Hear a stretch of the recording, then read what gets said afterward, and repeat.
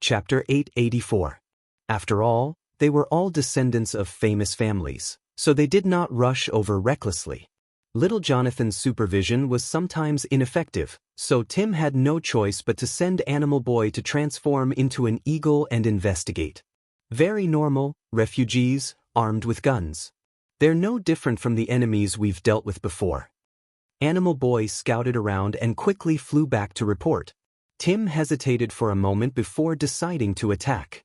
Even if there was trouble, he felt that his team was enough to deal with it. He made a gesture and charged forward.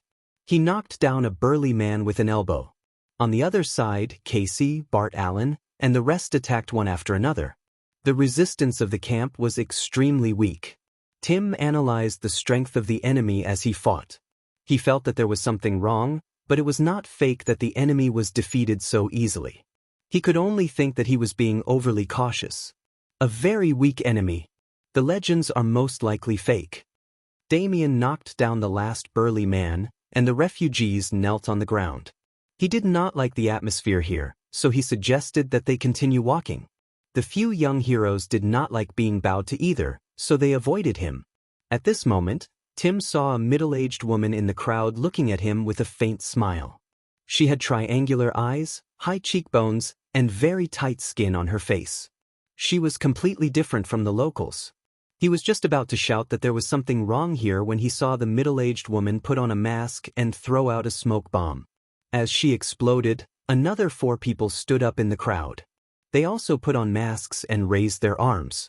The smoke was as light as a veil, and there seemed to be countless whales within it. It was ethereal and fatal. Tim was just about to shout for the poisonous smoke when he realized that his tenacious will had been destroyed in an instant. He fell to the ground in a daze. The last thought he had before he fainted was, "What kind of smoke is this? It has such a strong effect." As he fell to the ground, the young titans and the ordinary people in the camp also fell to the ground. Casey's body flashed with a red light, but he fell to the ground in less than 2 seconds. The only exceptions were Damien and Raven. Their super long-distance teleportation gems were triggered, and they disappeared into the horizon at the same time. The middle-aged woman did not have any means to chase after them. She could only clench her fists in hatred. The poisonous smoke did not recognize her. She would fall if she took off her mask. After waiting for a while, she opened the mechanism on the other side, revealing a winding passage that led downwards. He called out to his subordinates, and they carried the few young titans to the underground. "Young Master Damien? Master Damien, wake up!" Damien heard the old butler Fu's voice while he was unconscious. He didn't know how long it took for him to open his eyes. Did he return to the bat cave? The familiar surroundings seemed to be telling him that the previous scene was a dream. He tried his best to control his thoughts and pull his attention back to the present. Finally, he managed to suppress the discomfort. They had been plotted against. Perhaps the old man who told them about the demon was part of the conspiracy? How despicable! Damien gritted his teeth and touched his neck.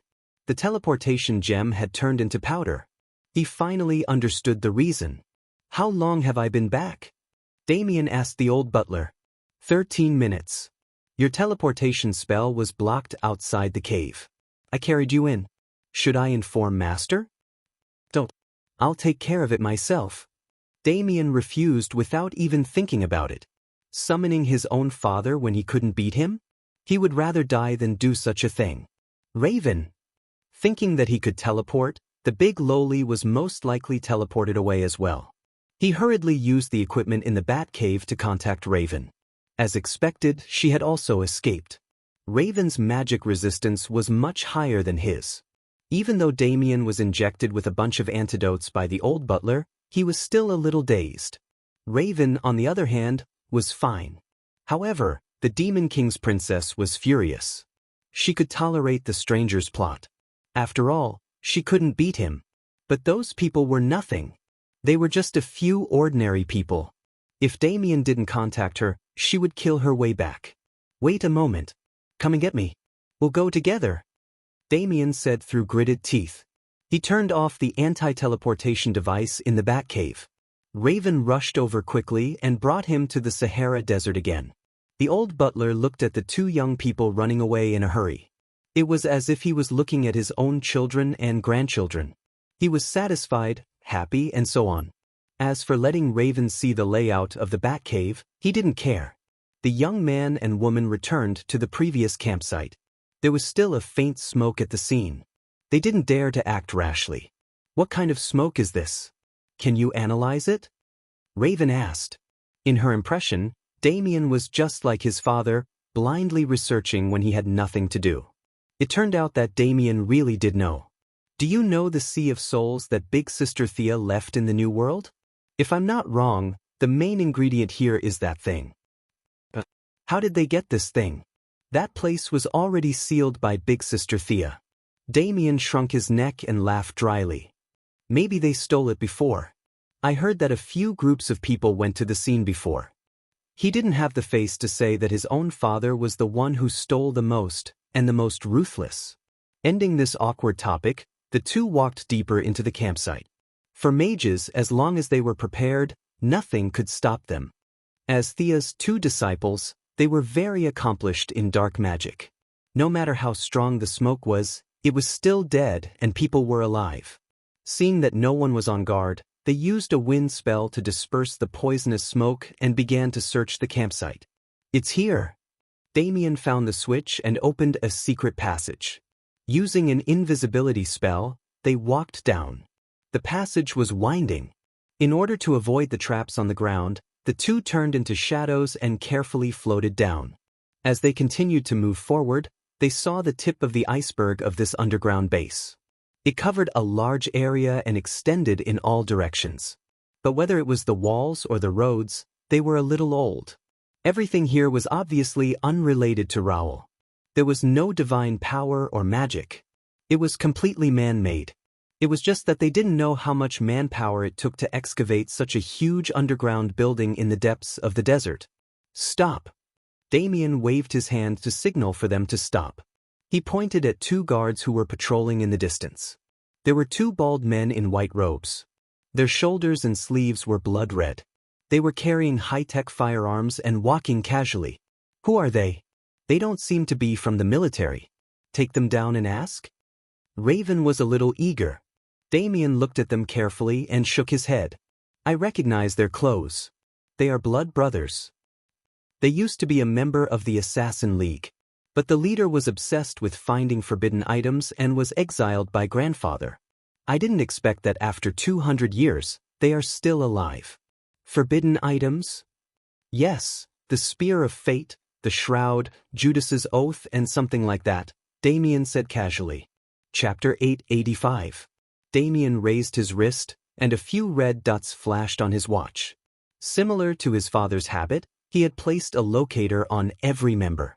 He compared the terrain and studied it. Red Robin and the rest are inside. Let's go around the guards. The two of them used the shadows as cover and quickly walked in. There were not many guards patrolling along the way. Damien did not know that the middle-aged woman was afraid of being punished by the leader and hid the important information that two of them had escaped. "Brothers and sisters, I have to emphasize that the so-called gods are just superheroes. In this world, only I am God." After turning two corners, a very provocative voice sounded in the underground building with the help of a loudspeaker. Immediately after, there were countless fanatical shouts. "Long live the Blood Brothers! Long live the Blood Brothers!" Damien and Raven went around the guards and lifted a thick curtain. Looking at the huge space in front of them, they knew that they had found their target. There was a square that could accommodate thousands of people. In the center of the square, there was a tall platform. A burly man with strong Central Asian characteristics raised his hands and encouraged the crowd. Below the platform, hundreds of fanatical believers raised their arms like madmen and cheered for their leader. They were the same as the previous guards. Regardless of gender, they all had shaved heads and wore white robes. They looked like soldiers who were going to participate in a holy war. A few pictures appeared on the screen behind the leader. There were pictures of the recent Rao, Superman, and Thea. Rao is not God, and neither are those superheroes. I am your only God. The people below were even more excited. Their voices were so loud that it seemed like they were going to overturn the soil above their heads. Everyone seemed to be able to see the day when their leader became a god and led them out of this hole. God! God! Damien and Raven frowned as they listened to the fanatical shouts. Although they weren't afraid of killing people, there were quite a lot of people present. The two of them didn't want to turn the first group activity of the young titans into a massacre. They quickly reached a consensus to save their companions first. Who are you people? Enemies. Unfortunately, they were discovered before they could do anything. They were not afraid at all. Damien unsheathed his long sword. Magic surged and turned into a shadow. Raven's hands flashed with dark magic. The two of them rushed toward the tall and sturdy man on the platform. As long as they could take him down, the battle would be over. The fanaticism of the believers brought them a lot of trouble, and they were stopped before they could charge 10 meters forward. This was the League of Assassins.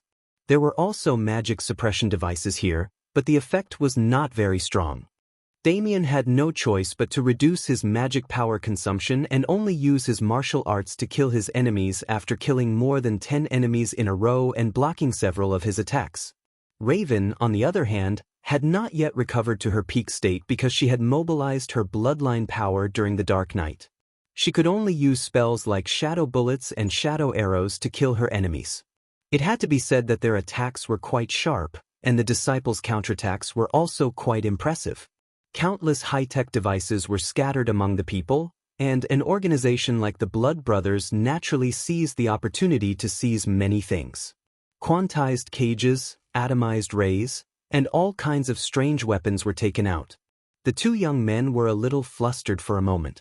Quick, activated. Why are you in a daze? The leader ordered the middle-aged woman beside him. The middle-aged woman was now wearing a priest's robe, which was very different from the previous refugee's outfit. When she first saw Damien and Raven, she was very nervous. Not reporting it was a serious crime in the church. The key was that she was not alone in this ambush. There were a few people who knew about it, and they probably thought that she had reported it. She was not a fanatical believer, nor was she the leader waiting to become a god.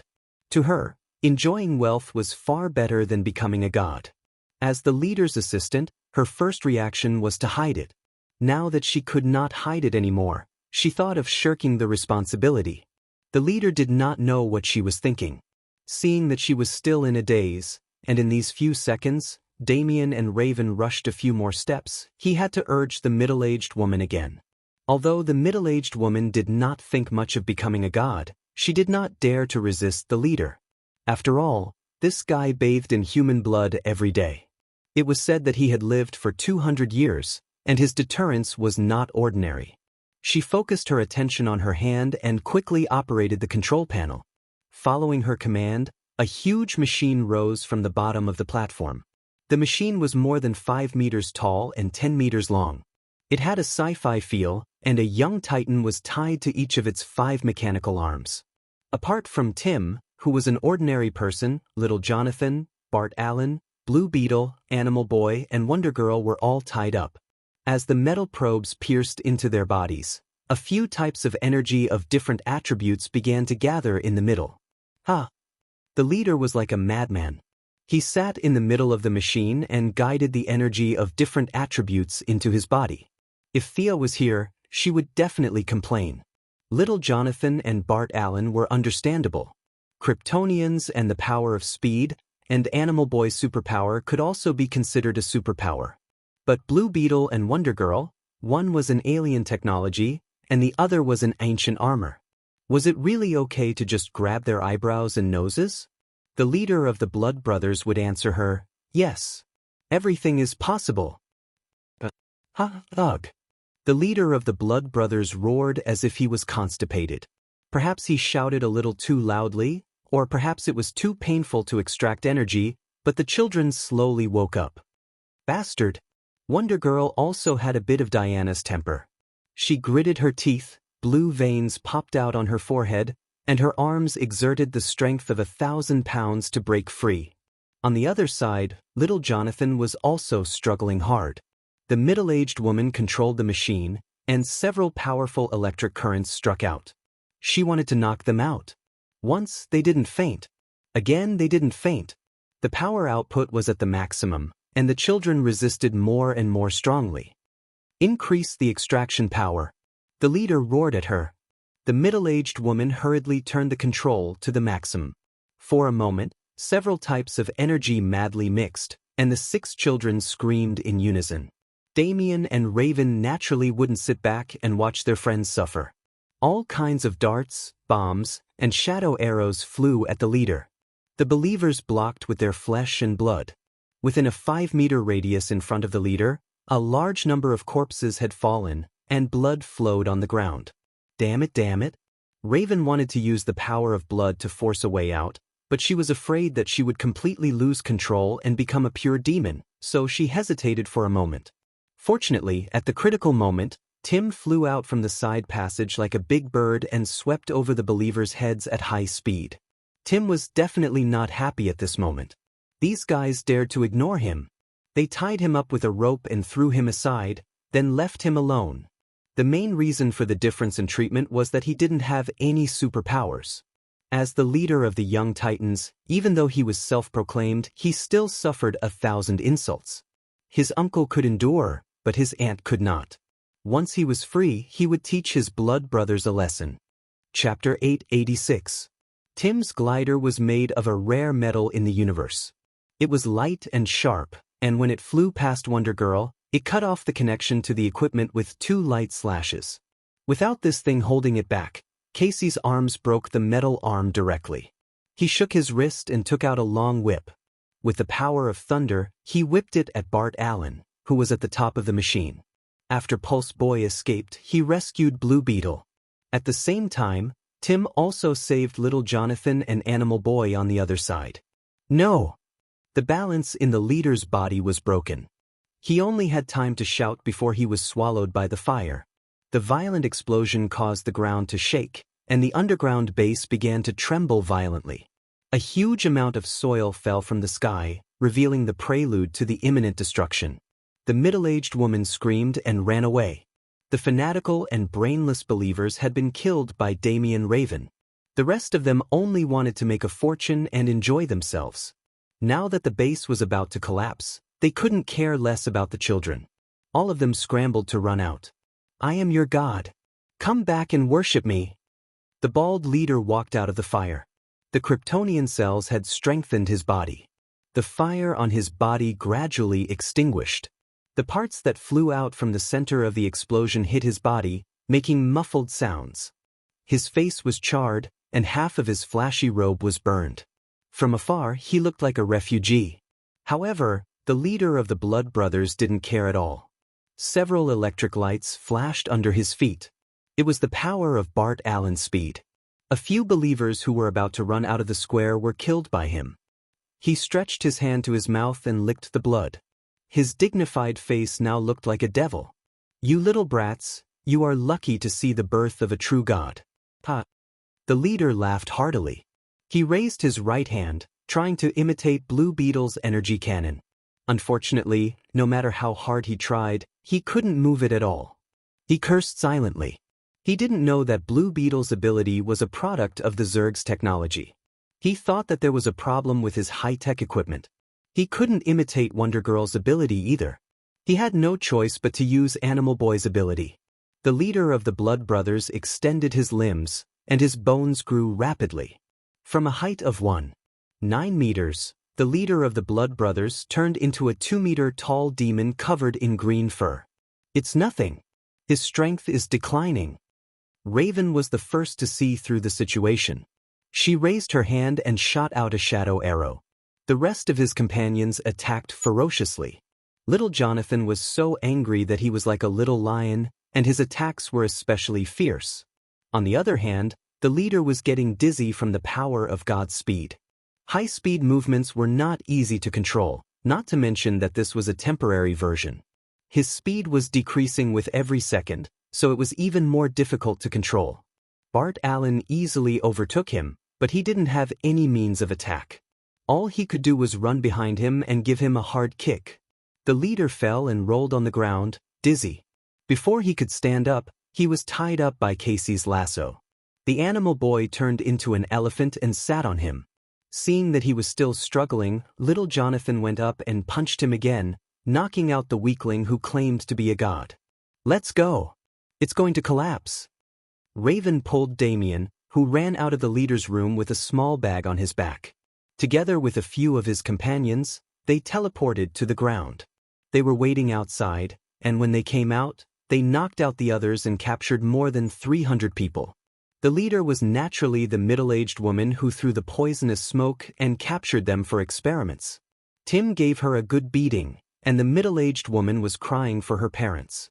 Knowing that there were more than 200 people escaping from the other side, the young Titans split into two groups. Damien and Raven stayed behind to watch over the captives, and Tim led the rest to chase after them. "This guy has become an idiot." Raven checked the leader of the Blood Brothers that she had brought out. Many types of energy of different attributes had converged in his body.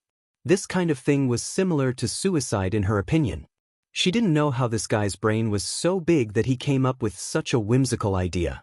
Miraculously, he actually succeeded. "Hey, what did you get in the end?" Damien didn't participate in the battle at the last moment. Instead, he brought out a lot of things to collect information about the enemy. Perhaps this was Batman's tradition? A few sharp-eyed people saw it, but other than Raven, no one asked. "Let me see." Damien took out the items one by one from his backpack. "It's fake." Raven threw away a dirty rag. "Is this a shroud? Are you kidding me?" "This is fake too." She threw away a wooden stick. "Is this the Spear of Fate? I don't read much, so don't lie to me." "Oh, this seems a little different." The big lowly took a piece of worn-out parchment and looked at it again and again. She wasn't very sure. "What's this?" "This piece of paper contains incomparably heavy sins. I've only seen it on one person." "Who?" "Judas." Raven hesitated and didn't say stranger. Instead, she used an even more ancient title. Damien's face was sticky. But now that there were magic and gods, one more Judas was nothing. He waved his hand, indicating that she could take it if she needed it. Raven was a little conflicted. This piece of paper was filled with power, but she couldn't use it. Or rather, no one could use it. This was equivalent to a special item in a game with a cool name, but its effects were all question marks. It was impossible to return it directly to stranger. The big lowly was not an ordinary person who held grudges. After thinking about it, it was a little dangerous to keep it in her hands. If she knew that she had an item of this level, Ghost Father 3 Gong demons might come to Earth in their true form. She might not be able to deal with it in the original space-time, so she could only find a place to bury it. Now, there was a good place to bury it. She sensed Thea's location, and a portal opened. She threw the parchment into it. After thinking about it, she sent a voice over and explained the ins and outs of the incident. Missy and Diana had just left Atlantis. They were having a great time, communicating with a few Rao priests. A few aliens with superpowers were no match for them at all. They used both the carrot and the stick, and finally agreed to go to the oasis to spread the gospel of Rao. After taking 2 steps out of the sea, the portal opened in front of her. The parchment and a voice fell out at the same time. She first listened to the process of the incident. She had some impression of this blood brother. He was a character in the young Titan, Judas's contract.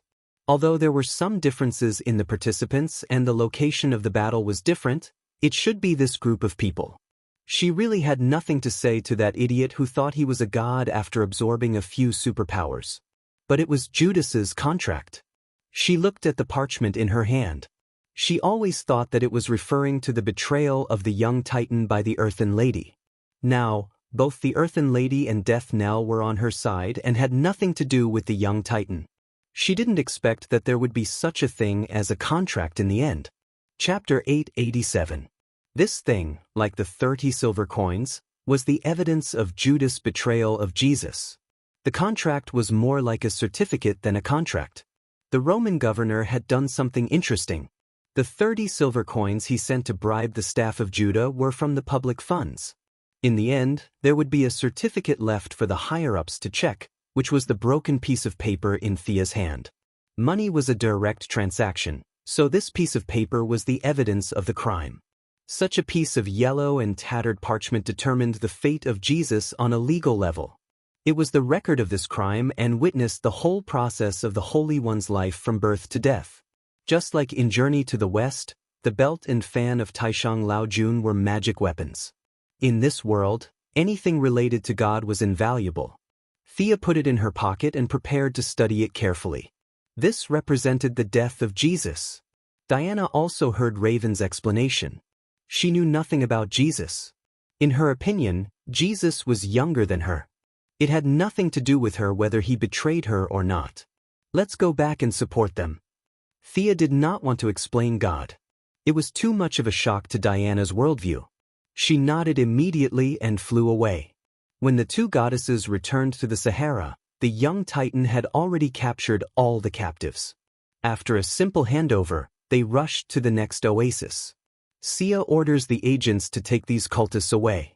The earth needs labor everywhere in the dark night and Raoul, which is an alternative day. These 500 people can't even make a splash if they throw them into the earth. The problem of human beings was solved. What was left was the problem of land. Relying on the existing environment, it was certainly possible to build a large magic lock. With her ability, she could build it with a little effort, but it was really unnecessary. Not to mention the time and effort, it was troublesome to build but easy to destroy. It was possible that a random bomb would destroy the entire magic structure.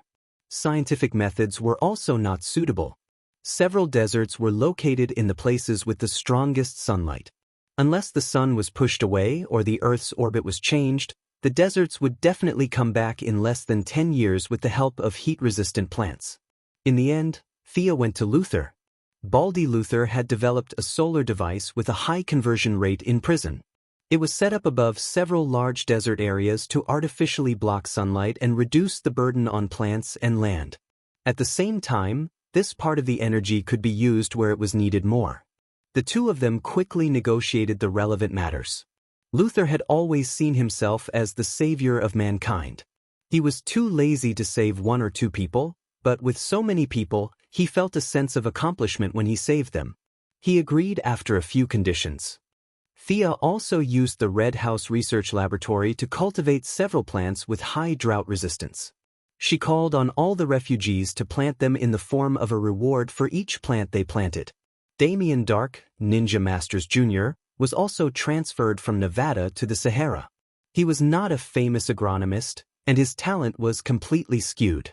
He would continue to do his job and plant corn. Then I'll go back first. You be careful. Thea seemed to be implying something as she glanced behind her. The global conflict began to escalate rapidly, and all the major countries were under great pressure. Superman was hit by a nuclear bomb in the Bering Strait, and the leaders of various countries were assassinated. She had to go back to protect her mother. Leaving Diana to continue to deal with the various matters here, Thea stepped out and disappeared in the oasis. The surroundings fell into a rare silence. Diana seemed to want to wait for Thea to go further away. After a long time, she said casually behind her, "Come out, we found you long ago." "Is that so? What an amazing achievement. Your lover seems to have walked deeper and farther on the road of darkness than I have." Several layers of ripples appeared in the air, and an extremely beautiful but evil woman walked out. Her face was exquisite, like a work of art. She had light red hair and wore a violet dress. "You're just a pitiful creature with nothing but power. You're not enough to spy on her realm." Diana's words were quite harsh, and she dismissed the other party as useless. She was very confident. For love, she could go against the world. She wanted to sow discord with just a few words? Dream on. The evil woman snorted unhappily. "Or you. Judging from your aura, you're also a member of the Greek gods, but I've never seen you before." Diana did not rush to draw her weapon. Instead, she asked calmly and tried to put psychological pressure on the other party. Thea had already indicated that there was someone following them, but Diana was not afraid. She did not have any intention of attacking because the other party had the aura of a Greek god. "I'm Circe, the daughter of Apollo and Persephone." Diana almost laughed out loud. Apollo and Persephone were of the same generation as her, and they were both the children of Zeus. This was normal. However, Persephone had another identity. She was the wife of Hades, the queen of the underworld. Thinking that Hades was being cheated on, she, who had always disliked Hades, was very happy. She realized that she had been spending too much time with Thea, and she was becoming more and more playful. She quickly stopped smiling. But all of this was a great insult to Circe. Is it funny? You're just a dummy made out of mud. Feeling that her pride had been violated, Circe forgot her original purpose.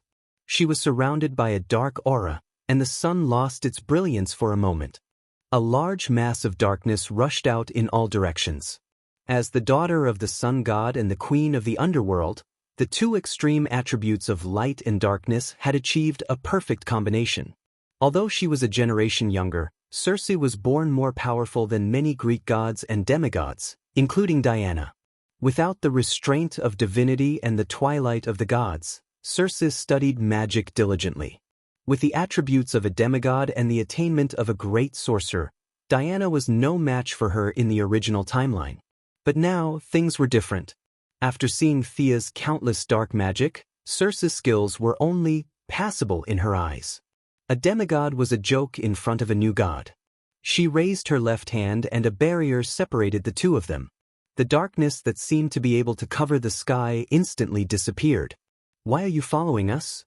Diana originally wanted to persuade Circe to give up on dark magic, but she thought that Circe was more advanced than her. She was not qualified to say that. Circe avoided the question and did not answer. She lived in seclusion nearby. When Damien and Raven went on a killing spree below, she was alerted. After that, she was attracted by Thea's dark magic and came out to take a look out of curiosity. However, Diana's indifferent attitude made her more and more annoyed. She hated people for no reason. They were not compatible with each other and would fight whenever they saw each other. This was the saying between her and Diana. Chapter 888. Diana did not know why Circe suddenly hated her. She did not want to start a fight. She felt that there might be a misunderstanding. Why are you following us? She asked sincerely again. Circe, of course, could not say that she was just out for a stroll. She was attracted by Thea's deep and pure dark aura. That would be too embarrassing. She was, after all, the daughter of the sun god and Pluto queen. Circe thought quickly and said, I heard that Apollo's divine artifact is on Paradise Island. It should belong to me. There was indeed a divine artifact on Paradise Island, but it had been given to Hera a long time ago. Diana could not change it now. She told Circe what she knew and said that if Circe needed it, she could accompany her to Mount Olympus to get it. Circe was just looking for an excuse. She did not intend to ask for any divine artifacts. Apollo's attributes did not conflict with hers, but it was not suitable for her either. Other than using it to shine and save electricity, it had no other use. However, Diana's refusal gave her an excuse. Don't try to trick me. Several streaks of black mist began to take shape. Circe waved her fingers, and a black flame dragon walked out of the mist. It looked very lifelike. The dragon spread its wings, sucked in its stomach, and breathed in.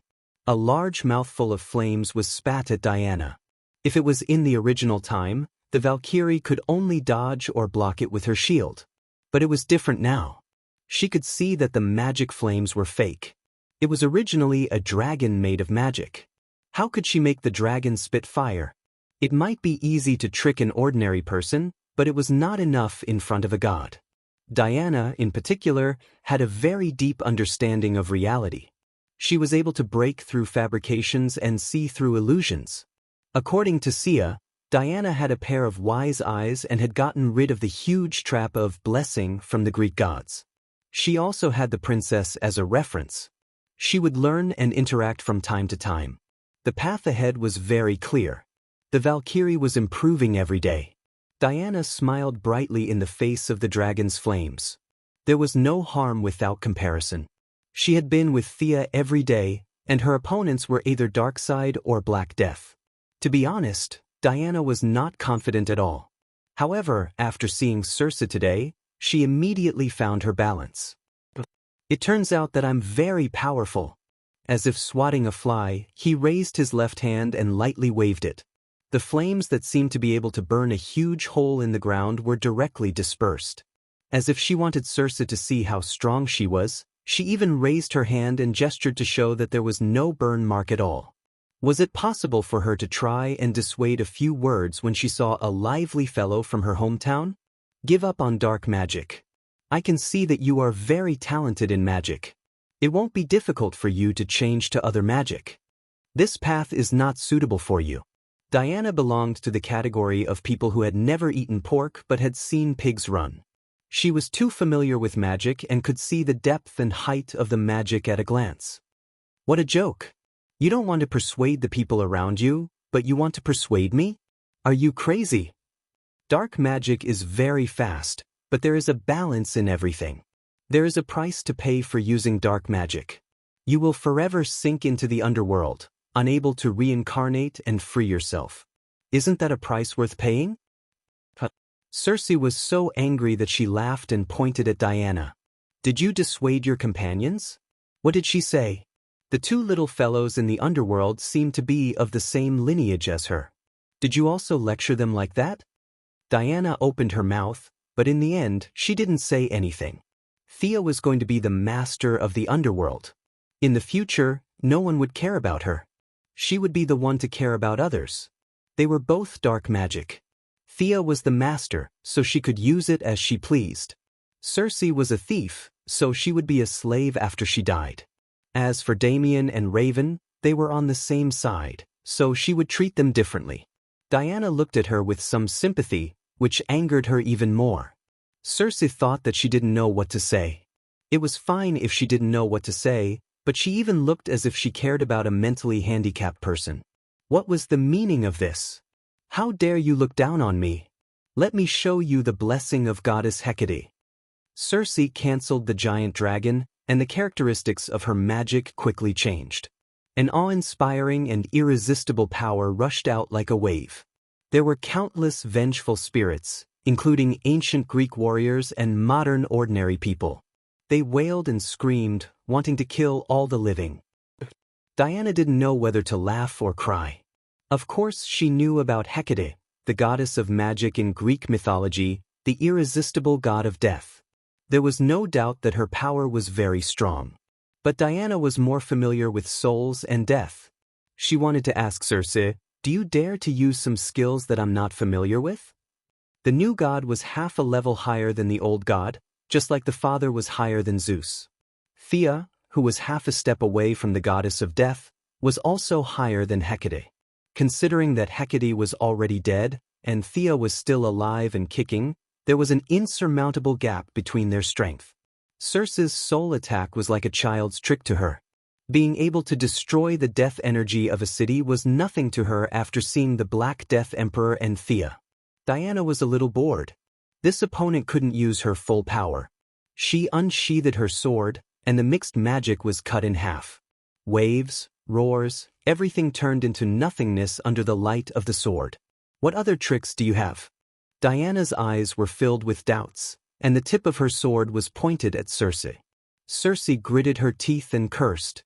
She finally realized that there was a big gap between her and Diana. She kept thinking, looked around, and flew not far away. At first, Diana thought that Circe was retreating, so she didn't take it to heart. There was no enmity between them, so she didn't think much about it. But seeing the direction Circe was running, Diana was furious. Circe was flying towards a group of refugees. Come back here. She was much faster than Circe. She threw out the lasso of truth, and the golden lasso drew an arc in the air, flashing with dazzling light. It wrapped around Circe's left leg and pulled her back. Circe was also a ruthless person. She opened the 5 fingers of her right hand and threw a colorful magic at the crowd. The men among the refugees were stunned. In the next 3 seconds, the magic began to work. Some turned into rhinoceroses and rushed towards Diana, some turned into antelopes, and some even turned into eagles. The refugee camp was in an uproar. Countless women screamed at the same time. The transformed men were even more panicked. They began to run in all directions. Calm down, I'll help you, Diana shouted. Unfortunately, the ordinary people below were already scared out of their wits. The beasts trampled on the women, and some of the women had already picked up their guns and were ready to fight back. Damn transfiguration. Diana hurriedly focused on saving people. The warrior god was not suitable for this kind of thing. Fortunately, the Ring of Light gave her some good ideas. Mobilizing her courage, hundreds of female Amazon warriors walked out of the air. They were riding horses, carrying spears and shields. They all took action to control the people in the camp. Chapter 889. By the time Diana managed to calm the chaos in the camp, she realized that the culprit, Circe, had disappeared. The Valkyrie was furious. Circe had taken advantage of her kindness. She bound every refugee with the lasso of truth, and they all returned to their original state. However, Diana did not see any gratitude in their eyes, only fear and resentment. Diana shook her head gently. It was indeed her negligence that allowed Circe's magic to fall on them, causing them to suffer an unexpected disaster. Diana could understand that. However, the alienation between the people and the gods, or rather, between ordinary people and superheroes, still made her uncomfortable. Why do you have the ability and we don't? Why do we have to suffer because of your battle? Looking at the resentment hidden in the refugees' fawning, Diana did not know what to say. Maybe she's also protecting herself? Thinking of how her lover usually laughed and scolded her and stepped forward at critical moments, Diana had mixed feelings. Under the confused gazes of the refugees, she rose into the air and flew into the distance. If Thea knew what her wife was saying about her at this moment, she would definitely look up at the sky and sigh. I don't have a ghost protecting me. Some people can't be treated as humans. For example, these people in front of her. Don't play dumb. I know you can understand English. In order to take care of the emotions of the ordinary people around her, she wore a fur coat and tried to negotiate with the two old Russian guards at the gate. She spoke English, they spoke Russian, she spoke Russian, they spoke English. In short, they refused to let her in. There was someone else behind the scenes, and Thea did not want to make things difficult for the two soldiers. She had been dawdling at the gate for 10 minutes. She was urgently summoned here less than half an hour after she parted with Diana. The situation in Russia had changed so quickly that even the government was caught off guard. Superman had been captured. He had been hit by a nuclear bomb in the Bering Strait. When the Martian hunters went to look for him, they found that they could not find him. In the end, the world's best detective, Batman, had to personally search for him and find this secret laboratory on the Kamchatka Peninsula. It was not a good idea for superheroes to save people in countries that were hostile to them. If things went awry, World War III would not be a joke. When that time came, Darkseid and the Black Death Emperor would have nothing to do with them anymore. Fortunately, the young mistress still had the status of the first daughter, and her strength was unrivaled in the universe, so she could only ask for the first daughter. When Louise heard that something had happened to Superman, she was so scared that she almost had a heart attack. She was just the deputy chief editor of a newspaper and was nothing in front of the Russians. When she heard that Thea had come to ask for Superman, she also used the excuse that reporters needed to report truthfully and went along with her. You're obstructing the freedom of the press. Louise cursed. Thea hurriedly pulled her back. Your freedom of the press doesn't work here. Louise, who had a strong sense of justice, obviously knew that this was a serious matter. She was also the daughter of the Minister of National Defense, which was also sensitive. Both sides were testing each other's bottom line, so she could only hold on to her identity as a reporter. But when she thought of her husband being attacked by a nuclear bomb, her heart ached uncontrollably. Clark was trying to help others. What did he do wrong? These people were simply inhumane. While they were arguing, they saw 4 strong men carrying a laser cutter from the warehouse into the main building. When the main building opened, there was the sound of an electric drill. The more Louise thought about it, the angrier she got. She pointed at the 2 guards at the door and muttered with a ferocious expression, as if she wanted to eat them. Thea immediately noticed that something was wrong. Although it was as weak as a spark, a blue light flashed in Louise's eyes. Damn! Psionic power! The young lady was really surprised. Louise's talent was beyond her expectations. Without external help, she could awaken such an unusual ability on her own. Her talent was extraordinary. "Calm down. Don't make things worse," she whispered in Louise's ear. At the same time, she used magic to gradually calm Louise's irritable heart due to the boiling of her genes. "What's wrong with me?" Louise was confused. Her eyes were full of confusion. She felt as if she had lost a few seconds of her memory. Thea asked her to go to the side and rest. "Drink this." "There's a small problem with your body. You need to rehydrate." She handed Louise a bottle of water. She gave her a look that told her to go back and talk. Thea then turned to look at the two soldiers. "Isn't it just a political trick? I want to see how powerful your laboratory is." Of course, she knew the president.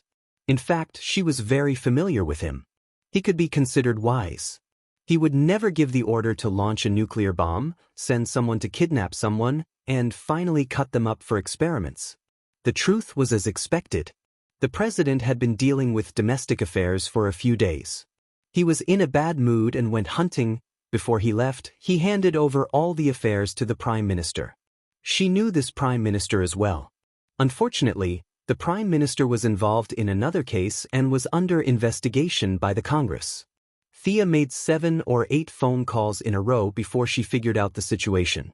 The other party was the opposition to the current president. The specific excuse was of course the same old cliché. Something about a threat to national security. Something about wanting what America had. If they really didn't have it, then they would destroy him. As for the reason why it was inconvenient to put it on the stage, it was nothing more than capturing Superman and causing a conflict between the two countries. Then, depending on the scale of the war, they would decide whether to take advantage of the situation or let the current president take the blame. Of course, if they could use this opportunity to research Superman's secret, that would be even better. Thea had no intention of getting involved in this political fight. After thinking for a while, she started to make calls again. Who didn't have a few friends in modern society? The opposition to the military also needed the support of businessmen. They also needed the help of the underground world to deal with things that were inconvenient for them. Thea had people on both sides. Many people were pressuring her. After all, the people who wanted to start a world war were always in the minority. The person in charge of the laboratory finally couldn't withstand the pressure from all sides. Half an hour later, Superman was released.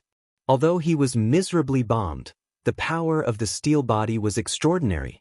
Electric saws, electric drills, and laser cuts didn't hurt him at all. A lot of metal dust fell off his body. After 10 minutes under the sun, his cells finally returned to their original state. After checking the radiation index, he brought the two back to the main hall. Outside the Hall of Justice, the Daily Planet was not far away. Thea knew that the couple still had things to say, so she prepared to leave. Louise wanted to say something but stopped. She wanted to ask what happened to her, but she didn't know where to start. "You're so lucky. Take this and practice." Thea took out a booklet that looked like a martial arts secret book and handed it to her. She prepared this for Thea.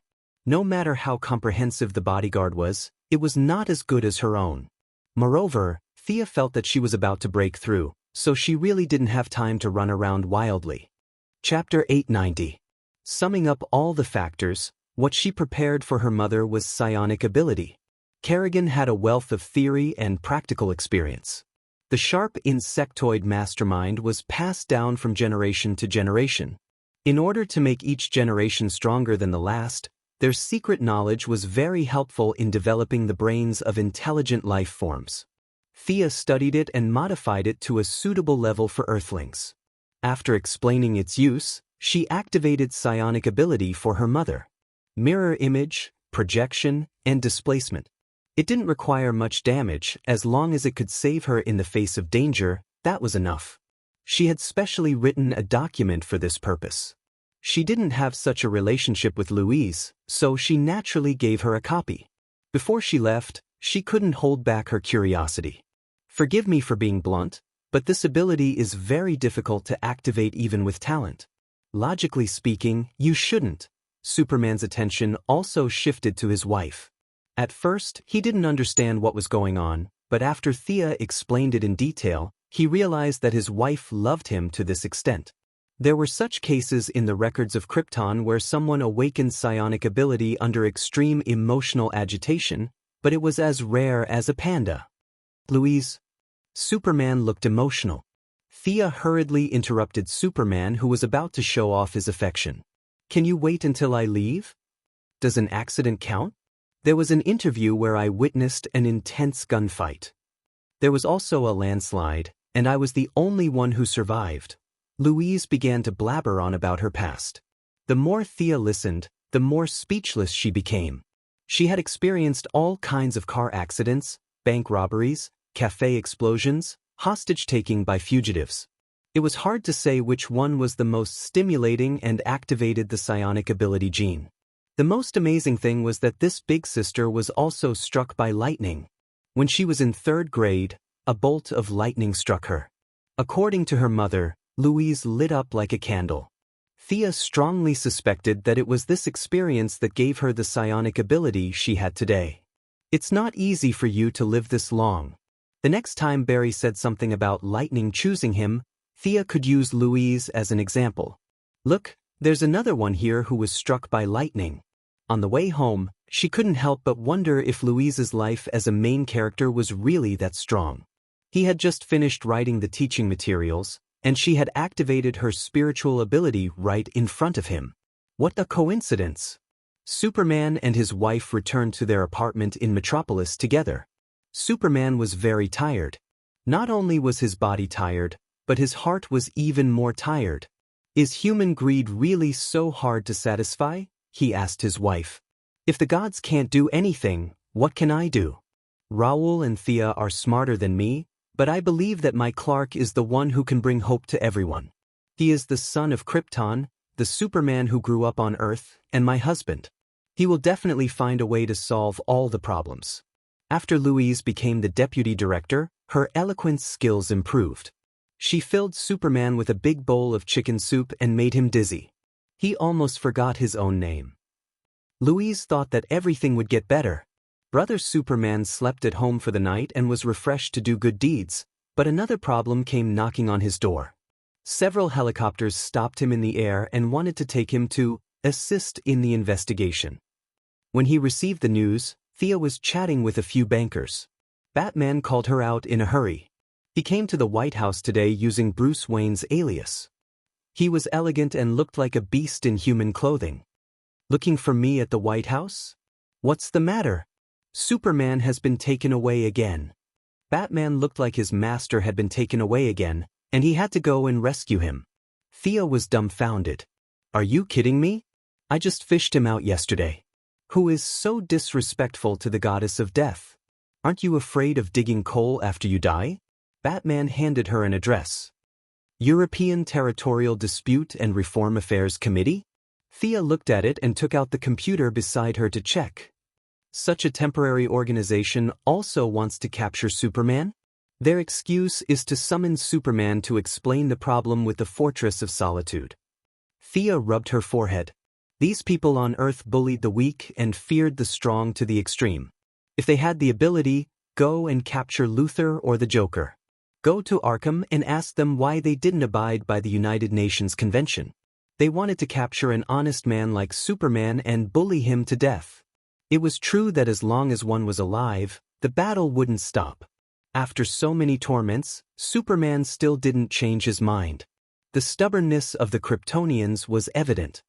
Who is behind this? Thea felt that Batman must have investigated. The Chess Association. A name that was neither familiar nor unfamiliar came out of his mouth. See aside. The Chess Club, a super-intelligence agency composed of agents from various countries, had already grown to a certain scale. They shared information with each other and relied on each other's connections. A large number of trained government agents had gathered together. They were not willing to be chess pieces, but they also wanted to be chess players. They only cared about the results and not the process. This was the operating principle of the agents. Relatively speaking, black-skinned Avatar was considered to have a higher moral standard among this group of people. As for the remaining group of people, each had a lower bottom line. The trader Maxwell Lauder was one of the best among them. Someone saw him being resurrected by the White Lantern, but the Alliance never received any concrete evidence. Thea didn't shirk her responsibility anymore. Not long after a war of words, she rescued Superman again. Superman's face was livid. He had never been so angry even when facing Zod. Thea was afraid that he would tear down the White House. She asked for Batman's opinion and the three of them went to the Batcave to discuss in detail. This is too much. This is too much. Superman strolled around the house like a donkey. Bruce looked at him expressionlessly. Thea took 2 pieces of cake from the old butler. I said the Fortress of Solitude is my home. What did they say? They said that they suspected there were weapons of mass destruction inside and wanted to send an international observation team to check it out. Anything that could threaten them would be handed over to them for safekeeping and transfer. What a joke! Who gave them the right? Superman was like an injured lion, roaring loudly. The chess club had crossed his bottom line. The Fortress of Solitude wasn't a weapon. It was just a home where he missed his parents.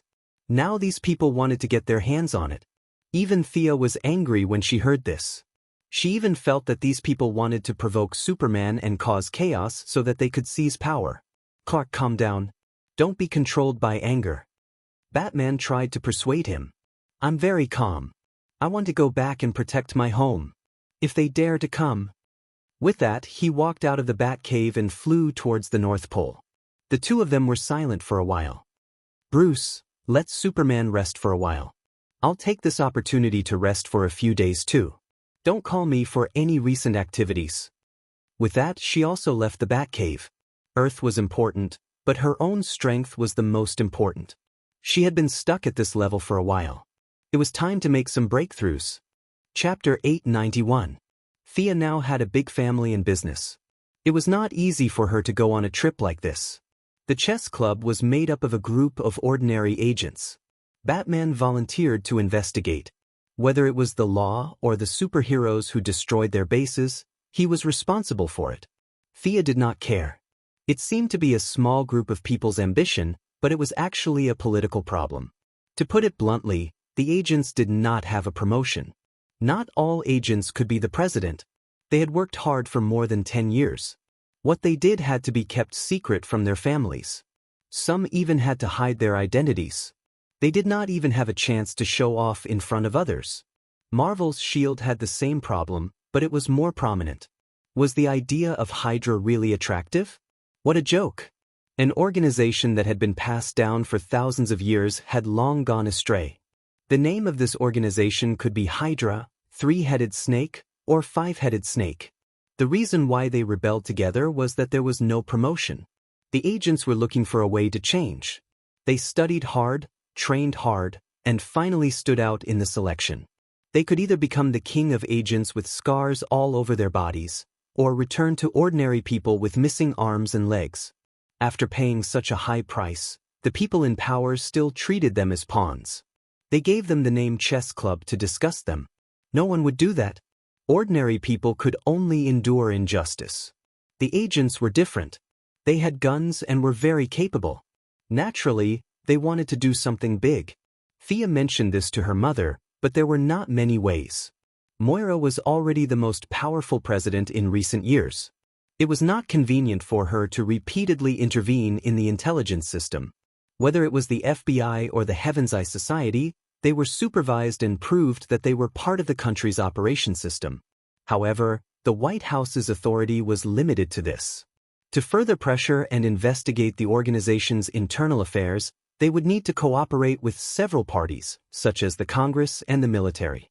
After the discussion, they could only let Batman cause trouble in the beginning. After that, they would forcibly disband the chess club and arrest a few of the leaders. The rest of the small fries would be scattered and reorganized. Some of them would be transferred to civilian positions. In the future, they would provide more transfer opportunities for the recruited agents and improve their welfare. Whether it was the research lab or the military, they would have more choices. Political matters were very troublesome. They could only leave it to their mother. They left the White House and returned to Star City. Oliver began to recruit thugs again and was going to ask Thea for some advice. Looking at the guy on the screen who was holding 2 guns, Wearing a football team uniform and a hockey mask, she curled her lips. Wild dog. I don't think highly of this guy. He has the head of a snake and the eyes of a rat. What's the point of keeping him? In her opinion, this kind of person was neither firm nor determined, nor capable. She did not know what was wrong with him. He came out to do justice, but in the end he would either be shot to death in an alley or betray his boss and walk another path. In short, he was not a good person. Seeing that Thea had such a low opinion of Wild Dog, Oliver, who had a sister complex, immediately changed his mind. Originally, he had planned to investigate this matter, but now, he had no intention of doing so. The brother and sister talked for a while, and Oliver talked about his illegitimate son. William doesn't look like me. Seeing Thea's strange look, he hurriedly explained, I'm not talking about his looks, I'm talking about his personality. Indeed, that child is a little cowardly, but to be fair, he is a smart child. Oliver smiled. Yes, I've always been bad at studying. I hope he can become a scientist in the future. Although he said it casually, Thea could still hear that he was a little unhappy. His son could not inherit his legacy, and their personalities were also very different. Oliver was a little disappointed in this child, but he was also a little excited about the child that was about to be born. After telling them that she would be away for a while, Thea finally went to the Sahara. The two goddesses told her about Circe as a joke. In order to prevent Superman from overreacting, she still stayed on Earth for 3 days. Come back soon. Their foreheads were pressed together, and they smelled each other's breath. The two did not speak for a long time.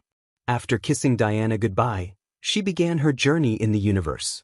A few planets outside the solar system were affected by the black and white. A few major families were severely damaged, and now they were closing their doors and licking their wounds. Originally, they had the tendency to leave Earth and establish themselves as kings, but now they were all well-behaved. Without alerting anyone, she took a few glances. The indigenous forces of the original planets were rising, but they could not make a big wave in the face of advanced weapons. The people on Earth may not be a match for them in terms of science and abilities, but they were experts in scheming. She was not worried at all. The development of the Ibn Trade Association was very normal. The gorilla Grud was like a local tyrant here. He ate and slept every day, woke up and played, and slept again when he was tired. His life was beautiful. Thea was not so leisurely. She was seizing the time to make a breakthrough. She repeatedly compared the painting that obtained most of Raoul's power and the contract with Judas. Both of them were very helpful to her, but unfortunately, they were not enough. The two-dimensional world still did not give birth to life. Although there was light and time, it was still two-dimensional. It would not suddenly explode and turn into Earth 53. There was an insurmountable gap between living beings and non-living beings. The other contract with Judas was a little disappointing. It was not the spear of fate that killed Jesus directly. The effect was much worse, and she could not understand this kind of death. It had a strong taste of fate and a little bit of martyrdom. She had no love for it. She could help others, but martyrdom? What a joke! She did not have enough understanding of life. After 3 days of seclusion in the Ibn Trade Association, she finally saw her shortcomings. She had seen too few lives. She had never seen a chance to hover between life and death and fight to the death for a chance of survival. According to traditional habits, this time should be looking for a breakthrough point between life and death. She should challenge those of a higher level and kill those of a higher level. However, this method was not suitable for her. Her level was too high, and there were only a few famous people in the universe who could exchange blows with her. Regardless of whether she won or lost, once the battle started, half of the universe she was currently in would be blown up. It was not a good idea. Killing ordinary lives was not only against the purpose of the White Lantern, but also touched her bottom line. Fortunately, she had a big brain and quickly thought of a way. If she did not kill, she could let others kill her. She did not have the horror of being between life and death. She could watch others struggle. The largest coliseum in the universe? Grud, who was as happy as a fool, was confused by the young lady's question after a day of crazy fun. No, it shouldn't be. Not everyone in the universe is law-abiding. Thea looked at him as if he could not think of an answer. Chapter 892. The gorilla frowned in a very human-like manner. After a long time, it thumped its palms and said, "Miss Styx. I heard that she controls 7 sectors and does a lot of slave trading. She also runs this gladiator arena." Miss Styx? Thea was very unhappy. Where did this Tom, Dick, and Harry come from? How dare they use such a name? Thinking about it carefully, Guardian Halyaba did have this name in his memory. She could control 7 sectors under the threat of the Green Lantern Corps, so she must be an expert. She immediately waved her hand and set off. She wanted to see how strong this Miss Styx was. She called Fiora, who had recovered from her injuries, and the 3 of them led 1,500 guards, 11 level 8 spaceships, and a level 9 flagship into the depths of the universe. Jared hugged his laptop and hid in a corner to watch Animal World. It was a super long video recorded by the Earth's government, and it was full of gorillas. Thea accidentally glanced at it and felt that it was too painful to watch, so she ignored it. Fiora looked out of the window with some melancholy. The gorgeous scenery of the universe didn't make her feel much better.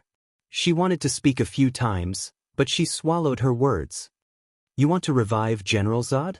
Thea asked tentatively. "He's your adoptive father. Why don't you revive him?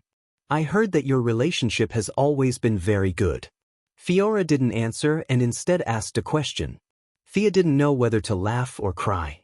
Old Robert was about to become a model, but fortunately, there was an example that stopped many heroes who wanted to revive their loved ones. As for the loyal female adjutant who had been secretly working for her, Fiora didn't believe her even if she didn't talk about those high and mighty things. "Fate is a wonderful thing. My premonition tells me that old Robert's mission has ended. If I forcefully revive him, the consequences will definitely become something I don't want to see. Then what about my fate? Is my fate still there?" It might be a little boastful, but when your fate and mine intertwined, it has already changed. Thea's words were very sincere. "Then let me continue to follow you. Thank you for your help. It's my honor." The 2 of them were like kings and vassals in ancient times, completing their conversation with a few simple words. Fiora didn't mention the resurrection of Zod again, and Thea didn't reiterate her grand plan to restore Krypton. With kryptonite, Zod would only have meaning. Without kryptonite, Zod would only live in pain. The fleet sailed for a day and stopped at a planet called Glen in Sector 313. Gertrude woke up the young mistress. Everyone opened the cabin door and walked out slowly. He needed to keep a low profile on Earth and maintain his identity as a hero. There was no need for that in outer space. Here, gentleness, respect, and frugality were not the norm. One had to take out as much strength as one could muster. The law of the jungle was the law here. Thea tidied herself up. She was wearing a long black dress with a hollowed-out stomach, revealing the beautiful waistline of her lower abdomen. Countless golden threads flickered in the long dress. The threads were taken from the tendons of the Devourer, a giant beast that relied on absorbing the energy of the planet to survive. This creature had been extinct for a long time. It was a treasure stored by the previous leader of the Commerce Alliance. The other party had stored it for many years. Most likely, he was preparing to make some kind of divine weapon. In the end, it fell into the hands of Thea and was cut into a dress. Many functions were wasted, but there were still a bunch of functions left, such as high-speed flight, strength and speed enhancement, and 4,000 degrees of fire projection. If this long dress were to be thrown on Earth, it would be like Starchaser's staff. It would be no problem to create a superhero. Of course, there was a price to pay. Several planets were destroyed, and the constant curse of intelligent life was transferred to the owner of the long dress along with the Devourer. However, Thea didn't care. The curse was easily dissolved. Wearing the dress was a symbol of strength. She wore a necklace around her swan-like neck. 12 jade beads of the same size were strung together. Those were the star cores left behind after the polishing of 12 stars. She also had a long cloak, which was a specialty of hell. It was woven with the feathers of fallen angels. Because of Lucifer's example, many angels fell into hell in order to obtain power. At first glance, fallen angels sounded awesome, but in fact, that was not the case. Lucifer was awesome because he was the son of God. Even if he became a slime, he would still be awesome. It had nothing to do with fallen angels. Ordinary angels fell in all kinds of ways. Lucifer was a god in the world he created all day long. His poor relatives who came from heaven to seek refuge were all miserable. Fortunately, the demons gave face to the boss of hell and didn't kill them all. But the fallen angels who couldn't continue their lives could only rely on selling feathers to survive. That was why there was this cloak with high magic resistance. Thea chose a few of the remaining dragon tooth earrings, devil's heart, and all kinds of top jewelry. As a very famous planet in the universe, Planet Glen had 11 8th-level warships and a 9th-level flagship. A fleet of this size was not common. Many people wandered around the tarmac, waiting for further news so that they could inform their behind-the-scenes bosses. 1,500 soldiers stood in 2 rows, and Sia led Firegruder out of the tent. Her cold temperament, graceful and luxurious clothes, light makeup, and dark lip gloss made her look like a queen descending to the ground. Majestic, solemn, and inviolable. Beauty and death coexisted, and her every frown and smile seemed to contain murderous intent. Many spies seemed to be ready to take a closer look at this strong dragon. But when they looked at Thea, they didn't see the real person. They just looked at the figure and felt a sharp pain. There doesn't seem to be any powerful people here? The female adjutant automatically looked around. There was no red sun, not even a star. The planet seemed to be illuminated by a kind of purple algae material. It was like a huge plant that went straight into the sky, providing light through its own internal circulation. The surface of the planet was full of countless races. All of them were fierce and wanted to carve a few words on their forehead like, "I'm not to be trifled with." Barbaric killing, hatred, and all kinds of emotions could be seen everywhere here. Rooter doesn't like it here. The gorilla was pulled from his happy nest here. He didn't want to, but in order to stay close to Thea and not be abandoned, he endured it and came.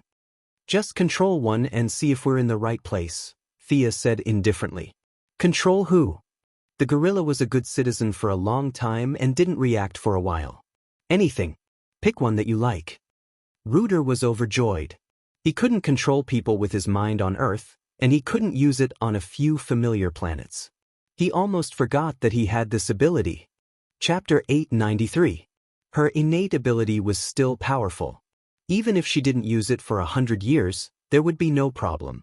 Soon, a 2-meter-tall, stout alien with a height of more than 250 kilograms was directly controlled. It only took Jared a little time to read all the alien's memories. "Boss, it's here.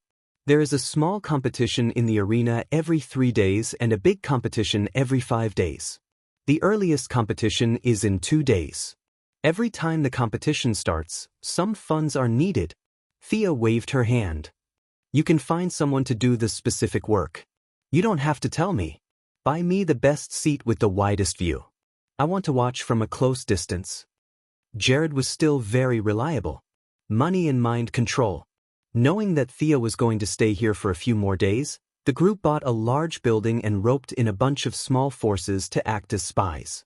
In order to prevent them from joining hands to cheat him, a bunch of small forces were mixed. Some of them were controlled, some were bought.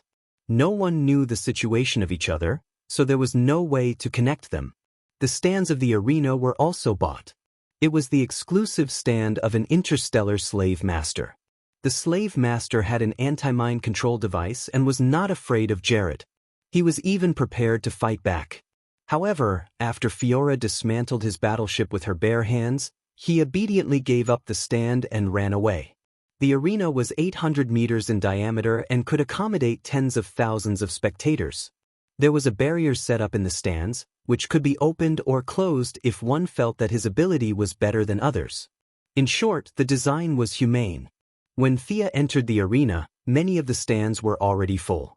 The noisy environment made her frown slightly. Looking around, Thea was not satisfied with her position because there was a higher and bigger stand above her. Jared hurriedly explained that it was the private land of the planet's owner, Ms. Styx.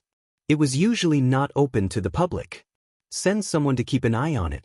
When that guy comes, if I'm still on this planet at that time, inform me. Thea did not know how long she would have to watch it. Maybe she would break through after watching it for a while.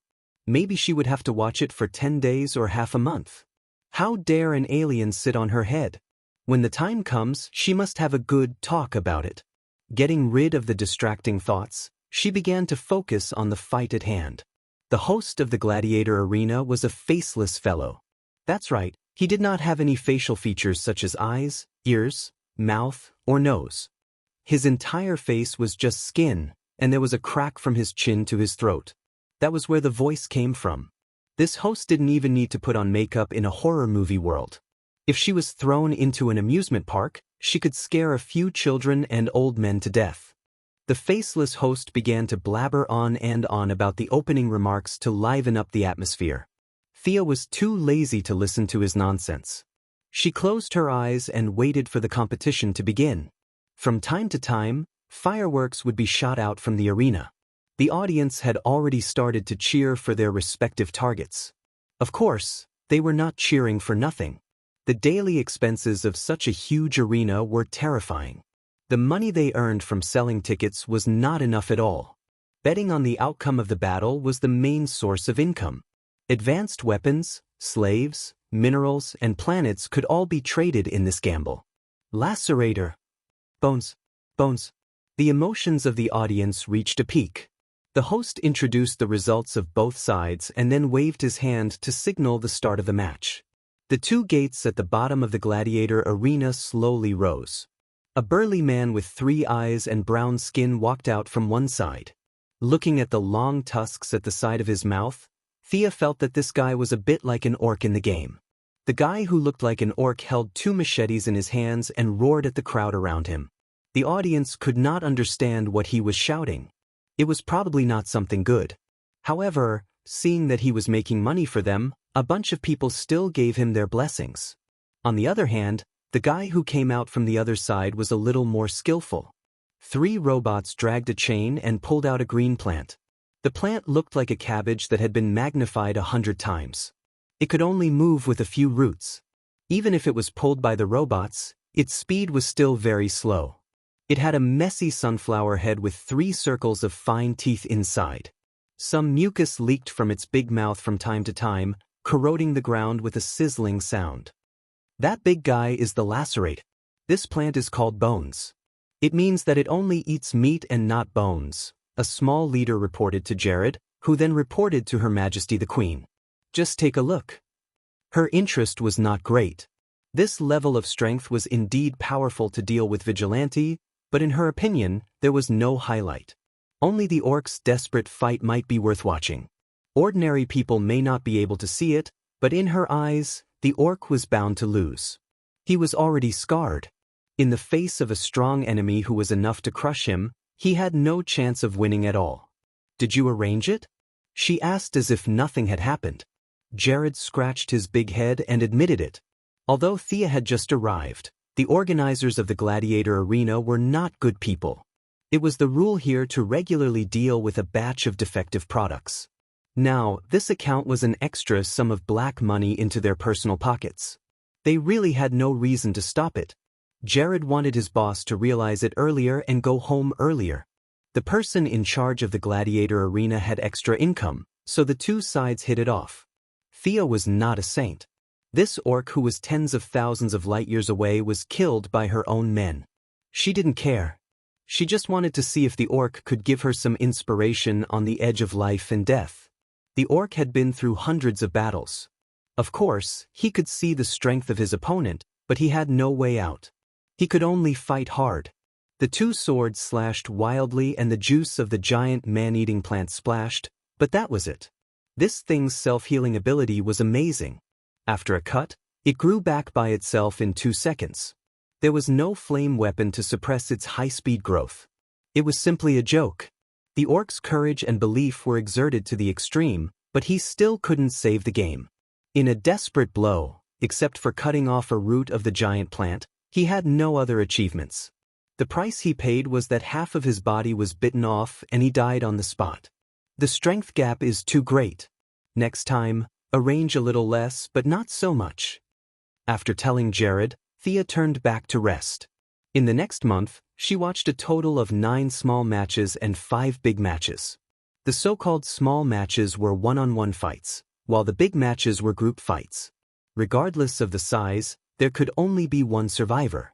The person in charge of the gladiator arena, the faceless host, the captain of the guards, and several managers were making a lot of money.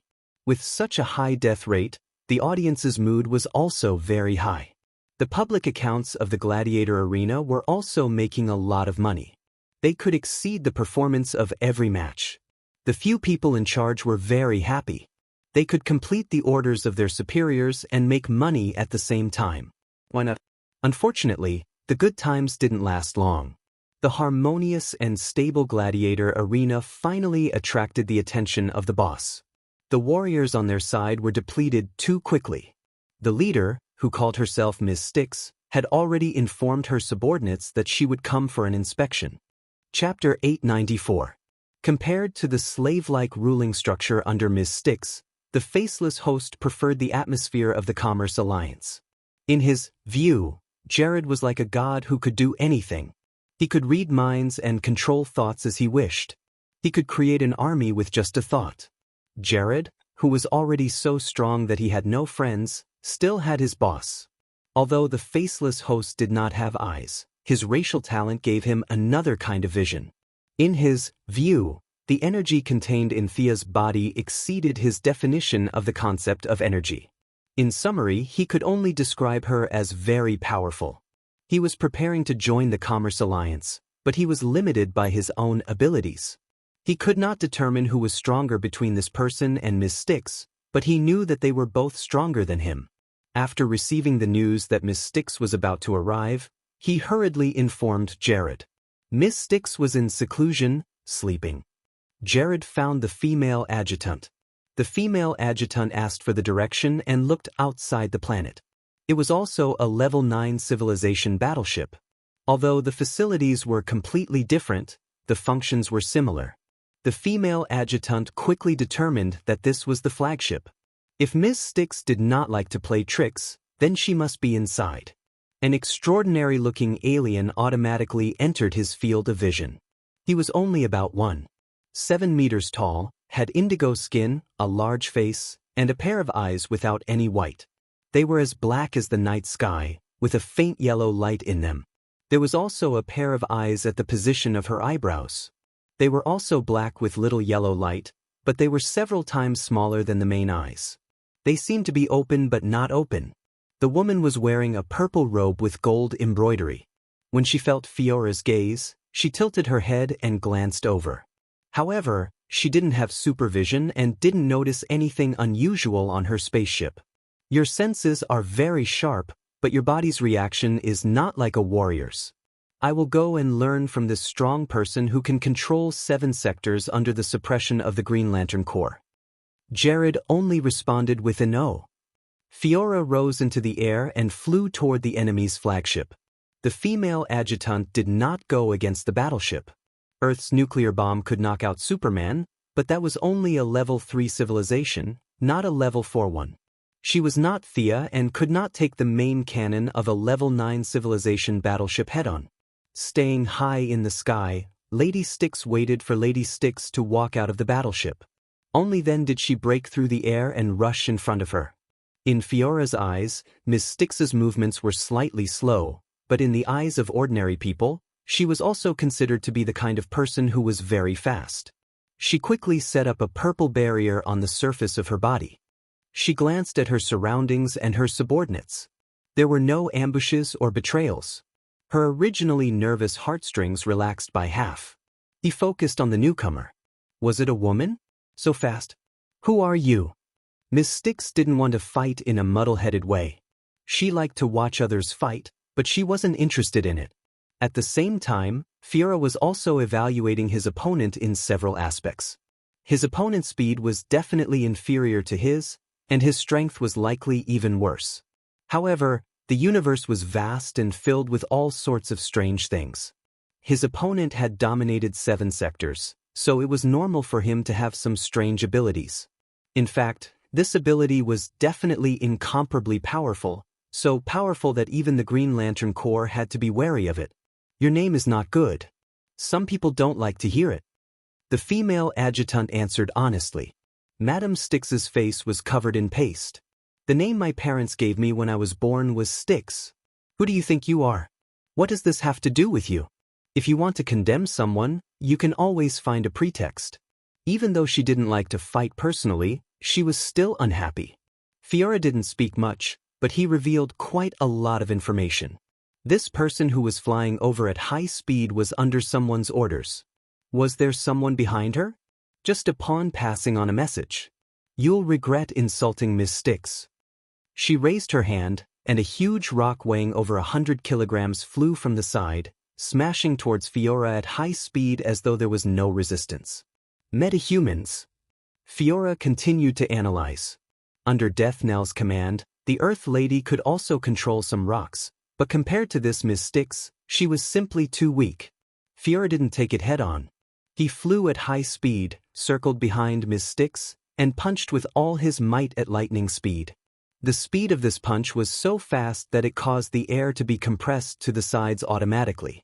Many of Ms. Styx's subordinates didn't even understand what was going on before they were pushed dozens of meters away by the wind resistance. The powerful force hit the purple barrier, and like a bell in a temple, the echoes spread into the air, buzzing non-stop. Both of them were shocked. Fiora wasn't Superman, who would casually fight 20 rounds with any enemy. The female adjutant would use her full strength in every battle, but she didn't expect that her full-strength attack wouldn't be able to shatter the opponent's barrier. She was shocked, but Miss Styx was even more shocked. As a mutant among the long-lived species, she had already forgotten how many years it had been since she faced her opponent head-on. Fiora's attack made her recall an emotion she hadn't felt for a long time: fear. Even though she wasn't as familiar as Thea, she had worn the yellow lamp for many years and had fused with the parallax monster. Fiora had her own understanding of fear, and she immediately realized that the opponent was lacking in battle experience and had the weakness of fear. You're still quite sturdy. Look at this. Her eyes were scarlet red, and a heat comparable to the core of the sun was shot out. The heat ray hit Ms. Styx's barrier, and under the high temperature, the barrier even had a hint of bending. Don't look down on me. She seemed to have seen the trace of contempt at the corner of Fiora's mouth. The pride of dominating 7 sectors made Ms. Styx unable to back down. Strength was the cornerstone of her rule, and she had to defeat the enemy, especially when considering that the opponent was only a vanguard. Ms. Styx's eyes glowed with yellow light, and her spiritual power surged. The surrounding air became dense, and 2 purple-skinned stone golems walked out from the ground shakily. Fiora followed Thea every day. Even though she didn't know how to do it, her knowledge wasn't low. These 2 stone golems looked incomparably stupid, and their appearance was even worse. However, they had their own weak consciousness and didn't need the control of their master, which was very impressive. Could it be that this Miss Styx could bestow the stone golems a soul? Fiora retracted her heat ray and dodged the boulders flying from the ground. The 2 stone golems could attack autonomously, and with Ms. Styx, the 3 of them were like 3 turrets, and all kinds of boulders whizzed towards her. She made a nimble turn in the air, and like a flash of lightning, she punched the stone golem upside down. Stone golems, metal golems, and tray ants were never known for their fast reactions. The muddle-headed stone golems had no time to react at all. In the face of Fiora's punch that could break a mountain peak, they could only stupidly take it head-on. Boom! The stone golem was smashed into rubble. Previously, the stone golem was covered with a purple light, which blocked the supervision of the Kryptonians. Now that it had turned into stone, Fiora naturally wanted to take a good look at the mystery behind it. Chapter 895.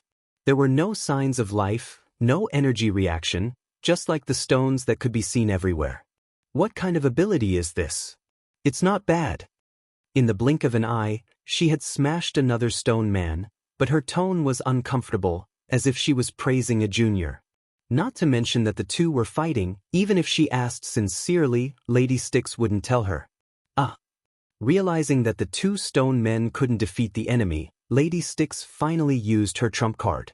The pair of extremely small eyes opened at the same time, and in addition to the 2 large eyes, the 4 eyes mixed with her own spiritual power formed a unique purple mist. The purple mist gave people a heavy feeling like a mountain range, and even with supervision, they could only see that something was rapidly forming in the mist. First, it was the arms, then the torso, legs, and head. 2 crystal-clear humanoid creatures with diamond-like bodies walked out. Compared to the previous stone men, their faces were much more detailed, and their facial features could be roughly distinguished. In contrast, their speed, strength, and defense began to multiply. One of the diamond men raised its left hand, and a sharp spike suddenly emerged from the ground. Its speed was as fast as lightning, and Fiora twisted her waist to the side, almost unable to avoid it. Even this thing knows how to use its ability? Amazing! The female adjutant couldn't help but be impressed. Fiora could see that this diamond man and the previous stone men had appeared out of thin air. She had smashed them to pieces, but the remains of the stone men still remained on the ground, not disappearing, nor turning into smoke or anything else. Turning the void into reality. This Lady Styx could be said to be valiant. Perhaps her ability was singular, but she was continuously strong. She could exist forever after being summoned, and she didn't have overwhelming strength, so she couldn't instantly kill the Diamond Men. Perhaps this was the main reason why the Green Lantern Corps didn't want to provoke her? Fiora was also once a villain, and when she put herself in her shoes, she felt that this was most likely the case. In essence, it was similar to what she had guessed. The guards in Lady Styx's nest were all Diamond Men. But today, she was passing by the arena from another planet, and was stopped here by Fiora before she could even go home. However, creating Diamond Men required a lot of spiritual power, and it required Lady Styx's pair of mutated eyes, which was also a heavy burden for her. Fiora took a deep breath. After compressing his lungs, he exhaled a large amount of cold air. The freezing air spread rapidly. The ground, sky, and rocks were all dyed white. It was like a snow dragon that crazily swept towards the Diamond Man. The Diamond Man, who bore the brunt of the attack, was frozen solid. However, this thing did not completely obey the laws of physics. The Diamond Man's head in the ice moved slightly, proving that he was not dead. Fiora's competitive spirit was ignited. He took another breath and blew it out. Another Diamond Man raised a barrier with both hands, trying to block the cold air. Lady Styx also endured the headache and slapped the ground with both hands. A magma heat flow with a diameter of several meters shot out from the Earth's core at high speed. Fiora was not afraid. While maintaining the frost breath, he extended his hand to block the lava flow. The strength of the Kryptonian was evident. Miss Styx had no good way to deal with her. She could only counter her moves as she fought, trying to figure out her opponent's flaws. Power? She was so strong that she had no friends. At least, Miss Styx had never seen anyone stronger than her. Speed? It was so fast that it was almost impossible to catch up with the naked eye. And this was under the premise that Lady Styx herself was the standard. Endurance? The other party had been fighting for a long time, and there was no sign of exhaustion. As for the remaining heat ray and frost breath, they were all unsolvable abilities. Damn, where did this strong enemy come from? Lady Styx was puzzled. Shouldn't an enemy of this level be the leader of a certain force in the universe? Both parties exchanged a few more moves. Fiora attacked several times, but Lady Styx's defensive means were outstanding. Flash, displacement, mirror image. If he could not outrun her, he could still rely on the purple shield to resist. In short, the other party fully demonstrated the characteristics of a long-lived species that cherished life. She might not have many offensive means, but she had a lot of life-saving skills. Fiora followed her and fought from the ground to the sky, then to outer space, and finally back to the ground. However, he still could not take her down. Lady Styx wanted to run, but she was too slow in space. On the ground, she could absorb a part of the Earth's power to replenish herself, but it was impossible in space. Fiora was flying, and she was not confident that she could escape. Just as she was about to use some words to communicate with the other party, a woman in black walked out from beside Fiora. She was cold and dignified. Just one look was enough to make one feel immense pressure. The other party was also looking at her with a scrutinizing gaze, as if she was looking at goods. This made Lady Styx, who dominated 7 sectors, feel both embarrassed and angry. But when she saw Fiora lowering her head slightly and taking half a step back, her heart sank. Thea did not make much progress in studying the two-dimensional world. She fell asleep while watching, but the scale of their battle was getting bigger and bigger. It was hard not to sense it. Knowing that the master of this planet had returned, she came out to take a look. It had to be said that Lady Styx was very strong. She had no problem taking on a little blue guardian alone. With the enhancement of fear, Fiora had already surpassed the standard of the original spacetime. He was not too far away from the super Kryptonians like Kier. Even with such strong strength, he was only able to fight to a draw. It could be seen that the universe was full of hidden talents. "You are that Lady Styx? What a great name, hee. Thea said in a clear voice. "How can I say no? You have got the wrong person." Lady Styx had raised her level of alertness to the highest level. Even if one were to think with their toes, they would know that this woman was definitely stronger than the previous one. With her high concentration, the 2 small eyes on her eyebrows struggled to open again. Her mental strength surged, and the surrounding sand and stones gently floated up, like a circle of silent guards. Thea looked sideways. The universe was so unfair. This Lady Styx was a mutant among the long-lived species. Ordinary Earthlings would think that they were awesome if they mutated, but Earthlings had short lifespans and a huge population base. What about the long-lived species? Could there be 1,000 of them in the universe? Other than the little blue guardian, Thea had seen another long-lived species with special abilities before. That was the red light leader, Attikitis. He had a kind of divination similar to the ancient witch doctor. She did not expect to see another one today. Fiora whispered a few words in her ear. Thea looked at the stone and diamond men. Creating them out of thin air and have their own behavior patterns? Fiora nodded. Only then did Thea take a closer look. She had not taken the stone golem seriously before, as there were too many similar tricks. Summoning the stone men was similar to the 5 tigers breaking the gate blade in the Wuxia dimension. It sounded like an exclusive skill of a minor character. Chapter 896. Thea didn't expect that although this thing was summoned, it would never disappear. This ability suddenly became valuable.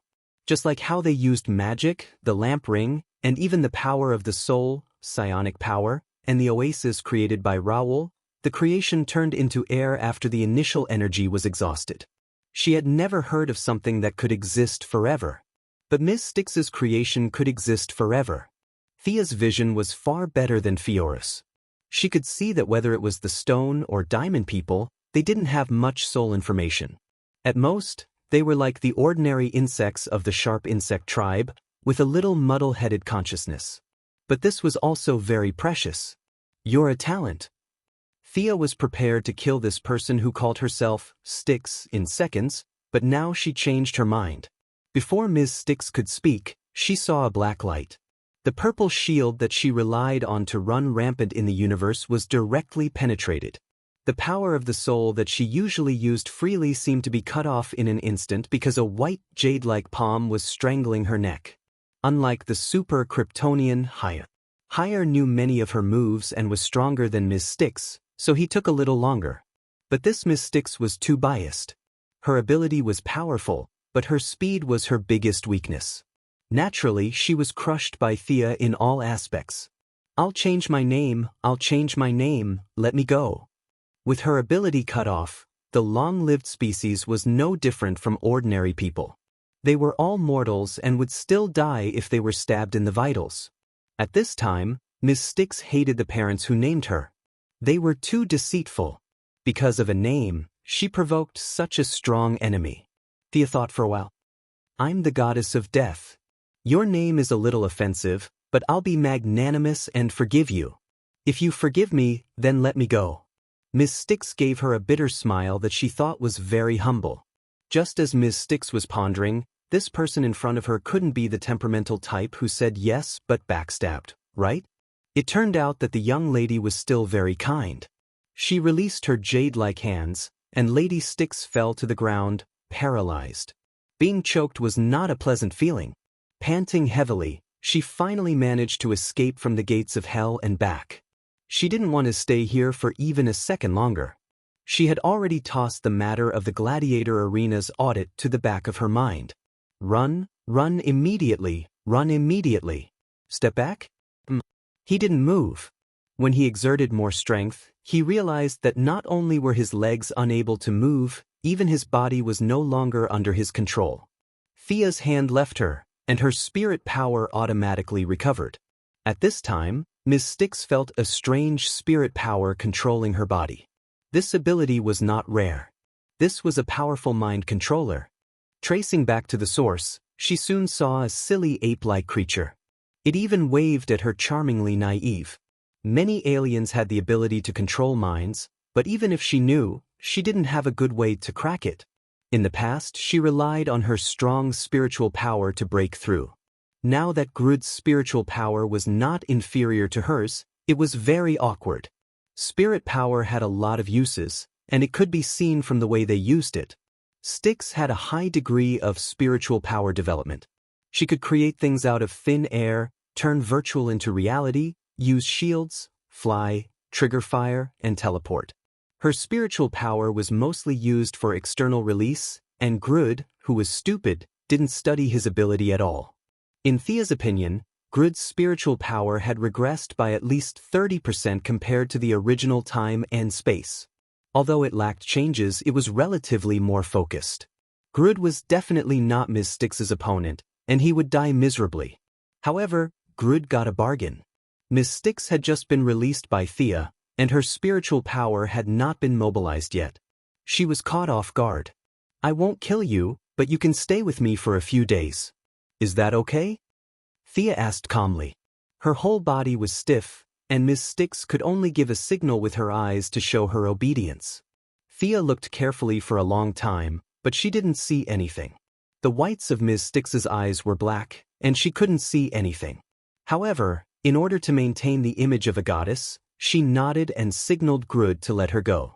I will keep an eye on you, Fiora whispered in her ear. Ms. Styx rubbed her neck and moved her body. She was very unhappy.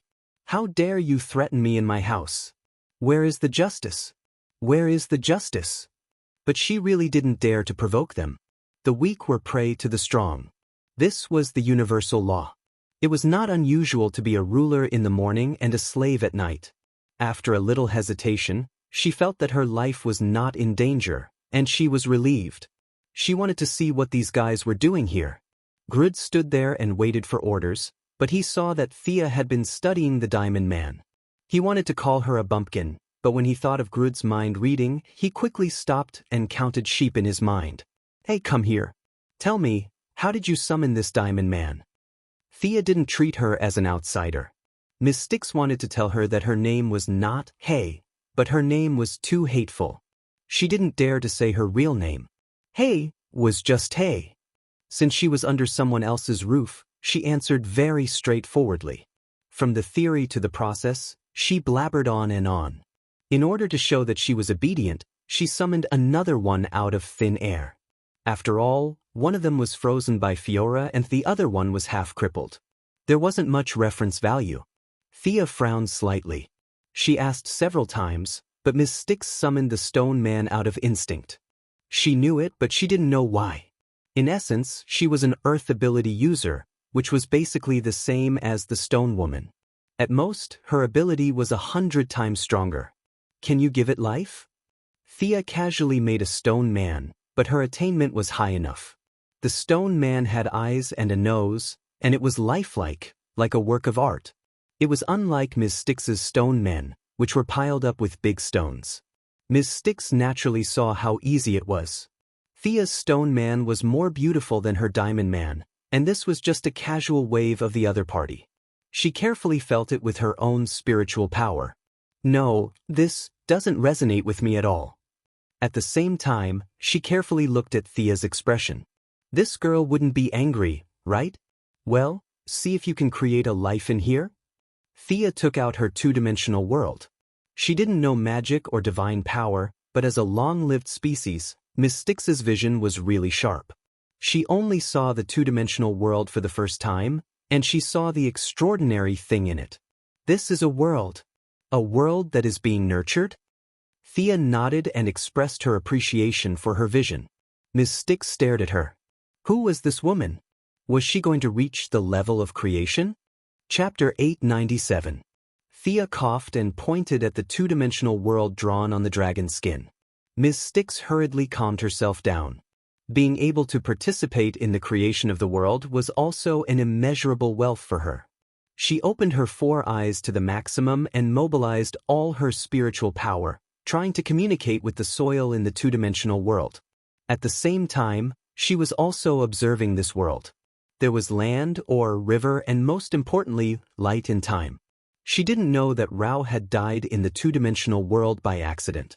She couldn't figure out how Xia had done it. She could actually seal a small part of the time in the two-dimensional world. This was not something that could be described as magical. Moreover, with the accumulation of a large amount of energy, the two-dimensional world actually had a sun.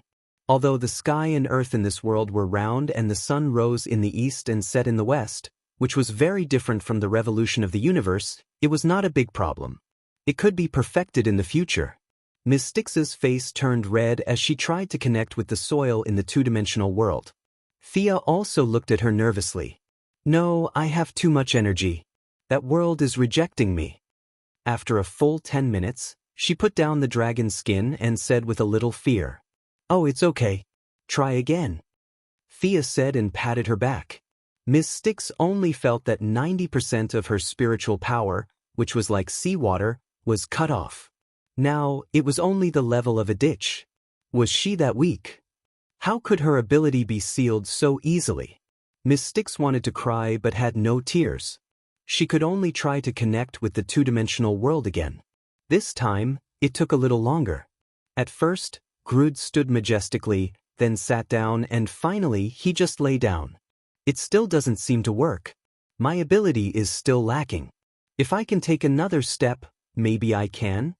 Ms. Stix found that Thea's face was solemn as she stared at her coldly as if there was a layer of frost hanging on her face. She hesitated for a long time and barely finished her sentence.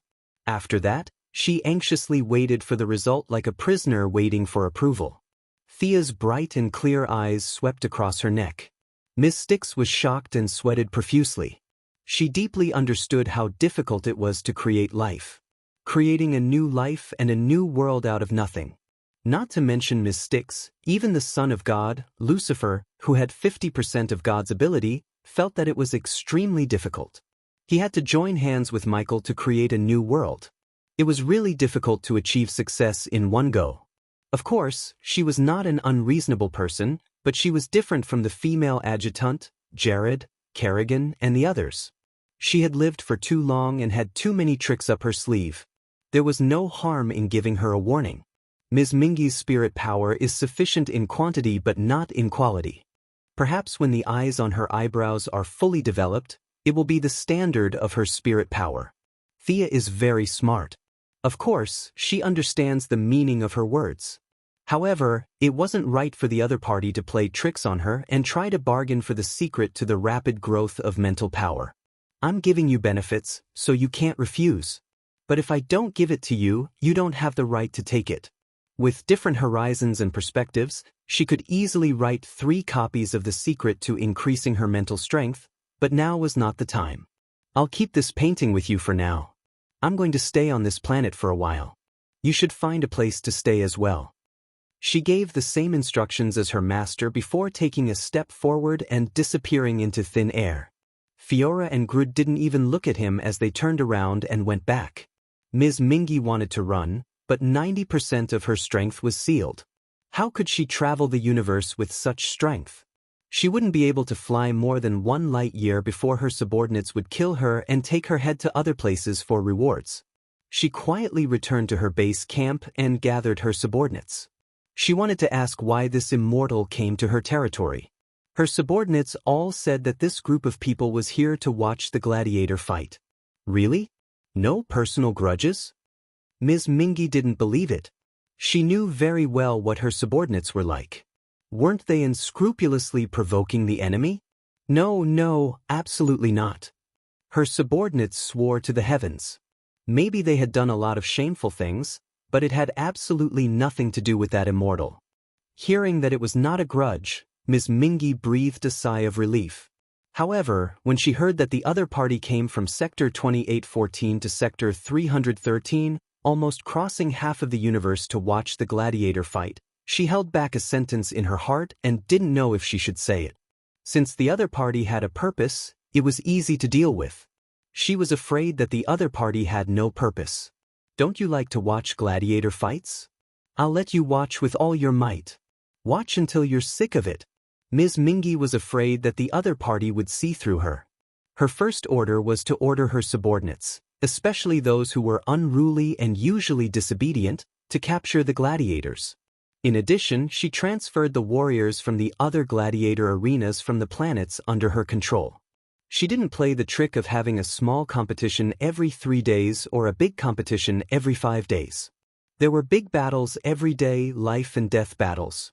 When the gates were opened, more than 100 people rushed out and slashed crazily. She would rather not do the gladiator business in the future. She wanted to fool this immortal sister Thea into leaving first. The gladiator arena was filled with bloody battles every day. Several carts of dismembered corpses could be pulled out every day. The crazy consumption of the gladiators drove the enthusiasm of the audience to the sky. It was really a sea of people. Colorful flags fluttered in the wind, gongs and drums rang in the sky, and firecrackers were set off. Thea expressed her gratitude and removed the seal in Ms. Mingy's body. Her excuse was that she left in a hurry and forgot. In order to let her understand the situation, Thea even called Kerrigan over. The strange insectoids occupied 2 sectors. It seemed like there were fewer of them, but that was not the case. The strange insectoids occupied 2 sectors exclusively. Not even a blade of grass was left on the planet. Although Ms. Mingy was said to control 7 sectors, she was actually more like an alliance leader. During holidays, the subordinate planets would offer offerings. During normal days, she would provide protection. When her subordinates were mobilized, they were not as powerful as the insectoids. The 2 of them naturally did not know each other, but they had heard of each other. After a few probing, Ms. Mingy found out that the strange insectoids were Thea's subordinates. She was at a disadvantage in terms of strength and influence. Ms. Mingy became more honest. When she had nothing to do, she would hug the dragon's skin and study the 2-dimensional world. She did not watch the gladiator fights at the beginning. The warriors were depleted too quickly. They were all her money. Later on, she simply gave up and threw away her money. Why couldn't she listen to a sound? She also watched with Thea and the others. With such a high death rate, Thea was indeed very knowledgeable. What was the source of many people's counterattacks before they died? It was the love of life, or rather, the love of one's own life. Observing these people, her death realm became more and more stable. Although the effect was slow, it was much less troublesome than killing by herself. Anyway, she was not in a hurry for 10 days to half a month. She drank the local fruit juice of a nearby planet and enjoyed the massage of a few aliens who looked like little bunnies. Grud was very flattering and fanning her. Watching a bunch of people fight to the death below, her own realm could be improved. She was very satisfied. Chapter 898. The gladiator fights went on as usual. Originally, there was only 1 fight per day, but now, there were 2 fights per day. Sometimes, there would even be an extra fight. The robots cleaned up the battlefield very quickly. Several carts of corpses and weapons were taken away. The gate opened, and the next batch of gladiators entered. Thea, who had been nonchalant, saw one of the figures, and her face twitched unnaturally. Why was this guy here? He was skinny, had a full beard, and held 2 daggers in his hands. He didn't look like someone who could be found in a crowd. Thea recognized him, or rather, recognized the characteristics of his divine power. He was a member of Darkseid's elite society, the God of Shadows, and the master of assassination, Guangdong, who was said to be proficient in hundreds of millions of combat techniques. Her first thought was that there was a conspiracy going on, but no matter how she looked around, she did not see any of the other new gods, let alone Darkseid. What was even stranger was that Guangdong had sealed his divine power and was now fighting like an ordinary person. She watched as Guangdong easily stabbed a strong man to death and dodged a giant axe from behind. She was a little confused. What was this guy doing here? Spying? Which family's secret agent would spy in such a public place? Assassinating? Sealing his divine power for assassination? That idiot would die too quickly. After deducting several possibilities, the only answer was naturally the one. Could it be that this guy had nothing better to do, so he came out to hone his martial arts skills? Thea thought about her original intention and felt that Guangdong was probably thinking the same thing. Perhaps this guy just wanted to enjoy the thrill of killing. She wasn't the only one. Many people saw Guangdong's combat techniques. Ordinary people could only watch for fun, but experts like Fiora and Lady Styx could see more. Guangdong's martial arts were a beautiful art. Simple stabs, kicks, and uppercuts were like a dance. Every movement was full of killing intent. He alone could set off a storm of killing. He had mastered hundreds of millions of combat techniques and could integrate their essence into his own martial arts. Guangdong was indeed worthy of being called Darkside's top assassin. However, Thea didn't think much of it. This guy had gone astray. He was too focused on techniques and neglected the essence. No matter how good he was at riding a bicycle, what was the use of all those fancy techniques? Could it be faster than a car? Of course, techniques were important, but mastering them was enough. He had nothing better to do but learn hundreds of millions of fighting techniques. Thea could only admire this assassin. She felt that it was unnecessary for Batman to learn 127 types of martial arts, but the problem was that Batman had no room to level up, so he could only practice blindly. From Thea's perspective, learning a dozen types of martial arts would be enough to deal with a battle. Learn hundreds of millions of combat techniques? There was really no need for that. The higher the level of skill, the more useless it was. What kind of fist technique did Darkseid practice? What kind of weapon is the Heavenly Father good at? Above that was the Overseer, not to mention the Endless Family. At that level, there was no need for martial arts. The young miss was very disdainful, but that didn't stop her from learning. The new god had personally come to perform. If she didn't take a good look, wouldn't she be wasting his good intentions? The massacre in Eastern Pass was still going on. It was deadly, fast, and without any hesitation. His sudden outburst caused the gladiators to surround him, but Eastern Pass wasn't afraid. His deadly dagger continued to dance, taking a life with every swing. Thea could tell that this guy was just enjoying the process. He didn't need to train, and was just using the excuse of honing his martial arts to kill these ordinary people. He's causing trouble in your territory. Aren't you going to teach him a lesson, madam? Thea turned to Madam Styx and asked. The four-eyed alien was a little confused. She couldn't understand the deeper meaning behind Thea's words. Wasn't this just a gladiator with great martial arts? You want me to go and kill him? His strength isn't inferior to yours. Considering that he's focused on killing, his combat strength should be higher than yours. After Thea finished speaking, she reached out and tapped Madam Styx's forehead. That was where her brain was located, and she transmitted a message. This is a way to improve your spiritual power. After your spiritual power skyrockets, your two small eyes will become normal size, and your strength will be at least 30% higher than it is now.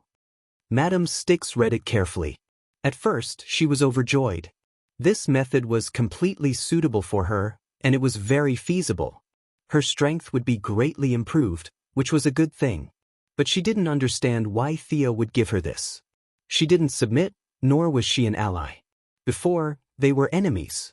Now, she was forced to stand together. A free martial arts? She looked at Thea's smiling face. How could there be such a good person in this universe? She read the message again from beginning to end.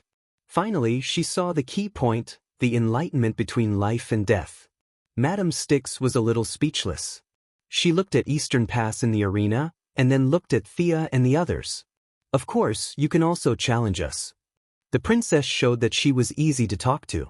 Madam Styx pursed her lips. She couldn't even beat Fiora. She hadn't fought Kerrigan before, but the gap between them wasn't big. 1 against 4, she was doomed. After staying with Thea and the others for a few days, she roughly figured out the purpose of this group of people. They were here to watch the life and death battle. Now, they were forcing her to fight. As a long-lived species who cherished her life, she didn't like to risk her life. She was very hesitant. In the end, the belief of becoming stronger prevailed. Whether she could get rid of this group of demonesses or not, it was always right to become stronger. Moreover, she really didn't see how strong Guangdong was. He was just an alien with decent skills, nothing more. She immediately nodded and walked down the tunnel from the stands. Although she didn't think Guangdong was very powerful, she still brought out the diamond men that she had summoned in the past few days. There were a total of 6 of them. She was afraid that there wouldn't be time on the battlefield, so she summoned 2 more urgently. There were a total of 8 of them. At this time, Guangdong had already killed all the gladiators. He held 2 daggers in front of his chest as if he was praying. Time passed by slowly. He slowly opened his eyes. Why hadn't the cleaners of the arena come out yet? The battle was already over. The audience began to whisper. They didn't know what this abnormality meant, but when the gate opened, they immediately knew the answer. Oh my God! Madame Styx is going to fight personally. That's Madame Styx? But what's the meaning of this? The audience fell into a heated discussion. Among them were the old residents of the original planet, and there were also new audience members who had recently come because of her fame. They whispered to each other, and the news spread quickly. In less than a minute, all the audience knew that Madame Styx, who dominated 7 sectors and hundreds of planets, was going to participate in the battle personally. This was like the chairman of a company personally working as a salesperson in a department store. It was a very unbelievable thing. Chapter 899. The faceless host was also stunned. He did not know why his former boss had come down personally. He hurriedly looked at his new boss, Jared. After receiving the order to proceed as usual, he still did not speak clearly. The god of shadows, Guangdong, was stunned. He naturally knew about Lady Styx. Such a powerful alien was already a threat to him. If he still had his divine power and was in perfect condition, he would only be a threat. After all, he was Darkseid's general and had fought thousands of battles. He had killed even more powerful aliens. The problem was that he had sealed his divine power. He could not even use 10% of his strength now. How could he defeat Lady Styx? His seal was also very complicated and could not be undone in a short time. He did not care about hiding his identity anymore. Under everyone's shocked gaze, he raised his dagger and stabbed himself 7 or 8 times. As he stabbed himself, he regretted it so much that his intestines turned green. He was fighting in his true form. If his divine body was damaged, he would have to use his divine power to repair it. Furthermore, breaking the seal so violently would consume a portion of his divine power. It was a huge loss. However, he was still calm in this life-and-death situation. He calculated that he would need about 30 seconds to undo the seal. At the same time, he stared at Lady Styx fiercely, hoping that she would not use her ultimate move, Long Live Darkseid. Long live Darkseid. He muttered in his heart that even he did not believe. Just as he was nervous for a few seconds, he felt a strong surge of energy from within his body. That was his divine power. Did his boss really hear his call? Guangdong didn't have time to think about it, because Lady Styx was controlling the 8 diamond men to shoot out spikes that covered half of the arena. The dazzling white light almost blinded the eyes of the audience. Even though Guangdong had a divine body, the strong light still made him look sideways. Without the support of divine power, he could only curl his body into a ball and reduce the area of attack when faced with such a large area of effect. However, it was different now. The divine power that he could control allowed him to dodge the spikes in an instant. He also used his divine power to escape into the shadows. After so many years of dancing on the edge of a knife and fighting between life and death, he had a very bad feeling. He turned into a cloud of black gas and hid in the shadows of the arena. He started to look around. He wouldn't have known if he hadn't seen it, but he was shocked when he saw it. Following the guidance in his heart, he immediately saw the young miss waving at him with a glass of juice in her hand. Why was she here? Guangdong was shocked. As the person who had defeated Darkseid's clone, everyone on Planet Revelation knew who Xianxia was. Furthermore, Daoist had exaggerated her combat power to cover up his failure to fight Darkseid's clone by running away from the battle. As the #1 assassin in the multiverse, Guangdong did not believe it at first. Mage-type gods were naturally countered by assassin gods. In his opinion, it was because the wasteland wolf was greedy for life and Daoist was afraid of death. He had always held this view until a second ago. Seeing Xianxia waving at him, Guangdong knew that the seal on his body had been undone. Even though they were several hundred meters apart, he didn't notice anything strange before the seal was undone. The first possibility was that the other party had the strength to crush him. The seals that he thought were very strong and powerful were easily broken by her. The other possibility was that the other party had already done something to his body, and he, as an assassin, was unaware of it. Guangdong panicked. His first reaction was to run. The honor of a warrior and the rules of the arena had nothing to do with him. However, just as he was about to turn around, he felt a powerful will looking at him. If he was in his normal state, he wouldn't have died. Not to mention Xianxia, even Darkseid wouldn't be able to make Guangdong wet his pants with just a look. The key was that Xianxia had not only undone the seal for him, but she had also added something to it. If he turned around and left, the divine power in his body might explode. He didn't know if he would die, but he would definitely be severely injured. Use your full strength to fight this lady Styx. You can leave after the fight. Xia's clear voice sounded in his mind. Guangdong had no room for negotiation. He could only trust that she would keep her promise. Damn it. He wanted to slap himself. How could he seal his cultivation to fight in the arena? He was so unlucky that she had even done something to him. He would rather go home and sleep next time than play such games. He had investigated Xianxia and Diana beforehand and knew that they were also in this universe. However, the two goddesses were mainly in Sector 2814, and this was Sector 313. They were more than half the universe apart. Furthermore, they were gods of the righteous faction. Guangdong didn't think that they would come to such an evil place like the arena. However, something unexpected happened. Not only did he encounter them, but he was also caught red-handed. Guangdong cursed inwardly and could only focus on what was in front of him. There was a flaw. Being good at fighting was like an instinct. He quickly found a blind spot of Lady Styx's. He waved his divine power and appeared in front of her again. This time, he had changed into a dark red soft armor and was holding two glowing daggers. He stabbed them into Lady Styx's eyes as fast as lightning. Styx didn't understand the characteristics of a new god. She used a mirror image spell to try and fool him. Guangdong didn't move at all. The daggers seemed to have a tracking function and stabbed straight down. There was great fear between life and death. This saying was absolutely true. Seeing that she was about to be killed, Lady Styx's spiritual power exploded to the extreme. At the critical moment, she swapped places with the Diamond Man. The two daggers seemed light and didn't weigh more than 1 kilogram. However, they were like sledgehammers and smashed the Diamond Man into pieces. I was scared to death. Lady Styx panted with lingering fear. She didn't notice that her spiritual power had increased by a lot. Her two small eyes seemed to have become bigger. Be careful. The opponent's daggers have a strong armor-piercing property. Don't use a shield to block them. Xia's reminder was like a police officer at a crime scene. It came late. Lady Styx wanted to ask why she didn't remind her, but in the end, she didn't dare.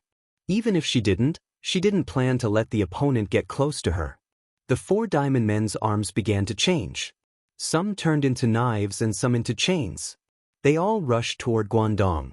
The remaining 3 protected Styx from a distance and did some long-range support. Boom! The earth shook violently. She pulled out 2 streams of magma. This time, she didn't hurriedly cast them. Instead, she added them to herself. Lady Styx added another layer of magma shield on top of her purple spiritual power shield. Only then did she feel more at ease. In less than 2 seconds, she couldn't wait to praise herself for being quick-witted. Guangdong was like a black beam of light, creating a gap between the 4 Diamond Men. He circled behind Lady Styx and stabbed at her neck. Chapter 900. This move was so fast and sudden that Miss Styx did not even have time to react. Fortunately, the shield was automatically activated. The magma shield seemed to be offended as it shrank violently and then exploded. With a loud bang, Guangdong seemed to have stabbed a bag of explosives. The huge impact made him somersault twice in the air. At this time, Miss Styx had just reacted and quickly ordered her subordinates to chase after him. The Diamond Men lacked autonomy after all. By the time they reacted, Guangdong had already retreated into the shadows. Both sides fought back and forth for a few rounds. Guangdong finally saw that these Diamond Men were extraordinary. These things had the ability to move freely and never disappear once summoned. There was always a gain and a loss in everything. He thought that it was easy to summon these things and had been fighting guerrilla warfare with the Diamond Men. Now that he saw that it was not easy to take down Miss Styx, he immediately changed his mind. First, cut off her wings and then fight the Esper. Swoosh, swoosh, swoosh. He threw out 3 throwing knives. The 3 long-range Diamond Men did not notice and tried to resist with the weapons in their hands. They did not expect to be controlled by the shadow cage. Guangdong quickly fought with the remaining 4 Diamond Men. He twisted his waist and raised his leg to step on a Diamond Man's thigh. The dagger in his hand shot out a black light like a big knife and directly cut off the Diamond Man's head. He saw the pity in Miss Styx's eyes from the corner of his eye and knew that he had guessed correctly. As expected, she has too little combat experience. She found out the flaw so easily. Thea sighed. Even if there was a gap in combat strength, it was not that big of a gap. Now that their combat strength was slightly inferior and their combat experience was much more superior, it was only a matter of time before Miss Styx lost. This guy has probably not fought for many years. Give me some time, I can also defeat her. Fiora felt that it was a bit unfair that they had tied last time. The reason why Guangdong could have an overwhelming advantage in the arena was that he was holding 2 divine daggers, and Miss Styx did not dare to take them head-on. They could see the truth, but the audience around the arena did not have such eyesight. All they saw was Miss Styx waving her hand and summoning a pile of stone golems and flaming boulders. Guangdong was forced to dodge the attacks. From the bottom of their hearts, they still hoped that Miss Styx would win. After all, they knew who she was. If a gladiator appeared out of nowhere and killed their idol for decades or even hundreds of years, it would be a huge blow to their confidence. Unfortunately, their wish became more and more elusive. When Guangdong killed the 3rd Diamond Man, many people had already realized that Lady Styx was no match for him. What a disappointment. Thea stood up gloomily. As she stood up, it was as if the entire planet had become shorter. All the spectators in the arena felt as if a huge mountain had appeared in front of them. Before they could figure out what had happened, they all fainted. The 2 of them separated from each other. Lady Styx was ashamed. If they had exchanged a few more blows, she would have died without a doubt. No matter what Thea's intentions were, at least she had saved her life. On the other side, Guangdong was only left with fear. At that moment, he felt the planet tremble. He was almost as powerful as Darkseid, wasn't he? Anyway, this was what the Apocalypse Star felt when Darkseid was angry. He realized that Thea did not even look at him. She turned around and left. He was on his guard. After a long time, he realized, no one cares about me? Then I'll run. He activated the sonic tunnel and ran into it. This was a small episode, at least for Thea, but for Lady Styx, it was not good news. Her powerlessness spread everywhere.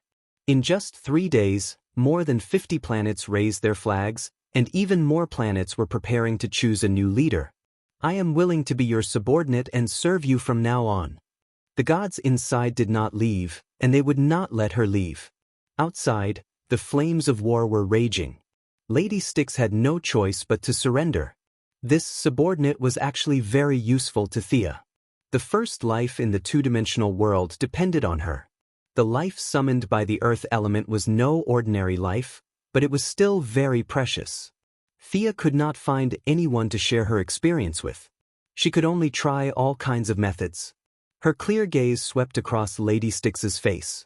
After what seemed like a long time, she slowly nodded. I agree. Later, Fiora, Kerrigan, and Styx attacked from 3 fronts, and the rebellion was quickly quelled. The remaining planets that were preparing to choose a new leader also bowed their heads and admitted defeat in front of the sharp teeth and claws of the razor-sharp insectoids. A rather laughable rebellion had brought countless warriors to the arena. These were the elites of the rebels. Their fate of waiting for death had taken a turn for the better. This was because Lady Styx's new boss had promised that as long as they won a match, they would be able to live. After that, they would be able to go wherever they wanted. With hope, the group of prisoners immediately revived with full health. They fought until the arena was littered with corpses and blood flowed like a river. There was still no progress in the two-dimensional world.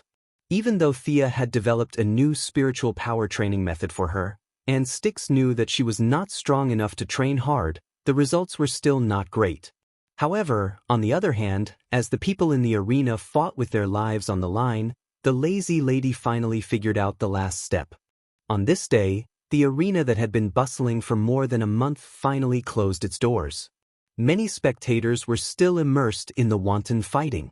They gathered in groups of 3 to 5, ready to find the organizer of the arena to ask for an explanation. "Do you want to die?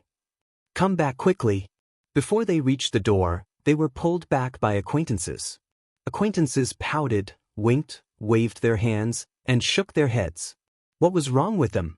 They looked inside. Good Lord, there were corpses outside the door, and more arena guards were patrolling. Acquaintances asked each other what was going on.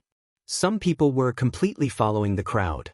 Seeing others standing here, they ran out to watch the fun. Some people who understood the situation pointed to the sky. A group of people squinted their eyes and looked for a long time. There seemed to be a black sun in the sky. Many people had never seen a star and did not know what it meant. They whispered to the people around them again. That lady seems to be about to break through. They also did not know what Thea was called. They almost referred to her as a mysterious person. I heard that she is not an intelligent life at all. Her body is a planet. Do you know the old hunter on 32nd Street? He used a detector to observe from a distance. That person's energy was so high that it directly blew up the detector. A group of people made all kinds of "oh" and "tisk-tisk" sounds. They all remembered this in their hearts and were ready to go back to other planets to brag. Although their combat power was not high, they had actually seen a big shot. Unaware of the countless discussions below, Thea's state was completely perfect. She closed her eyes and pondered for a moment. She stayed in space and felt that she was ready. She said a few words to Fiora and disappeared into the starry sky with a leap. Chapter 901. Universe Sector 666. This was the scene of the Mechanical Hunters Massacre, and also the place where the Black Lantern Corps rose. She had returned to this area. The descent of the God of Death would cause too much destruction. She did not know how long it would take.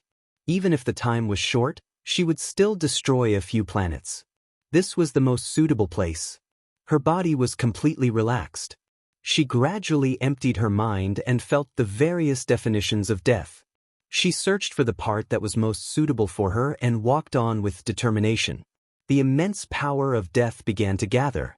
At first, it was like stars, then it gathered into a stream, and finally, it became a boundless giant river. The giant river hovered in the void, surging and roaring like an unruly black dragon. Thea had to rely on her own understanding and her own thoughts to tame it. When Thea was making her final push, the other forces in the realm of God received a warning at the same time. There were professional divinations, all kinds of omens, all kinds of astronomical phenomena. But without exception, they were all sending a message.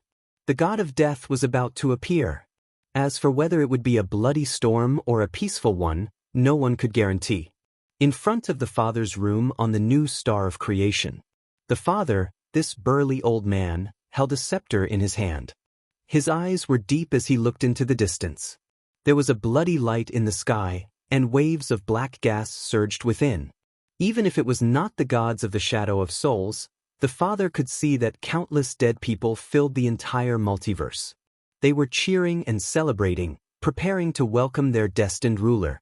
As the world's top combat power and the embodiment of justice, He could feel that the entire multiverse was jumping for joy to further perfect itself.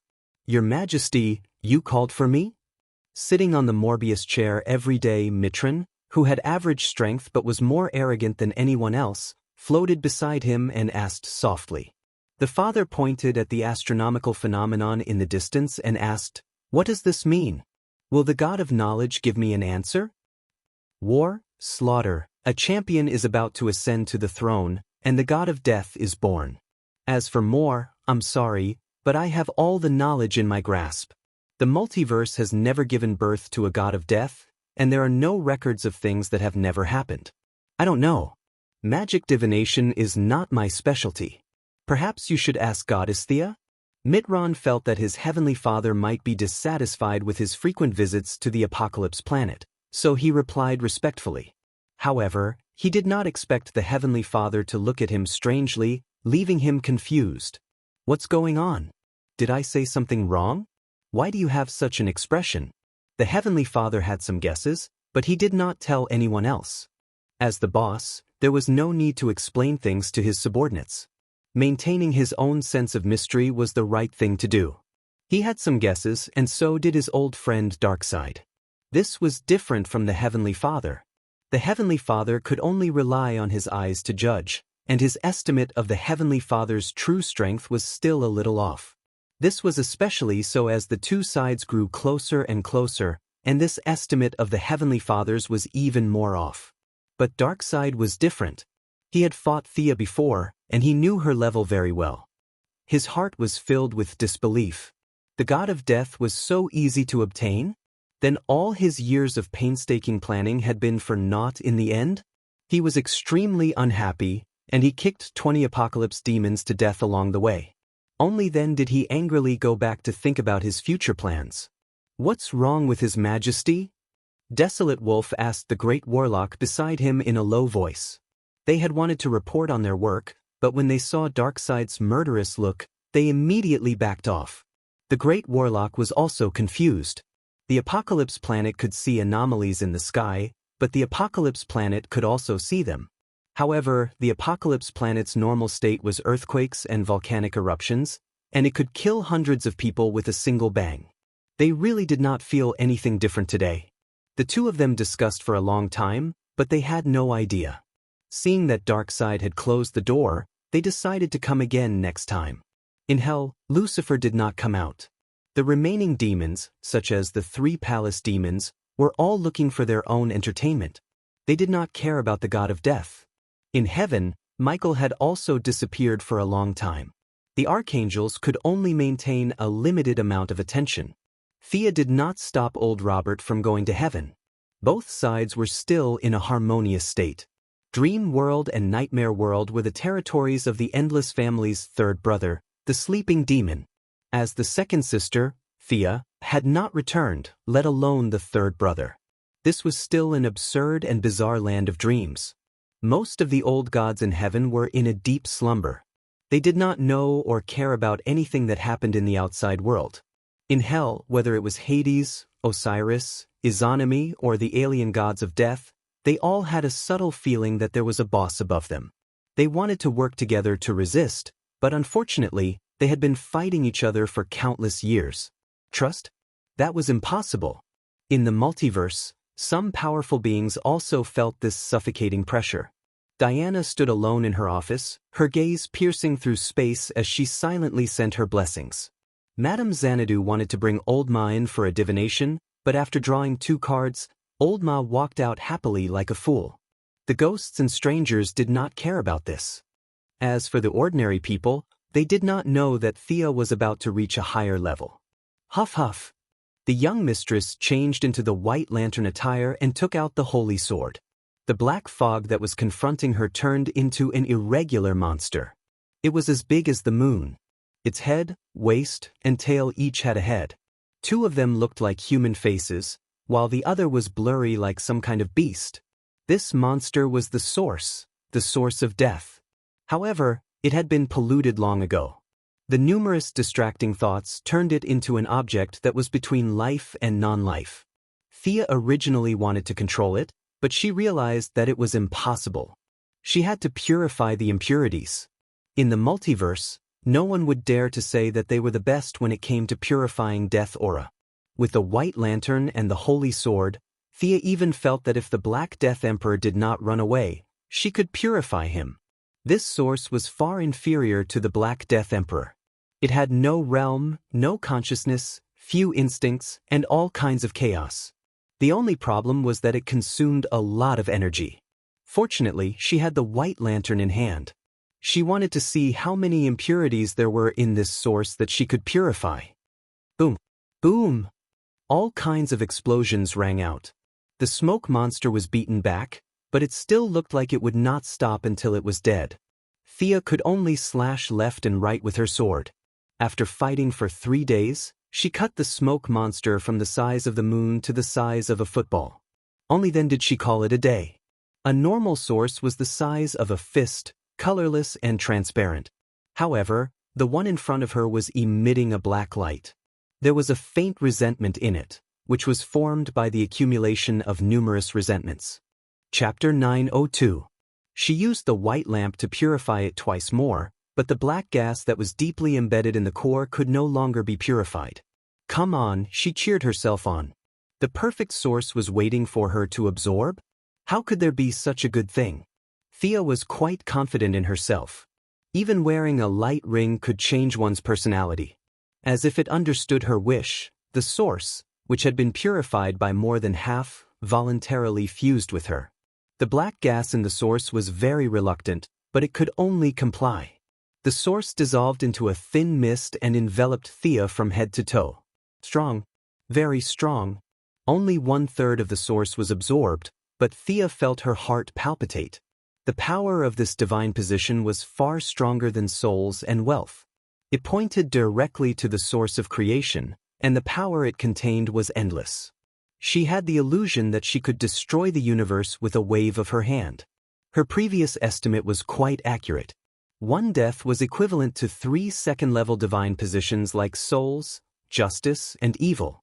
It was just a guess, but now Thea was confident that she could defeat the Heavenly Father, who was probably weaker than Darkseid. After all, he had the Omega effect, not just the power of a new god. As she fused with the source, the black gas was still trying to infect her. Thea frowned. This was obviously an impurity. She was happy to mix sand with the Black Death Emperor, but she was uncomfortable when it was her turn. The more impure others were, the better. The purer she was, the better. Thinking of her old friend, the Black Death Emperor, Thea suddenly had an idea. Since these impurities liked death so much, she could just find a replacement for it. To her, they were impurities, but in essence, the resentment left behind by the living beings was still there after being purified dozens of times. It was also an extremely pure energy. She took out the Black Death Emperor's scythe. This weapon had broken in two and was now in her hands. Diana had repaired it, and Thea had tried to communicate with it several times, but the weapon ignored her. It was extremely loyal to its previous owner. If she wanted to use it, she would have to surpass the Black Death Emperor and use it by force, or she would have to reforge it. Originally, she wanted to stay and observe, but today, the resentment in the Yuanzhong forced her to make the second choice. Before she made her move, she communicated with it one last time. The weapon turned a deaf ear to her call. Realizing that she wanted to be reforged, the sickle seemed to want to die early and reincarnate early, so it was exceptionally cooperative. All right, I respect you. Thea didn't think that it was impressive for her to go out with a scythe. Both sides just clapped. The scythe automatically disintegrated into the purest form of death. The trace of resentment in the source hesitated. It wanted to follow the source, but it felt that the death formed by the scythe was more to its liking. Thea pushed from the back, and the scythe was in front of her to lure the resentment into the scythe. This was a fantasy weapon that was of a higher level than divine weapons. There was no need to forge or refine it. As long as there was a thought in one's mind, it would automatically take shape. Thea was good at many weapons, but in the end she chose to use a sword. Although it was a little tacky, it was indeed cool. The sword was 60 centimeters long, and the blade was extremely narrow. The two edges were sharpened, and there was a large gap in the middle. The trace of resentment was contained in the middle, and there were faint cries coming out, as if there were countless vengeful spirits roaring nonstop. Black gas filled the air. Even Thea was shocked by the killing intent. She didn't pay too much attention to it, because the resentment had left, and the fusion had reached the final stage. All kinds of death. Countless scenes of death appeared in front of her. People were stabbed to death by swords, smashed to death by sticks, poisoned to death, shot to ashes by energy guns. She seemed to have experienced the deaths of all living beings in an instant. The last one was so painful that she directly cried out. It was said that childbirth was 12 levels of pain, but now it felt like 80. Her voice spread across the multiverse, as if expressing the pain of the entire universe. One must bear the weight to wear the crown. She was prepared for this, but she didn't expect that it would hurt to this extent. This was because she had a good foundation. She was already ranked third among the new gods, so she could barely bear the pain. If it was an ordinary person who wanted to use death to ascend to godhood, what awaited them would definitely be death. Sweat wet her forehead, and even more cold sweat flowed down her body. At this time, she realized that she had unknowingly landed on the surface of the planet. It seemed like only a moment of pain, but when she regained consciousness, half an hour had passed in the outside world. Phew, she gently exhaled, and used her heart to feel her new power. She seemed to be able to flatten mountains with a wave of her hand, and even rivers had to flow backward where she focused her gaze. As long as she wanted to, she could destroy planets and galaxies with a single thought. The goddess of death. Thea looked up to the sky and laughed. Her heart was at its best, and she wanted to go on a killing spree. She suddenly realized that something was wrong. Why would I think that? Death was the friend of life. Thea didn't think that she had deviated from her path, so there must be some external emotions affecting her. I need to calm down. She took out Anka's amulet. Her ranking had reached 49th, and she suddenly fell from her invincible mentality. It turned out that there was still a long way to go. The goddess of death was just a step, not the end. She eliminated all kinds of distracting thoughts and focused on her heart. It took her a whole day to realize the problem. Death was not sentimental. She had fused with the divine seed of death, so she had to seek justice for the dead. There was no need for redress, no need for justice, only death, the death of the living. Only by slaughtering would the goddess of death finally acknowledge her and accept her. Thea stood up, and a shiny black robe automatically put on her body.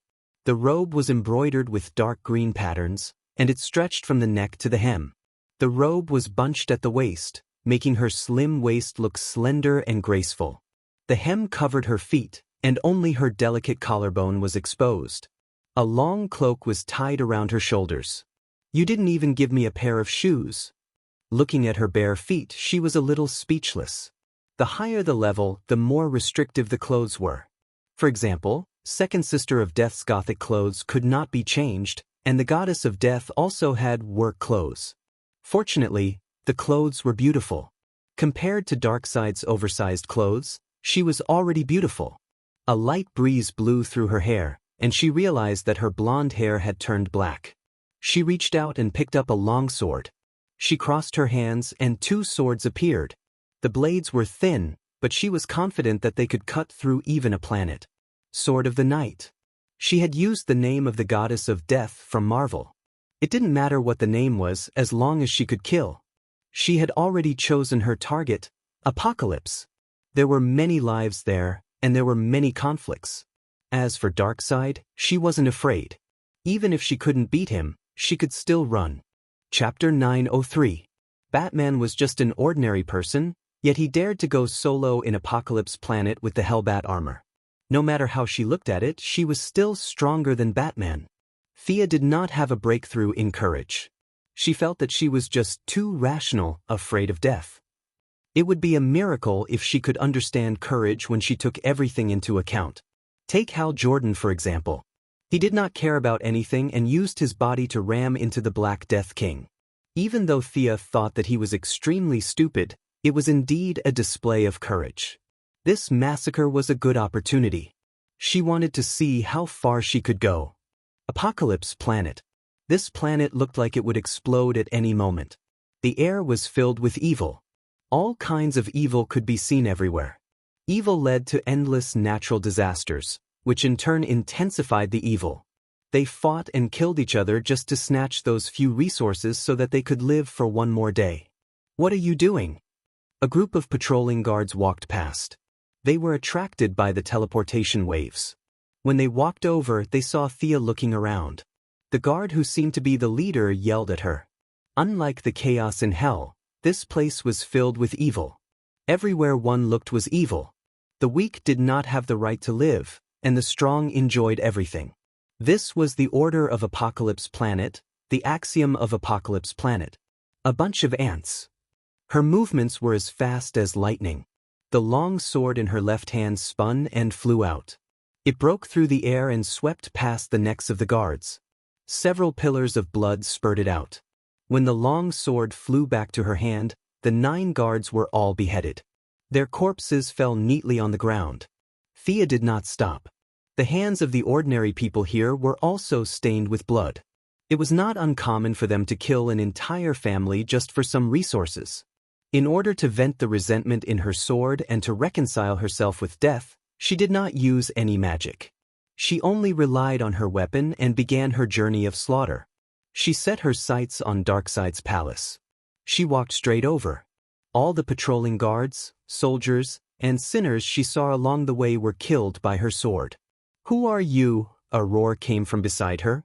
The other party was very cunning. He attacked while shouting. There was a loud sound. Thea did not care what it was. She reached out with her right hand and grabbed at the enemy. She froze for a moment, only to see a hammer in a fair hand. She recognized the original owner of the hammer. It was a lion's head. Wasn't this the eldest son of Darkseid, Kalibak? The other party still had a serrated sword in his hand and was trying to control the hammer to fly away. What was the meaning of this? Do you stupid gods like to throw a hammer at the goddess of death? At a distance of more than 10 meters, Kalibak was still in his old style. His hair was exuberant, and his hair and beard were connected together. From afar, he looked like a lion's head. His robust muscles were exposed from his leather vest. After exerting strength several times, his muscles had swelled to the extreme. His hammer did not leave Thea's palm. Get back here. Kalibak, the violent man who wanted to inherit Darkseid's throne, gritted his teeth and tried to retrieve his hammer. However, he was helpless. The weapon that had been used for hundreds of millions of years was firmly grasped. In his opinion, Thea's slender wrist was not even as thick as his finger. How was she able to grab the hammer? "This is impossible. Since the person next door can do it, I can do it too." Thea said something that Kalibak could not understand. It was just a divine equipment. Even in the face of death, one had to bow their heads. His right hand exerted strength, and with a cracking sound, the hammer's surface was covered with fine cracks. Thea looked at Kalibak with a mocking expression. She clenched her hand and exerted strength. The divine equipment could feel its owner's strong will to resist, but it was like a weak woman who could not resist the corrosion of death. It only lasted for 2 seconds before the divine equipment's core was shattered. Such violent destruction of the divine equipment caused an unstoppable divine storm to sweep through everything within a radius of several hundred meters. There was a loud explosion, but Thea was prepared for it. A barrier blocked the aftershock, and she did not move at all. On the other hand, Kalibak was not prepared at all. His divine equipment was destroyed, and his mind was affected. The raging wind blew him more than 10 meters away, but this was nothing. He felt sorry for his divine equipment, but he was even more afraid of this seemingly powerful woman. Powerful just like his father, Darkseid. Even just standing there made him feel an enormous burden on his heart, as if he was looking at a natural enemy. "I'm going to kill you." Kalibak kept encouraging himself. He was Darkseid's son, and he would inherit the throne in the future. He would conquer the new planet in the future. Suppressing his fear, he swung his serrated sword and slashed down. Thea looked at him calmly and gently blew off the dust on her black fingernail. "Your hammer has too many impurities. Melt it down and make a new one. No need to thank me." He nimbly dodged the attack. Kalibak was fierce, but he did not have a brain. From Jia Khan to Darkside, and then to Kalibok, each generation was worse than the last.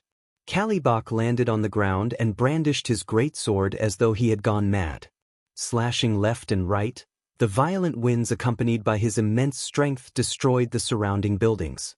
Many of the Apocalypse planet's commoners dodged, but even more took advantage of the chaos to rob and kill. Kalibok was not weak and he was strong. He could create hurricanes just by relying on physical attacks. However, in Thia's eyes, this fellow was full of openings. Idiot! Instead of retreating, Xia advanced. She easily found an opening and circled to Kalibaka's back in the nick of time. She clenched her left hand and slashed behind him. This was a fantasy weapon made from the Black Death Scythe, and even a new god would not be able to block it. Xia's sword pierced a hole in Kalibaka's body from the back, and the pitch-black sword tip pierced out from the front. Hee! Kalibok felt that his inexhaustible strength was suddenly cut off. He reached out to touch his wound and plugged the hole that caused him to be so powerless. Thea pulled out her sword, turned around, and stabbed the back of his neck with the sword in her right hand. After that, she didn't even look back, leaving behind Kalibok, who had fallen to the ground like a lion. She slowly walked forward, occasionally revealing her snow-white feet from the hem of her gown. Although the ground was in a mess, it still didn't affect her pure and refined appearance. Her feet were spotless, and wherever she walked, a thick fog would appear. That was an extremely pure aura of death. She whistled as if nothing had happened, and her footsteps were steady as she walked forward. The god of death was different from others. Zeus's divine power could not be converted, and it could only grow through killing. The closer she got to the central area, the stronger the resistance. However, that was referring to the ordinary soldiers. In her eyes, there was not much difference between the ordinary soldiers and the elite soldiers. Two long swords flew out of her hands, like two sawtooth flywheels, cutting all the soldiers in her path in half. Chapter 904. A large number of Apocalypse demons flew out of their nests, and a large number of ground troops ran over from all directions, surrounding her. There were ferocious giants and strange species, but compared to the neat military formation on the new planet, the troops here were like a group of mobs. Some used chain hammers, some used axes, and of course, there were even more who used laser weapons and lightsabers. The fluctuations that represented death affected the Apocalypse planet's soldiers. Their muddled minds did not know what they were afraid of, and they subconsciously retreated. At this moment, someone shouted, "Kill!" All the soldiers realized their situation. If they did not move forward, they would definitely be executed. If they rushed forward, what if they did not die? One by one, they gathered their courage and rushed forward. However, only death awaited them. Thea could kill a few thousand of these soldiers with a single spell, but in order to be more compatible with death, she chose to use her weapon to kill them. The gladiator fights she watched a few days ago were very helpful, and her fighting experience had increased by a large amount. This was the perfect time to test it out. Flesh and blood splattered, and broken limbs and corpses paved a path of blood. Many soldiers rushed forward like a tide, but they were turned into corpses at an even faster speed. The efficiency was a bit low. Thea was a very lazy person, and it was very satisfying to slash like this, but it was a bit monotonous. With a whoosh, a black semicircular slash flew out from her sword, leaving behind 7 heads and 4 unlucky soldiers who were cut in half at the waist. Realizing that this kind of long-range attack was also a type of killing, Thea was very happy. She finally did not have to stupidly swing her sword. Sawtooth flying blade, crescent slash, and many other long-range attacks increased her killing speed by 30%. The death that had been entrenched around her began to wreak havoc irregularly. The two swords danced as if they were composing a symphony of death. The sharp and unparalleled long-range slashes drew heavy notes on the score. As long as one was cut by the sword, it was death. The soldiers did not understand the mysteries of death, and their last thoughts were, why did they die just from a cut on their arm? Clang. Thea's sword was actually blocked. She looked over. Oh, it was a familiar face. It was the #1 assassin in the universe, Guandong. Today, the shadow god was fully armed. He had a round helmet, a scarlet soft armor, and 2 cold daggers in his hands. Thea also saw many small things on him, such as darts, throwing knives, poison bottles, and so on. I spared your life that day. Isn't it good to live? The universe's #1 assassin, Guangdong? Proficient in hundreds of millions of combat techniques? In my eyes, you are no different from those small fries. You have chosen the wrong path. The young miss was very puzzled. Where did the other party get the courage to appear in front of her? 3 days ago, he was already no match for her, let alone now. In fact, Guangdong was also cursing in his heart. There was no end to his bad luck. In order to get rid of the young Miss Trick, he had sought the help of the great warlock and his kind grandmother. The friendship of the Apocalypse Star was as cheap as paper. He had paid a huge price to get the 2 of them to help, and it had taken him 3 days to get rid of all the trouble. Guangdong did not dare to go to the arena again, so he could only stay at home and practice martial arts. However, before he could practice 2 moves, he heard a commotion outside. He did not know what was going on, so he went out to take a look and saw the young miss killing small fries. He looked around. This is the Apocalypse Star, not the arena, right? Why did this guy come all the way to the Apocalypse Star? The universe's #1 assassin was so shocked that he almost vomited. He wanted to hide, but his house happened to be in the direct line between the Darkside Palace and Thea's teleportation point. A bunch of small fries had even seen him. If the #1 assassin did not want to betray him, he could only brace himself and fight. No matter how strong the other party was, he was still a magician. His chances of winning were slim, so he might be able to escape. Guangdong raised his hand and released a black fog. He was trying to lure the other party into his area of expertise. Thea waved her left hand and threw her sword. Guangdong's concealment skills were heaven-defying. He moved his left foot slightly and hid in the shadows. At the same time, he threw out 9 flying daggers, sealing off all escape routes for Thea. The flying daggers were wrapped in shadow power. Thea had seen him use this move against Lady Styx's Diamond Men. If the other party did not notice, there was a possibility that she would be trapped in the shadow cage. Guangdong's move was obviously to stall for time. Child's play. Thea's speed was beyond imagination. Her long sword flew out from her hand, and the tip of the sword flicked lightly. The 3 small fries, who started later, hit the 3 flying daggers in front of them and were trapped in a cage. She clenched her left hand, and the sword returned to her hand. She swung her sword to the side. This sword was filled with black fog, and it tore through space. It was the divine power of death. Guangdong, who was hiding in the shadow world, hurriedly ran out. He did not stop and was about to charge into the shadow of another small free. You're neglecting the essentials. Thea had already calculated his escape route. As soon as Guangdong appeared, a black sword stopped at his throat. He hurriedly raised his dagger to resist, but he did not expect this to be a feint. Thea's right hand did not stop, and her left hand slashed down along his neck. Guangdong only saw a black light, and before he could even make a sound, he was decapitated. No matter how well he honed his combat skills, without the support of matching attributes, he was at a disadvantage in terms of strength and speed. Sia's martial arts skills were not even a fraction of his, but she could easily kill him with a simple slash just by relying on her attributes. What was the use of learning so much? Thea was puzzled. If she had the time, it would be better to study her godhood. She shook off the blood on her sword and killed 2 new gods. The god of death was more and more satisfied with her. Thea experienced the passion of blood and fire outside, creating a killing feast with the characteristics of the Apocalypse Star. Her 2 old friends, the Great Wasteland Wolf and the Great Warlock Desard, looked at each other when they saw the image transmitted back. That's her. Am I seeing things? The Great Warlock had seen Thea twice before, but they had never fought in a real battle. They had been very far back then, and the young mistress had also changed her armor, so he was not very sure.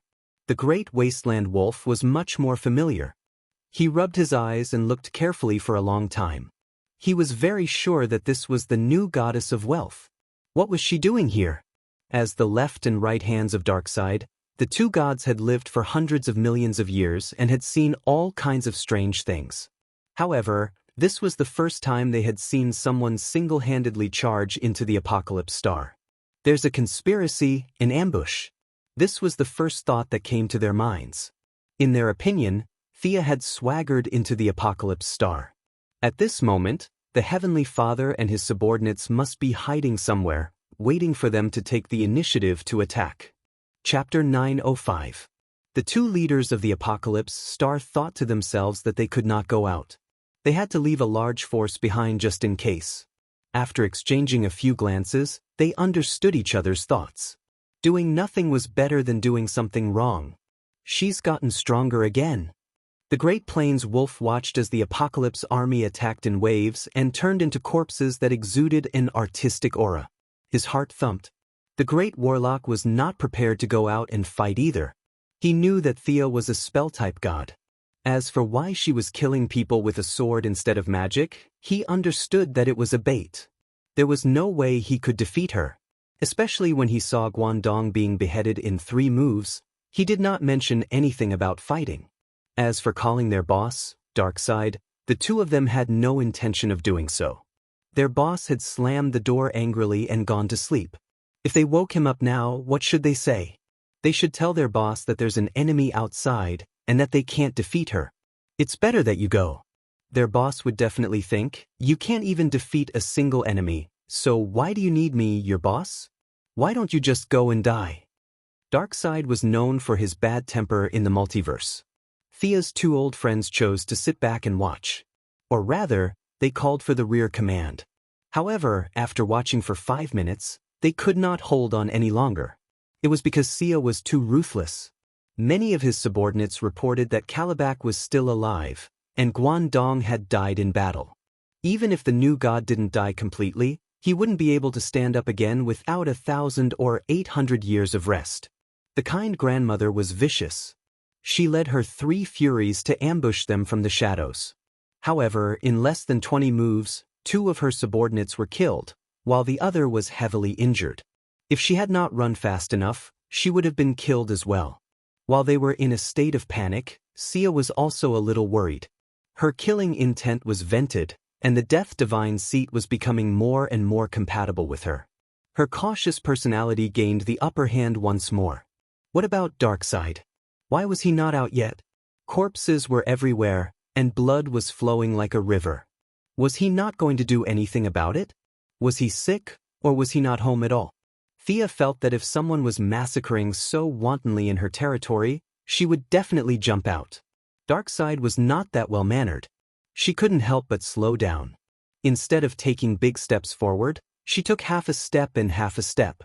She only stopped when the Wasteland Wolf, Desard, and several new gods from the Dark Elite Society appeared. Then, as if she was visiting a neighbor, she casually asked, "Where is Darkseid?" The Great Plains Wolf really wanted to say, "Boss isn't home. If you have something to do, please come back next time." However, the new gods around him thought that since he was Darkseid's uncle, he should be the one to speak. The new gods took a step back. *CK. The Wasteland Wolf almost cursed out loud. These fellows were too evil. When fighting for power, they didn't care about their own safety, but at the crucial moment, they made him take the blame. He definitely couldn't shrink back, so he could only straighten his neck and say, "If you want to see Her Majesty, you have to get past US first." The way he saw it, Thea should have retreated. They had 6 new gods from the Dark Elite Society on their side. Among them, Mantis was the strongest. In the war 1,000 years ago, Mantis was a god who could withstand 3 blows from the Heavenly Father. Even Darkseid had high hopes for him. With Mantis's strength, the Great Warlock, the Kindly Grandmother, the Asylum, and Wyman Wandaba's help, there were few people in the universe that they couldn't defeat. Unexpectedly, Sia revealed a smile as bright as the morning sun. "Oh, you're very motivated. Show me the strength of the Dark Elite Society." She shook off the blood on her sword and charged forward without another word. "You're courting death, new god." Mantis was wearing emerald green armor. His voice sounded a little old, but his movements were very agile. He opened his right hand, and 5 steel-like fingers grabbed her sword. Clank! With a crisp sound, the invincible weapon was stopped. This wasn't because his claws were hard, but because Thea's attack power had been reduced by more than half. The divine power attached to her sword had been sucked away. "Ha, do you see that? I can absorb any spell or energy. You're doomed." Praying Mantis yelled arrogantly. The surrounding new gods were also delighted. Xia's murderous aura had been too strong.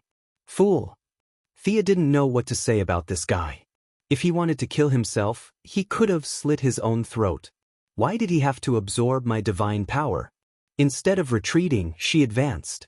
Her two swords danced as she pulled all 6 new gods into her attack range. Mantis was in the middle, taking most of her attacks. The wasteland wolf occasionally parried a few blows or swung his axe. The kindly grandmother was in charge of sneak attacks with a spear. Wandaba was the weakest of the 3 and could only attack with an energy gun. The asylum was a rare spiritual force user. He had been trying to control Thea's mind. The great warlock was the strongest and was in charge of controlling her from a distance. The 6 new gods didn't work well together, but they all played to their strengths. In their eyes, only Darkseid could defeat them. "You're so annoying." Thea didn't restrict herself to martial arts. She combined her 2 swords and used her left hand to cast Shadow Flame at the asylum. This guy looked a little like a Dementor and wore a tattered black cape. His mind harassment was the hardest to defend against.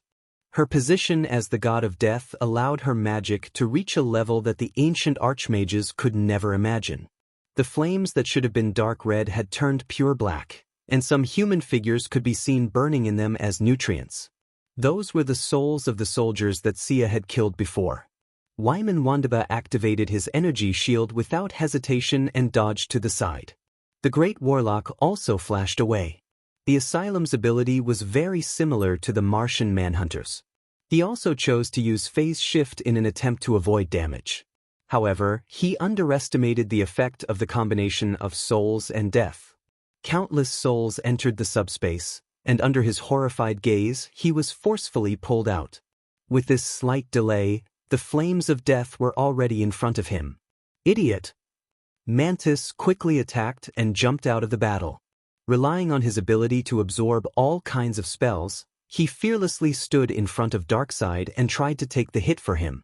Mantis had only absorbed a small part of the death flame when he felt that something was wrong. His body seemed to have slowed down imperceptibly by half a beat. However, he didn't care and stubbornly believed that Thea's spells had the ability to slow him down. "Ha!" Thea let out a tinkling laugh. This guy said that others were stupid, but he was the stupidest of them all. Death wasn't magic, telekinesis, or spiritual force. There was nothing absolute in this world. There was also a limit to how much energy one could absorb. Mantis was a powerful new god. If an ordinary person did this, they would have exploded. Chapter 906.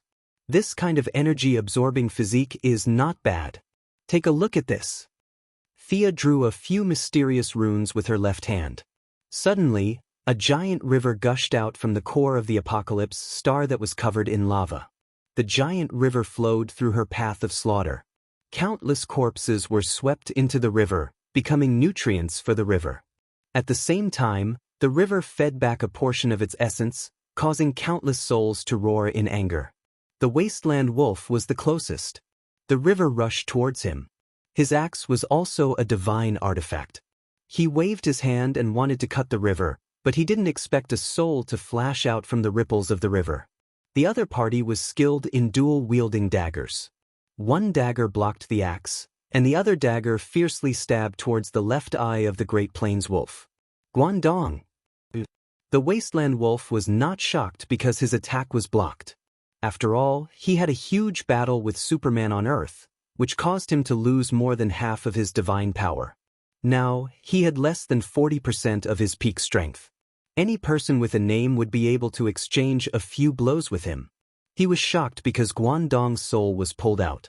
With his soul here, his corpse would be useless even if he was left here for 10,000 years.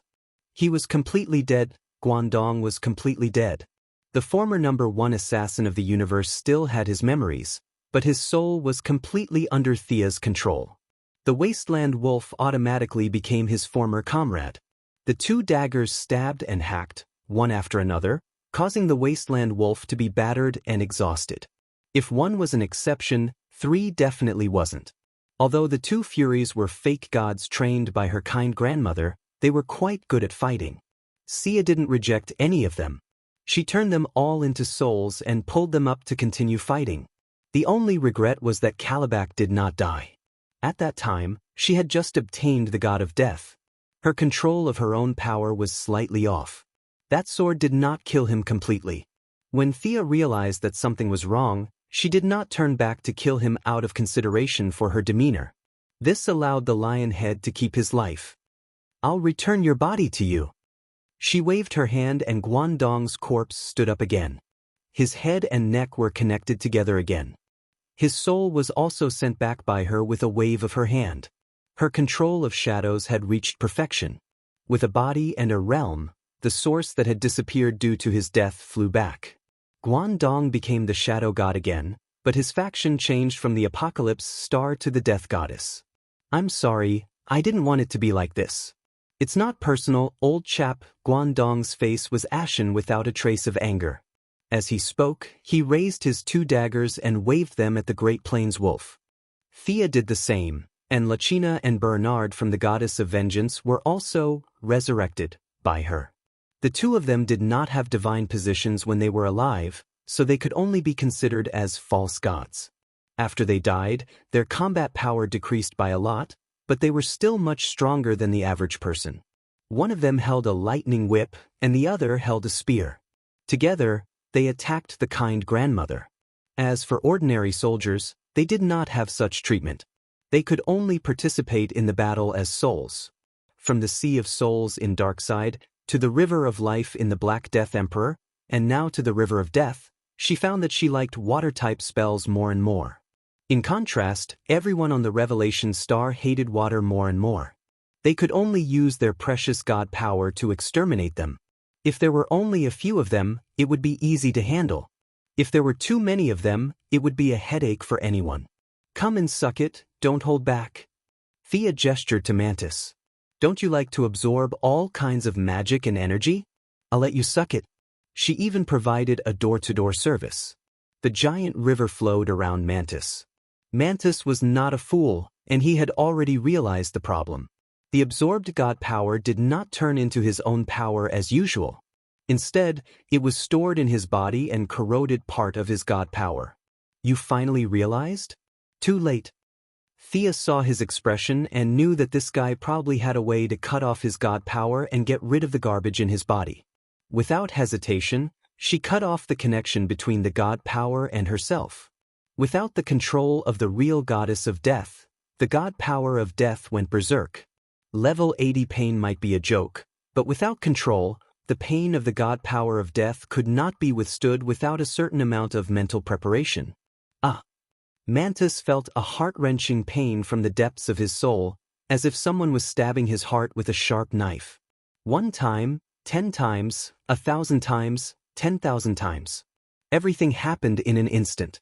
Mantis wished that he could faint, but his nerves were strong enough to keep him from fainting. Time and space seemed to have lost their meaning. Amidst the endless pain, Mantis only felt that everything was a blur, and he had completely lost his senses. Praying Mantis's body in the outside world fell into a sluggish state. The wasteland wolf slashed at Guangdong with all its might, forcing him to retreat. When it turned around to take a look, it was shocked. Why did this person suddenly roar and then stand there without moving? Was he dead? Unfortunately, he did not know much about magic. He hurriedly signaled the 2 mages, the Great Warlock and Asylum, to check on Mantis. In addition, he did not care about sacrificing himself and commanded the army to attack Xianxia to buy time for them. Even though he knew that the dead on his side would be controlled by Mantis, he could not care less. If there was no other way, he could only wake Darkside up. They had lost too many men in such a short time. The Great Warlock was the god of pain. He could tell that Mantis was still alive, but in pain. Asylum was very good at reading minds. After a round of examination, he came to a strange conclusion. He seems to have entered a state of self-isolation. He did not understand why Mantis would seal his consciousness. However, he was not a good person either. Without hesitation, he threw away the tattered robe and turned into pure spiritual energy, entering Mantis's body. He had been eyeing this powerful body for a long time. Mantis's strength, speed, and endurance were among the best among the new gods. He also had a physique that could absorb magic and energy. If he added his spiritual energy, it would be a perfect combination. He had not found the opportunity before, but today he could take it. Taking advantage of the weakness of one's companion, he would rush forward and take a bite out of it. This was the revolutionary friendship of the Apocalypse Star. Unfortunately, he was too calculative. As soon as he entered Mantis's body, he discovered a problem before he could even experience the power within. Black flames were burning in his body, and the pain that reached his soul made him grimace in pain. He hurriedly ran out of Mantis's body at 3 times the speed he used to enter Mantis's body. He put on the black robe and vest again. Even though he reacted quickly, 1/5 of his spiritual energy, which was the foundation of his life, was burned away. Thea did not attack them as the Wasteland Wolf was privately chatting with her. "If you don't retreat, I will wake His Majesty up. No matter what scheme you have, you will not be able to resist that invincible power." In the eyes of outsiders, the Wasteland Wolf was unstoppable. He swung his axe up and down, but in reality, the Wasteland Wolf was so cowardly that even he despised himself. Chapter 907. Thea talked to him for a long time before she realized that she had come at the right time. Darkseid had been at home the whole time and wasn't sick. Instead, he had closed the door and gone to sleep. His subordinates didn't dare to disturb him. She didn't know whether to laugh or cry when she realized that this was the result. The Great Plains Wolf looked like he would take her down with him if she forced his hand. This made Thea think twice. She had caught up to Darkseid with her powerful position as the god of death. Both of them were considered to be on the same level. However, if they were to fight, Darkseid would most likely have the upper hand. After all, she was still wary of the Omega effect. Thea's current level was roughly the same as Zeus's father's, just a little bit weaker than the blue fatty. She was already weak, and with the addition of these new gods, it would be even more troublesome. Sigh, she still lacked the courage to throw caution to the wind. She sighed and glanced at the Great Plains Wolf and the other gods. "I'll let you go this time. If Darkseid asks, tell him that the goddess of death is passing by today. If he wants compensation, he can come to the underworld anytime." With that, Thea swept up the countless souls in the river of death. A black door was erected, and a dark green passage led to another area. Guangdong and the 2 goddesses of vengeance took one last look at the planet that they had lived on for countless years. They shook their heads and walked in. Thea waved at the Great Plains Wolf and stepped out of the Apocalypse planet. The gods on the Apocalypse planet looked at each other. It took them a long time to recover. The goddess of death? Wasn't she the goddess of wealth on the father's side? The Great Plains Wolf was Yoja Khan's younger brother and Darkseid's uncle. He had lived for a long time. He knew what the goddess of death meant. Yoja Khan had several goddess of death, which was why Darkseid had wet his pants when he saw his father. Thinking about how he had lived for so long, it seemed like he had wasted his life. The Great Plains Wolf sighed and ordered his subordinates to clean up the battlefield. The battlefield was relatively clean. The young mistress had taken away all the bodies and souls. Nothing was left behind. However, this didn't mean that everything would be wiped clean. It was better not to mention it and pretend that nothing had happened, because the number of people did not match up. Guangdong was gone, 2 of the Furies were gone, Kalibak was severely injured, and Mantis was also severely injured. Lunatic had put on his black robes again and was sitting on the ground with an unstable aura.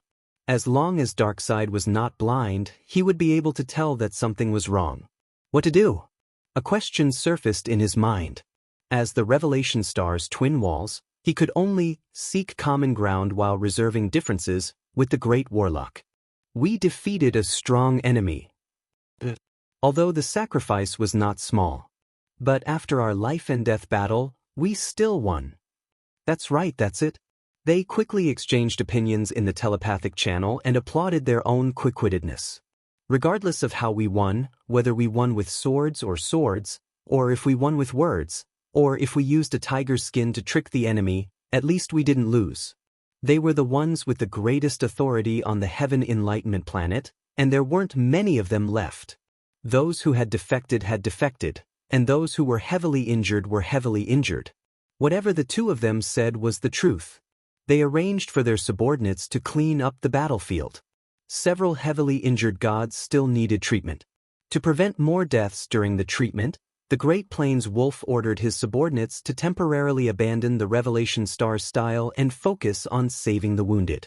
Thanks to the Great Plains Wolf's efforts, Darkseid, who finally woke up 3 days later, didn't immediately notice anything unusual. He walked out with his hands behind his back and felt that the road was very clean. The muddy streets seemed to have been washed clean. However, his realm was indeed very high. Even though Thea had swept away the river of death and the Great Plains Wolf had cleaned up the area twice, the strange smell in the air still made Darkseid uncomfortable. It wasn't the restlessness of the Revelation Star, nor was it the evil Een energy. Instead, it felt a little calm. Darkseid's first reaction was that the Heavenly Father had sent a spy over to spread the Heavenly Father's theory that justice would always prevail and evil would never prevail over good. Guangdong, go investigate that residential area and see which old friend has come over. Darkseid elegantly pointed at a low building and gave his orders. He didn't know that this was where Thea had stayed the longest. However, after waiting for a few seconds, the number 1 assassin who should have jumped out of the shadows didn't appear at all. No matter where he was, he should have been able to hear Darkseid calling his name. High-speed teleportation in the Dark Plane had always been Guangdong's specialty. Guangdong had been waiting for Darkseid's call like a loyal dog for so many years. Where was he now? Darkseid, who had always been hot-tempered, was very unhappy. He roared at Guangdong again. However, the loyal dog didn't appear. Instead, the Great Plains Wolf hurried over. Before the Great Plains Wolf could finish his report, Darkseid exploded with anger. I haven't even done anything to her, and she actually dared to come to the Revelation Star alone. I'm so angry. Where did she go? Reorganize the army. I want to wipe out Hell. Darkseid was furious. It took Thea quite a bit of effort to enter Hell. Hades, Osiris, and the other old gods who lived in Hell couldn't openly object because of the rules. However, they still gathered a large number of necromancers, Dracolic, and evil gods to block her way. Thea fought her way in and out of Hell with her 2 swords. Only then did she officially enter Hell and occupy her own Shrine of Death. The shrine was built entirely out of nether stone, which was extremely rare in Hell. The arrowhead of the hidden arrow that killed Achilles was made out of nether stone. Now, these stones were piled up to create a huge building that covered an area of more than 500 square kilometers.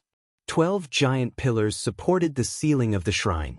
The pillars were painted with images of human sovereigns and extraterrestrial emperors. According to the shrine, no matter how great their achievements were in life, they were all defeated by death in the end. The dome was painted with the various death gods who were still in Hell, as well as the distribution of their forces. Before Thea could take a closer look, she heard a loud boom. In the second she stepped into the temple, the entire multiverse shuddered slightly. The world's rules were replenished. Even the spirits of existence were conveying an emotion similar to joy. The souls of the deceased before this could enter the divine territories of the old gods according to their beliefs. However, they were in the minority. Most of those without beliefs returned to nothingness and were assimilated by the world's will. A small number of them wandered into Hell. Now that Hell was officially online, the countless souls finally had a place to transfer and avoid being assimilated by the world's will. When Thea turned around and saw her first visitor, she was stunned. Red tights, pale face, and dark circles under his eyes. Why was this guy here? I'm dead again. Boss, it's you. This is great. Chapter 908. The dead man, Boston Brand, looked around for a long time. He was intimidated by the majesty of the Death Temple. He was nervous. However, when he saw Thea's dark expression behind him, he laughed from the bottom of his heart. What are you laughing at? Why are you dead again? Do you think this is an online game where the first person to log in gets a reward? Do you dare to live for a few more days? Thea scolded him. The dead man told her his story, but there was nothing much to tell. He circled the white pigeon, Dorn Granger, every day. Then he was shot to death as a hero. Coincidentally, when he breathed his last on Earth, he entered the temple less than a tenth of a second after Thea. According to the rules of the universe, when the underworld came online, the dead man was pulled into the underworld and brought before the young lady. Do you need me to revive you? I'm now the goddess of death. I can revive a few people every month, Thea probed. The dead man shook his head calmly. There's no need to revive me. As a living person, I can't protect Dorn. Only the dead can. This guy was destined to be like this. Thea sighed. As the first person to die in the underworld, you can travel between the two worlds as you wish. Go play with your white pigeon. She was not abusing her power for personal gain.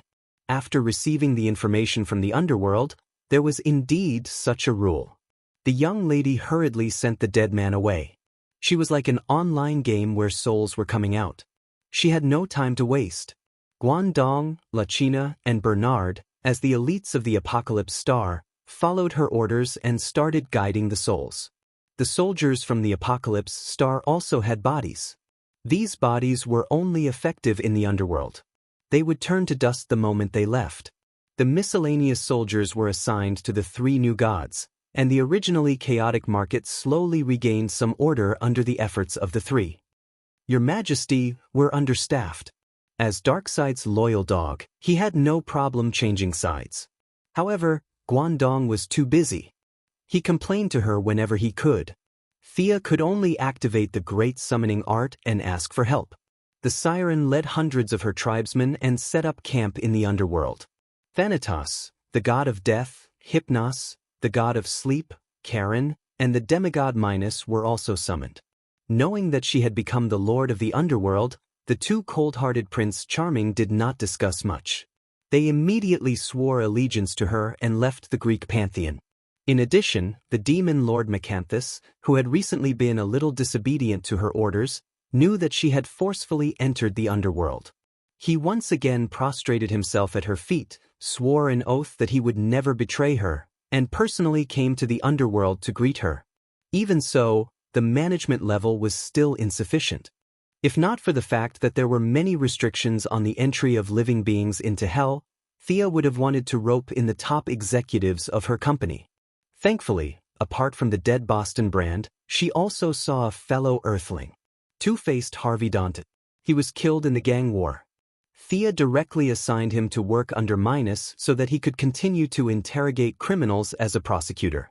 His expertise in psychology and his judgment speed was fast.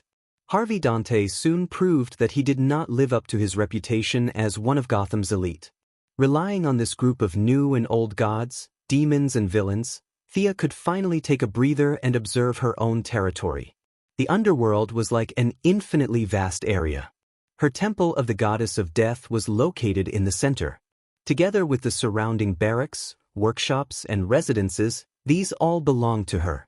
It was roughly equivalent to 1/3 of the current area of the underworld. 2/3 of the outer area was densely distributed with territories. It had to be said that the people of Earth were blessed.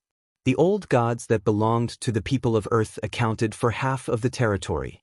However, because they were not the only ones, some territories had a plural form. There was more than one underworld like Hades. However, the Hades that Thea knew was the most powerful. They could attack and swallow each other. Just like the Hades that Thea knew, he was the emperor of the underworld of Earth 1, Earth 12, Earth 19, and Earth 27. The Hades of Earth 2 was like an old man, while the Hades of Earth 3 was like a giant monster. However, some of the Earths did not develop Greek civilization, and some were even nuked. Her Temple of Death occupied 1/3 of the territory. The territory that belonged to the Earth civilization occupied 1/3, and the remaining alien civilization occupied 1/3. After studying the rules of the underworld for a long time, she sighed. As the boss, she was more like a nominal leader. She had no authority over those territories. The entire underworld was like a plate of loose sand. She had incorporated the brothers of the god of death and the god of sleep. However, their territory originally belonged to the underworld of Greek mythology. Now that it was occupied by Hades, Thea could not take it. Due to the restrictions of the rules, she was like the chief of a large tribe in a primitive society. She had no authority over these nominal subordinates. These rules were set during the creation of the world. Unless she was stronger than God, she had to follow the rules. What a joke! If I can be stronger than him, why would I want the underworld? She stood at the entrance of the temple with her hands behind her back and looked at a group of people busying themselves. No matter what, she was now a big boss of the multiverse. She sent Guangdong, who was quick to act, to the various death territories. Your chief is short of manpower. Send people to help. The various death gods were all unwilling. The weaker ones had no choice but to come. The average ones tried their best to shirk the responsibility. Even the stronger ones did not allow Guangdong to enter. Thea had been educated by the best politicians on Earth. After studying for a day, she finally found a loophole in the existing rules. She called Guangdong over and whispered a few words to him. Then she sent the first assassin to carry out her orders. As expected, 3 days later, the Egyptian gods, whose overall strength was second only to Hades, suffered a calamity. The god of death, Anubis, cried like a dog and ran to her temple to ask for help. Your Majesty, Darkseid is too ruthless. My father has fallen. Anubis wailed. Part of it was acting, but part of it was real. Thea, who had won an Oscar for her acting skills, quickly asked for more details. She buried Guangdong, who was a top-notch concealer from the Longsword faction in Egypt. The furious Darkseid led his army to the gates of the Egyptian death territory. Seeing that it was full of undead, he attacked without hesitation. Even though the Egyptian death gods resisted with all their might, they were still defeated by the Apocalypse demon army. This time, Darkseid fought in his true form. He directly faced Osiris, who was famous among the 9 pillar gods of Egypt, and gave him a good beating. Then he used his Omega Ray to destroy the god's corpse. Uncle Da finally vented his anger. He thought about how it was not safe for him to fight in his true form. Furthermore, he had brought his army with him. There were only a few remaining soldiers at home. Fearing that the Heavenly Father would ambush him, Uncle Da searched the underworld of Egypt. Only then did he return to the Apocalypse planet. Chapter 909. Seeing that Osiris had been killed, the current god of death, Anubis, who was in the midst of a battle with the Great Plains wolf, did not linger in the battle. Horus's elder brother did not stop for a moment and immediately rushed to Sia's side to ask for help. Thea laid out the facts and reasoned with him. You see, Darkseid is powerful, right? Darkseid is not to be trifled with either, right? I'm new here, and I'm facing a lot of difficulties. Besides, I can't defeat him. When Anubis asked her what she could do, Thea finally revealed her purpose. Unite. Only by uniting can we resist Darkseid and his evil army. For the next 10 days, Anubis acted as the front line while Guangdong acted as the spy. They spread the news that Darkseid was a threat. Some believed it and said that they would unite around the goddess of death to resist the atrocities. Some did not believe it, but when they saw Anubis's miserable state, they had no choice but to believe it.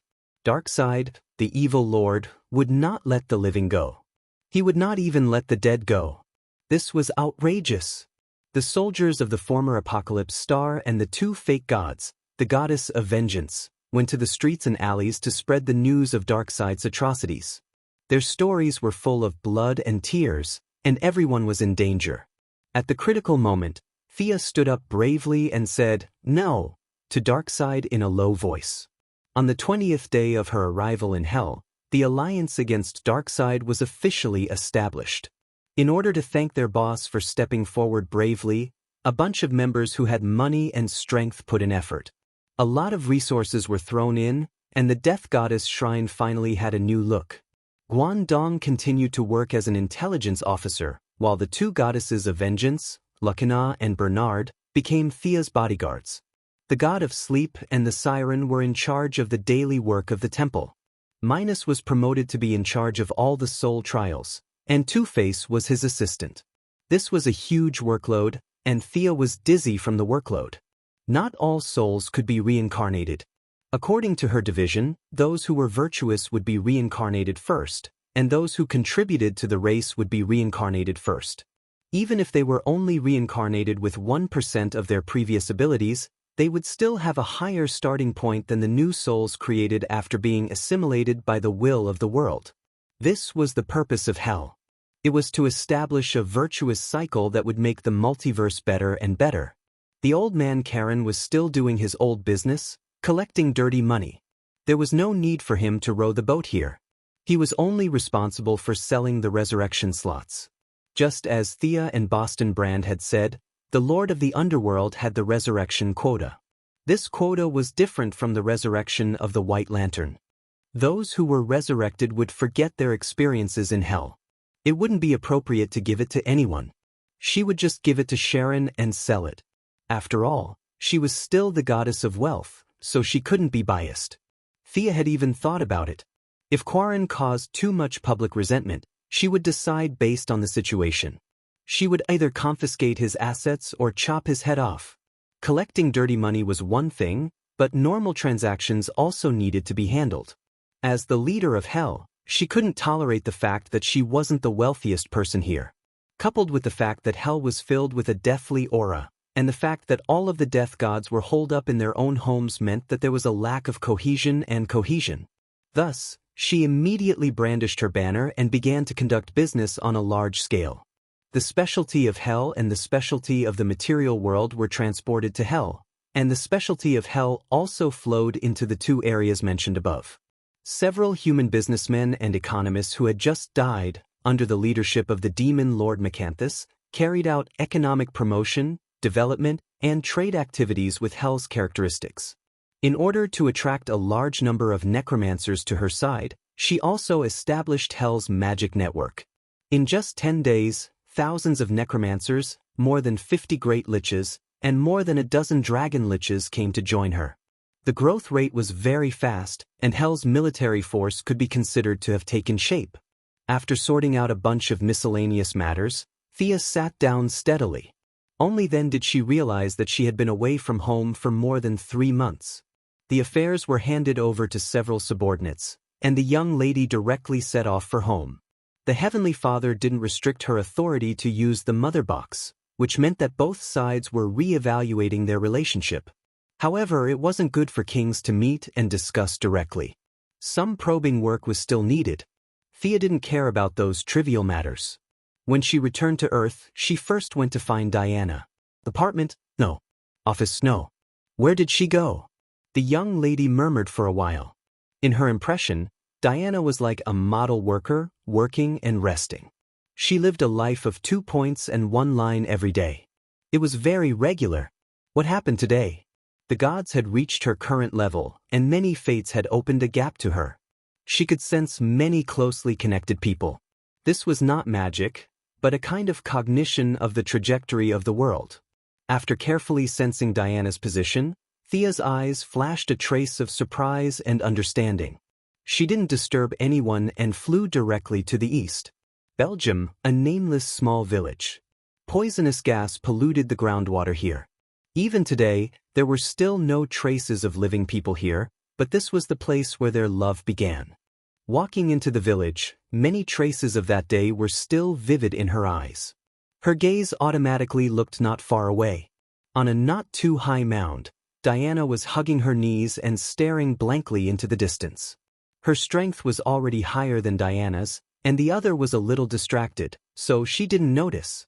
Thea slightly released a trace of divine power and coughed. Ah! Diana woke up abruptly and then quickly turned around. When she saw her smiling face, her vigilance turned into ecstasy and enthusiasm. You're back! The Valkyrie suddenly jumped over and directly pushed her down. She was indeed pushed down. It was only because their physical attributes were high. If ordinary people were to play like this, they wouldn't be able to escape from high paraplegia. The two of them were very close, and their noses were filled with each other's breaths. Diana carefully looked at her eyes, wanting to confirm her current state.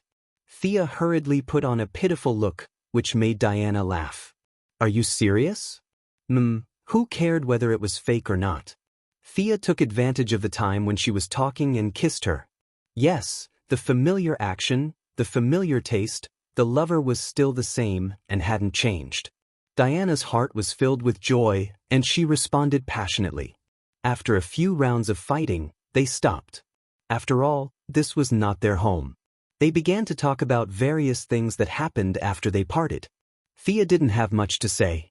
Whether it was the gladiator arena or the bloody battle on Planet Revelation, it didn't quite fit Diana's values.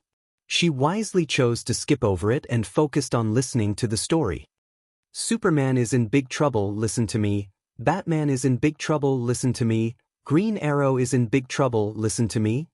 Diana had a lot of things to say, so she opened her mouth and blabbered on, which made Thea speechless. Chapter 9-10. Superman had been fighting a battle of wits and courage with the Shogi Association for the past 3 months. The Secret Service had been using the advanced weapons in Fortress Dugu as an excuse. Superman had also been searching for evidence to prove that the Shogi Association was a threat to the world and Earth. Batman was also in big trouble.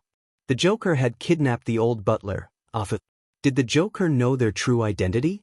Were there any signs of the Bat family being exposed? Nightwing and the others asked Batman, but he insisted, "Don't panic, it's not a big problem." In the end, the problem was not only not a big problem, it was a huge problem. In the end, the Joker fell into a mountain stream. No one knew if he was dead or alive, but a strong sense of distrust began to grow among the Bat family. Perhaps the Green Arrow Oliver drank too much or had his head squashed by a door, but in the second month after Shadow gave birth, he confessed that he had an illegitimate child. The Green Arrow was so angry that she took the child back to her parents' home. After that, the Flash was framed by the Thinker Devo and imprisoned. The Green Arrow Kyle Rayner lived with Solanik. He did not expect her to be Sinisto's daughter. He was chased all over the world and was now hiding thousands of light years away from Earth. The Sea King was in a love-hate relationship with his brother. Diana missed Thea and was also in low spirits. In short, the Righteous Alliance's companions had been very aggrieved for the past 3 months.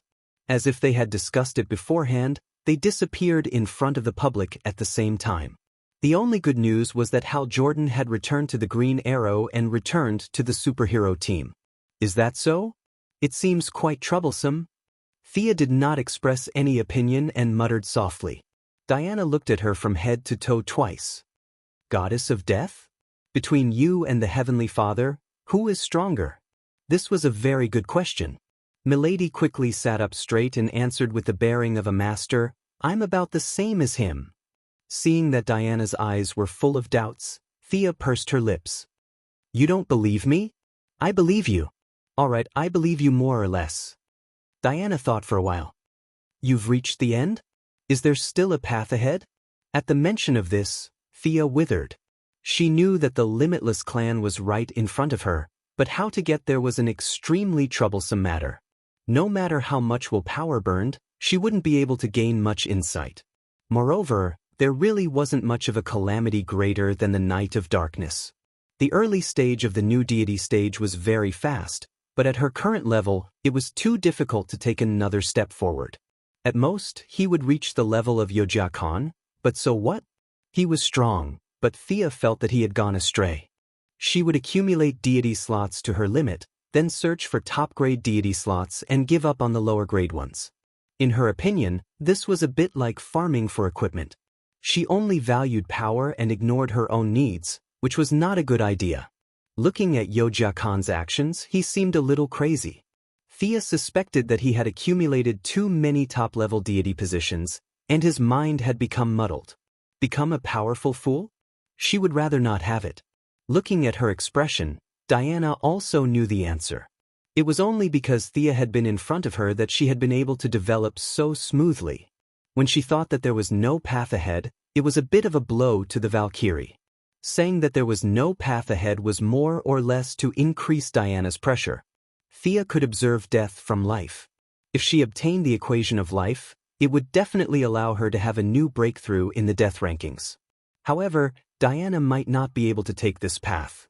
The remaining Judas oath regarding sin, the the silver coin of redemption, and even the shadow of Earth 2 might not be suitable for Diana.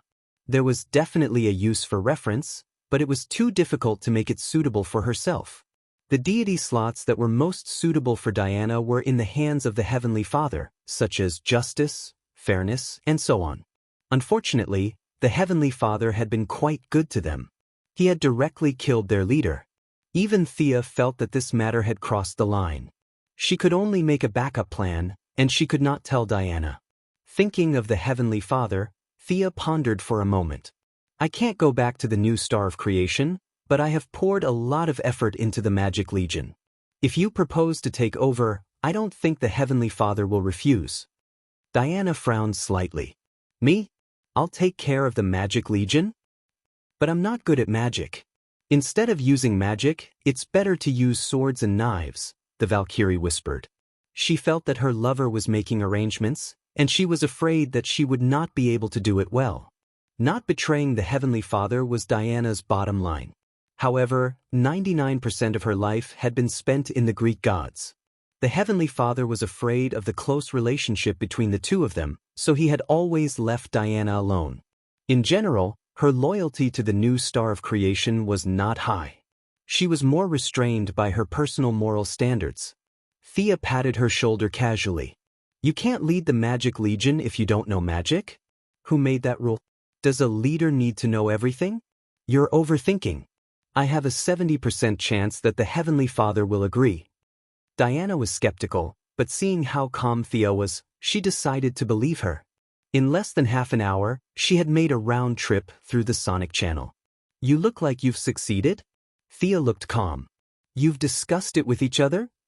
How could that be? It's just to make the multiverse more stable. In a confrontation between two extremes, the multiverse could be destroyed if one was not careful. The tripartite balance could be maintained as long as both sides were wary of each other. If Thea was independent from Darkseid, given Darkseid's violent temper, he would definitely gather his forces to destroy her first. However, the Heavenly Father would not. He was righteous and far-sighted. He was more concerned about the safety of the universe. Allying with Thea to fight against Darkseid would be beneficial to him. However, as the goddess of death, she could not be too biased. This was why she wanted Diana to take over the Magic Legion. It would be convenient for her to serve as a bridge between the two sides in the future. I don't understand your schemes. Diana scratched her face and thought for a while. She seemed to understand a little, but there was more that she did not understand. So cute. It was rare to see such an expression on her face. Thea felt as if she had found a treasure. She took out her phone and snapped a photo with a speed comparable to the flash. Dark history. Dark history. Then she uploaded the photo to the server at lightning speed. Diana knew magic well, but when it came to modern science and electronic devices, she was a weakling. You. Diana was not slow. She snatched the phone and opened the photo. She looked at it. In the photo, she looked dazed and confused. Thea Quinn. I'll never forgive you. They ran back and forth in the small village like ordinary people. Naturally, there was another round of interaction. Sia, whose strength had greatly increased, finally gained the upper hand. Even though Diana organized several counterattacks and tried to regain the initiative, she was always defeated by the powerful attacks. However, the young lady had underestimated Diana's persistence.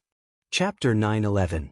In the dead of night, in the camping tent, Sia was awakened by the sound of ka-ka. She saw Diana taking a series of photos of herself with her mobile phone. After taking more than 10 photos in a row, she raised her head and put it away proudly. Taking pictures in the middle of the night? You're taking pictures? Thea murmured sleepily. She suddenly realized that something was wrong. With her current appearance, people would believe that she was a scavenger goddess, let alone the goddess of death. She was still beautiful, but she wasn't wearing any clothes. Delete it. Your phone is not secure.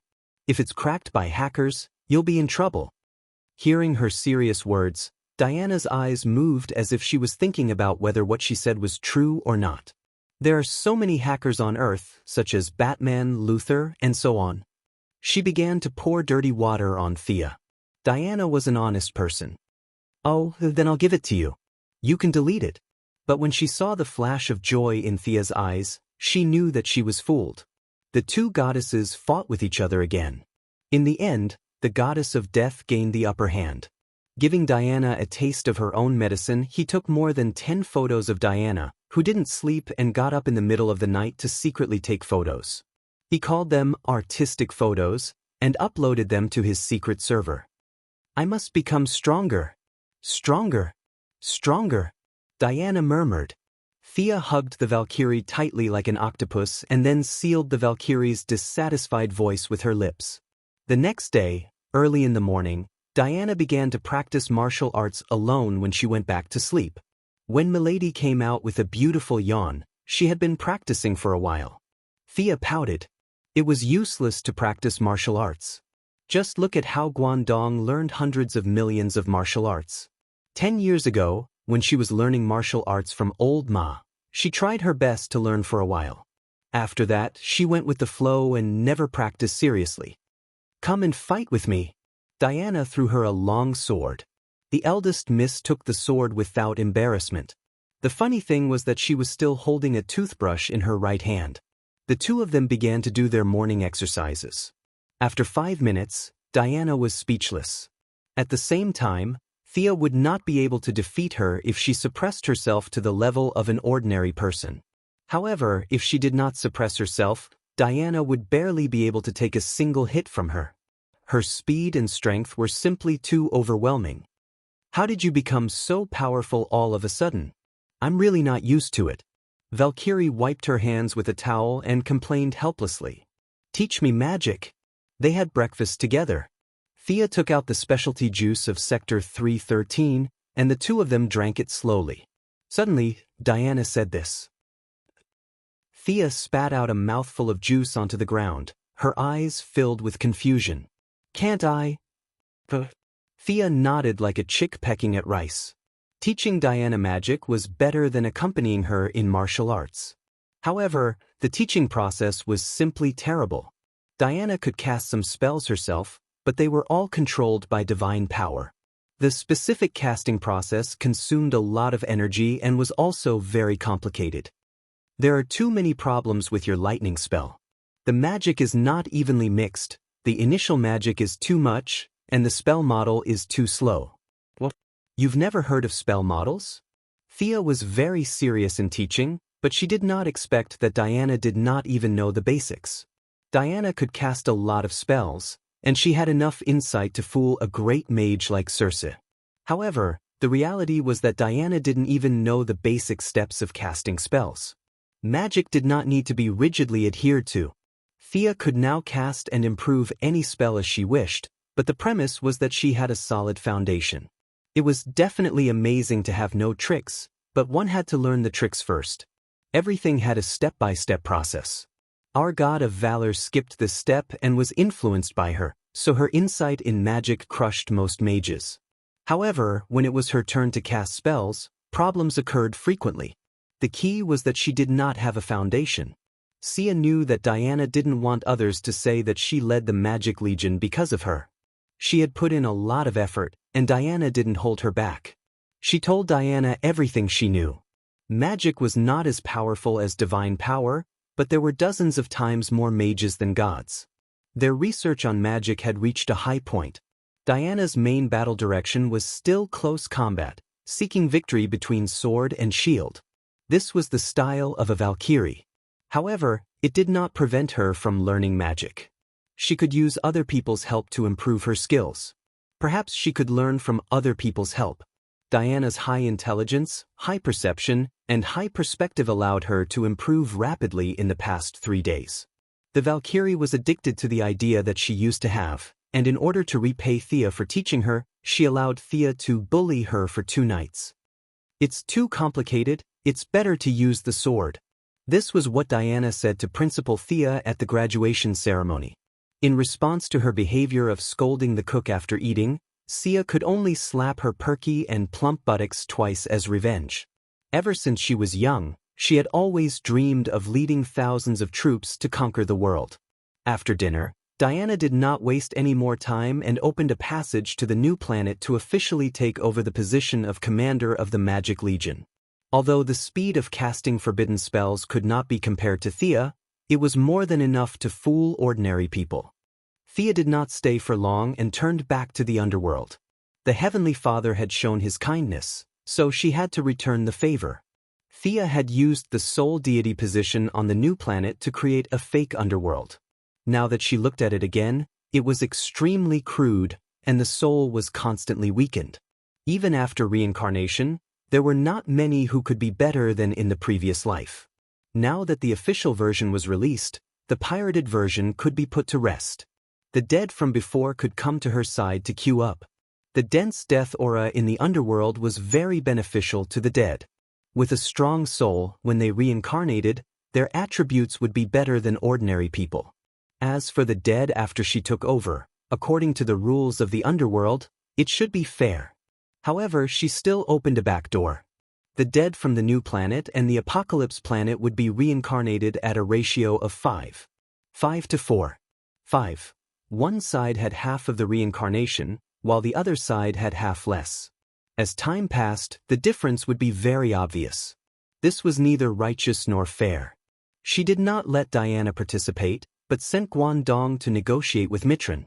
The god of knowledge, Mitran, who sat on a big chair every day and put on airs, was similar to her. They both belonged to the neutral camp, but he had no territory and no power, so he could not be as free and easy as Thea. Of course, he knew Guangdong, who was sneaking around every day. They quickly finalized the details on behalf of their respective bosses. On one hand, the Heavenly Father did not want his people to suffer. On the other hand, his new planet was crying and howling every day, which was really an eyesore. When he heard that the dead would be treated well in the underworld, he let them go without hesitation. Chapter 9:12.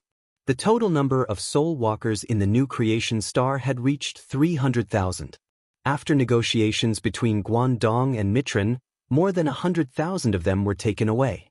They were loyal to the Heavenly Father and loved their land and people. There was no doubt about that. But they were still dead. The living and the dead fighting side by side sounded beautiful and vivid. Perhaps one could even imagine some inspiring stories, but in reality, it was very difficult. The breath of the living seemed to be burning the dead. The darkness of the dead also affected the living in all aspects. It was a sure sign of mutual harm, rejection, disrespect, indifference. It was only a matter of time before it developed into humiliation. There was not much use in keeping them, so the Heavenly Father decided to let all those who wanted to go to the underworld go. What a good old man! Thea had obtained an army of more than 100,000 souls. After listening to Guangdong's report, she could not help but sigh. She could not bear to hurt such a charismatic leader for Diana. After arranging all the matters, she returned to Earth and prepared to visit her mother. She did not expect to see Damien's email as soon as she returned to Earth. She read it briefly. The other party only asked her to call back. Why was the naughty child looking for her? She called back. Damien did not treat her as an outsider at all. Perhaps mother gave me life, but he taught me how to live. Listening to Damien's emotional words, Thea also thought of Malcolm. Her father was not as great as Batman, but he was worthy of being a father. You're worried about his safety, so you want to make an armor as a birthday present for your father? I understand. Leave the rest to me. It'll definitely be strong and safe. Thea put down the phone and thought to herself. Damien was filial. That was not a problem. But what was the point of her getting involved? She might as well call the few elders of the Righteous Alliance over. Superman who never left the house, the Flash who was addicted to sitting in prison, the Sea King who loved and hated his brother, and Hal Jordan who had returned to the team. Including her and Diana, the 6 elders except for Batman were gathered. Thea told them about Damien's request. Although the heroes were full of complaints, they were very appreciative of such behavior. They all expressed their willingness to participate. Even though Batman is a little self-righteous. The Sea King interrupted Superman before he could finish his sentence. Narrow-minded. He's only so narrow-minded. The Sea King gestured with 2 fingers that were 1 centimeter long. And he's domineering. He often orders us around in a commanding tone, never admitting your mistakes. The heroes shared their opinions one after another. What made Xia facepalm was that even Diana was grumbling and dissatisfied.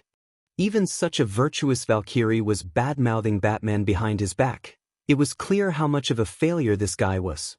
But please, heroes, we are here to research how to make a birthday present, not to start a war. Who is he trying to deal with by secretly creating a high-speed scope? Do you think I don't know? After being locked up for 2 weeks, the Flash's temper had obviously risen. That's right. He's also secretly studying the genes of the Atlanteans. He's most likely trying to create a potion that can kill all the Atlanteans at once. He's probably hiding a yellow light ring. Yeah, he's collecting kryptonite and secretly creating an anti-Superman armor. He's also creating an anti-Thea armor. She tried to stop them, but as they talked, the atmosphere became more and more heated. Even Thea was dragged into it. The heroes were very happy with their discussion. Everyone found a common topic, and their previous troubles seemed to have been forgotten. The atmosphere was extremely heated. They could almost see the image of Batman being pressed to the ground and calling for his father. Superman was smiling especially enchantingly. Even Thea was wondering if she should drag Batman over and beat him up. Then they finally remembered their main mission. We seem to be discussing how to make a birthday present. How did we get sidetracked? The heroes reflected. It's not that we're being shady, but we've been under too much pressure recently. Ahem. Thea coughed twice and tapped on the screen. A set of black armor appeared. This is the outer appearance designed by Damian. It's called the Hellbat armor. Let's divide the work. Superman and Neptune were in charge of the outer shell. One of them was forging on a star, while the other was quenching and condensing in the deep sea. The strength of the armor would reach an unprecedented level. Diana added Olympus enchantment to the armor, which made it immune to most spells. The Flash provided the power of speed, which pushed the speed of the armor to the limit. Green Lantern Hell added courage to the cape. Even in the darkest world, he could find a ray of light. Thea finished the last part of the work. The metabolic control in the original timeline seemed unreliable. This was Darkseid. Could an armor powered by metabolism fight against him? That was obviously nonsense. Without a strong power source, it was impossible to drive the armor, let alone fight against Darkseid for more than 10 rounds. That would require a lot of energy. For that, she used the divine power of death. Just as she said before, Batman was no longer an ordinary person from the moment he connected to the dark multiverse. The divine power of death could kill an ordinary person instantly, but with the support of a universe, he could control it for a long time. She didn't tell anyone about these reasons. Her excuse was still the metabolic drive. Even if Batman studied it carefully, he could only conclude that it would consume the user's lifespan. This was in line with the basic principle that there was a price to pay for using extraordinary power. They worked hard for a week and finally handed the armor to Damian. Damian provided the original form and prepared to be in charge of the final paint job. Thea reminded him in the end, "Damian, this armor is very dangerous. Neither you nor your father should use it." Damian agreed. One day, half a month later, he awkwardly and casually packed the armor into a huge box, as if it was a gift he had bought from a roadside stall. He pushed it to Batman. "Hey, your birthday present." Batman wasn't good at handling father-son relationships either. He didn't know how to respond. He replied blankly. Looking at Damian waving his hand and leaving the Batcave like a little adult, a gentle smile appeared on Batman's face, which had been calm for thousands of years. He only opened the gift after his son left the Batcave. He took a few glances at it and knew that it didn't just represent his son. It was also a token of appreciation from his old friends. Using life force as the driving force. There was a note on the armor. It was written by Damian, but it was obvious that it was written by Thea. Chapter 9:13. As far as Batman knew, only the young lady could make such strange things. She was the most versatile. She was the only one who could integrate all kinds of messy energy from the magic lamp ring. Batman, who wanted everything to be under control, quickly checked the armor. After confirming that there were no oversights, he began the first test. Pain, a pain that seemed to penetrate deep into his bones. Even though his willpower was inhumanly strong and he had done a lot of mental preparation, the pain was still unbearable. In a place he couldn't see, a deep energy from a distant void replenished his body and helped him share the pain. Batman thought that he was gradually getting used to the pain and didn't notice this abnormality. After taking 2 deep breaths, he finally experienced the power of this armor. The dozens of testing devices in the Batcave were all maxed out. This wasn't a coincidence, but because the armor's value had exceeded the testing limit. Its strength could shatter mountains, its speed was so fast that it seemed like it could run to the moon, and its remaining endurance and reaction speed had reached a terrifying level. What an intoxicating power! The piercing pain made Batman complete the test quickly. Looking at this dangerous and deadly armor, the power that seemed to control everything and destroy everything was very fascinating, but he suppressed it with his willpower. Damian didn't know his father's worries about happiness. He left the Batcave and found his good friend, little Jonathan Kent. I don't think he likes it very much. When his friend asked about his birthday present, Damian said with uncertainty, "How can that be? I gave my dad a fountain pen last year. He was so happy that he jumped. No, he flew." Little Jonathan looked like he was very experienced. Then he suddenly realized something. "What did you give him?" Damian's eyes widened and his face fell. "A fountain pen? That thing can be a present? The materials of my present alone are worth $1 billion, not to mention the cost. It's the kind that money can't buy. Your dad was so happy that he jumped up. Actually, my dad almost jumped up too, but he was in pain." The 2 half-grown children studied it for a long time, scratching their heads in confusion. They could only say that they didn't understand the world of adults. Just as they were about to return to their respective homes, they saw a large truck speeding past in front of them and quickly disappearing from their sight. "Chase after them." Damian pulled little Jonathan and ran forward. "Is Robin also responsible for traffic accidents? Idiot, there's a magic reaction in that car." Damian transformed into a cloud of black smoke and quickly chased after him. Little Jonathan's ability was intermittent, but after being stimulated by the Blood Brothers in the Sahara Desert, he seemed to have stabilized a lot and could maintain a relatively elegant flying posture. As the second generation of famous bears, they had been influenced by what they saw and heard, so they were very methodical in their work. They would not lose track of a suspect, nor would they be discovered because they were too close. The truck quickly left the city and drove into the country roads, creating a lot of obstacles for them to follow. When they caught up with it quietly, the truck had been parked in front of an auto repair shop for a long time. "Don't go any further." Damian pulled little Jonathan back. "There's a very powerful magician in there. Other than Sister Sia, I've never seen such a powerful magician." The 2 brats stopped in their tracks. Little Jonathan wanted to use his supervision to investigate, but Damian stopped him.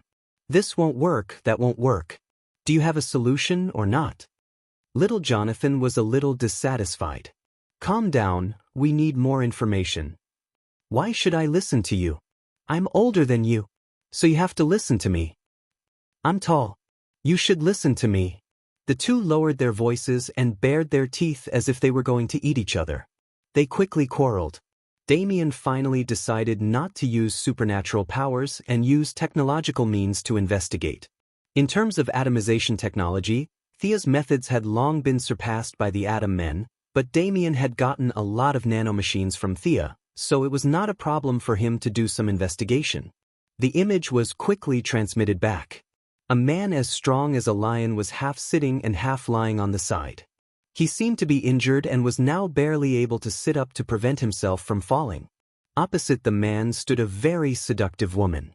There were 7 or 8 strong-looking men, some in suits, some with tattoos all over their bodies. They were obviously ordinary people, but at this time, they were all lying in a pool of blood with their heads cut off. The murder weapon was a serrated sword in the lion's hand. How dare they kill people? Little Jonathan's voice was very angry. After returning to his parents' side, he had gained a lot of understanding of this world. Unlike the wasteland world, anyone who casually killed in this world was a bad guy. This was the idea that Superman and Louise had instilled in him. Don't get so worked up. Those people are already dead. Let's see what they're going to do. Damien's worldview was relatively intact. He was born in the League of Assassins.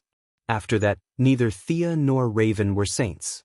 Even though he respected his father, he did not think that killing people was a terrible thing. How long will it take for your injuries to recover? The woman asked a little impatiently. If it's just ordinary people of this level, then it will take more than 10 million lives to replenish my divine power. The lion man seemed to be very tired and spoke a little slowly, which was completely incompatible with his big body. The woman laughed sarcastically. Kalibak, you don't think the two goddesses will let you kill 10 million people in their home without doing anything, do you? She did not mention their names, but the lion man still felt his heart palpitate. You don't have to test me. One of them is in the new creation planet, and the other just returned to the underworld. I have my sources of information. Don't play around with your little charm in front of me, Circe. If you still want to join the new gods, then you must continue to find sacrifices for me. My injuries can only be healed by massacring. Circe shook her head with a playful expression. Those who don't know would think that you're the god of massacre. Hee, you're actually the god of torture. How impressive. If you don't want to go back to the underworld and wag your tail to beg for mercy, either find a large number of lives for me to kill, or send me an old god. This is your mission. Go, I still need to sleep. Kalibak hung up the call after saying that. The figure of the car repair factory turned into pieces and disappeared in midair. What's there to be impressive about? It's just that you have a father. Circe was so angry that her face turned pale. She waved her hand and several flames flew out. The broken bodies on the ground were all burned into charcoal. Only then did she take a step forward and leave the scene. It was not until the surroundings fell into silence that the two young heroes came out after a long while. They did not know who Kalibak was, nor did they know Circe. However, they checked the scene carefully. Chapter 9:14. The corpses were burned to ashes, but as the son of a famous detective, Damien could always find some clues. The truck driver from before was also one of the dead. However, without exception, they were all tortured to death. There were no signs of resistance on the ground either. It was as though they were tortured to death without any resistance. This is just a temporary noodle restaurant. Everything is normal except for these corpses. Little Jonathan used his supervision to observe the surroundings. Seduction spell, a very powerful seduction spell. The targets chosen are all strong men. They have different occupations, such as drivers, lawyers, and gang members. It seems that the man was seriously injured, so he's going through some kind of ritual to recover? Damien also made his own deductions. Damien analyzed with a straight face. He was too far away from the level of the old gods and new gods. Thea naturally wouldn't be so free as to tell him this. Based on the current situation, it wasn't too far from the truth. He didn't know how long Kalibak would have to worry about meeting Circe every time. Thea had just come into contact with the divine power of death that day, so she didn't use much strength. Kalibak's life force was stronger, so he was on the verge of death. As Darkseid's son, and the eldest son at that, Kalibak was saved even though his father looked at him with hostility. However, that was the extent of the relationship between father and son. How much he could recover in the future was entirely up to him. As for the 10 million lives, it was just a bluff to Circe. If the quality wasn't good enough, it didn't matter how many there were. Kalibak wasn't stupid. After regaining consciousness, he immediately sent his subordinates to search for the old gods in the multiverse. As the eldest son of Darkseid, even though his father looked down on him, there were still many who were willing to run errands for him. Circe, who had escaped from the underworld, entered his line of sight. Knowing that Thea had entered the underworld, neither her backer, Hecate, nor her mother, the queen of the underworld, who had made Hades a cuckold, could protect her. Circe was decisive and ran back to Earth without a second thought. She couldn't walk the path of the old gods, so she could only look for the path of the new gods. Coincidentally, Kalibak's subordinates found her, and they hit it off. Circe would help him find an old god to restore his divine power, and Kalibak, as the self-proclaimed heir of Darkseid, promised to accept Circe into the New Gods faction. Their alliance was weak and had no guarantee, but under the strong pressure of the eldest miss, the two of them were still united. Kalibak wanted to never step into this universe again. It would be much better to slaughter in another parallel universe. It would be safer and less troublesome. However, he was the eldest son of Darkseid. He could not say that he was afraid in front of the evil lord. He could only brace himself and stir up trouble. He needed to show that he wasn't afraid of him at all, even though he had defeated him in one move. It didn't matter if others believed him or not, as long as Darkseid believed him. Fortunately, Darkseid knew what he was capable of and asked him not to lose the title of the Apocalypse Star. He didn't say anything like, "Bring your head to see me," or "Die hard." Kalibak's luck was really good. He had chosen a time when Sia and Diana were not around to come to Earth. Then he had found Circe, a guide, to help him. He was on tenterhooks as he wreaked havoc on Earth just to prove his bravery. Circe's charm was ineffective on him, but she was a beauty after all, so it could at least ease his mood. Otherwise, he was afraid that he would faint from the psychological pressure before he could even say a few words. Circe, the other person he was dealing with, was a narrow-minded person. She felt that everyone was narrow-minded. She didn't know that Diana didn't take her seriously at all. The eldest miss was so busy that she didn't care about her at all. Circe was scaring herself. She was so paranoid that even the slightest sound was an enemy. Kalibak would occasionally show his face on Earth to prove that he wasn't a coward. Circe couldn't do that. She had nowhere to run. She was about to have a nervous breakdown. In order to find an old god to prove her allegiance, she racked her brains. She didn't know many of the old gods, only a few of them. She couldn't defeat the ones in the underworld, not to mention Hades and Zeus. Fortunately, there were enough gods in the Greek system. She went through them several times and finally found a good target. Hercules, the god of strength, was full of divine power. He was alone, and most importantly, he was a man. Circe was very confident in her charm spells. However, the god of strength wasn't an eggplant in the field. She needed a plan. The adults were busy with their own things. Damien and his friends also started to investigate the matter. The two naughty children agreed not to call their parents, so they excluded Zhenglian. As for the young titans, little Jonathan wanted to ask them to do the mission together, but Damien rejected this suggestion. He felt that the extraordinary twins were more than capable of doing the mission. A month passed quickly. The Flash was cleared of his crimes with the help of his friends and was released from prison. Green Arrow accompanied his wife to live a primitive life on Purgatory Island. Thea was busy every day. The affairs of the underworld were complicated. Even if everything was on the right track, she still needed to pay attention to it. She couldn't relax at all. Ever since the Penguin Man was captured to dig coal, the Two-Faced Man died in an accident, and the Clown fell into the mountain stream, Gotham fell into a blank period.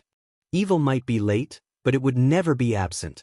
Black Mask rose in Gotham. His influence was huge.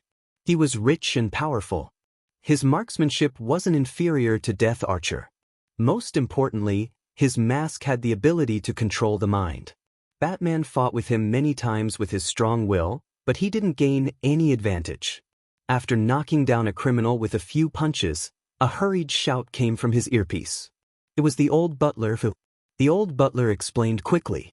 Batman forced himself to listen to it. He didn't want to care about Black Mask anymore and rushed back. He entered the Bat Cave and took off his mask. The old butler rushed out. "Young Master Damien." The old butler choked up after saying a few words. Superman and little Jonathan walked out from the inner room. Little Jonathan was still upset about his friend's disappearance. Damien doesn't seem to be on Earth. Jonathan has been accompanying his mother for the past 2 days. Superman didn't know how to comfort his old friend. He explained dryly. "I will find him," Batman said firmly. He was saying it to the old butler and Superman, but also to himself. He pulled up all of Damien's records. More than 10 screens showed them at the same time. Batman started to analyze them bit by bit. Initially, it was the two children who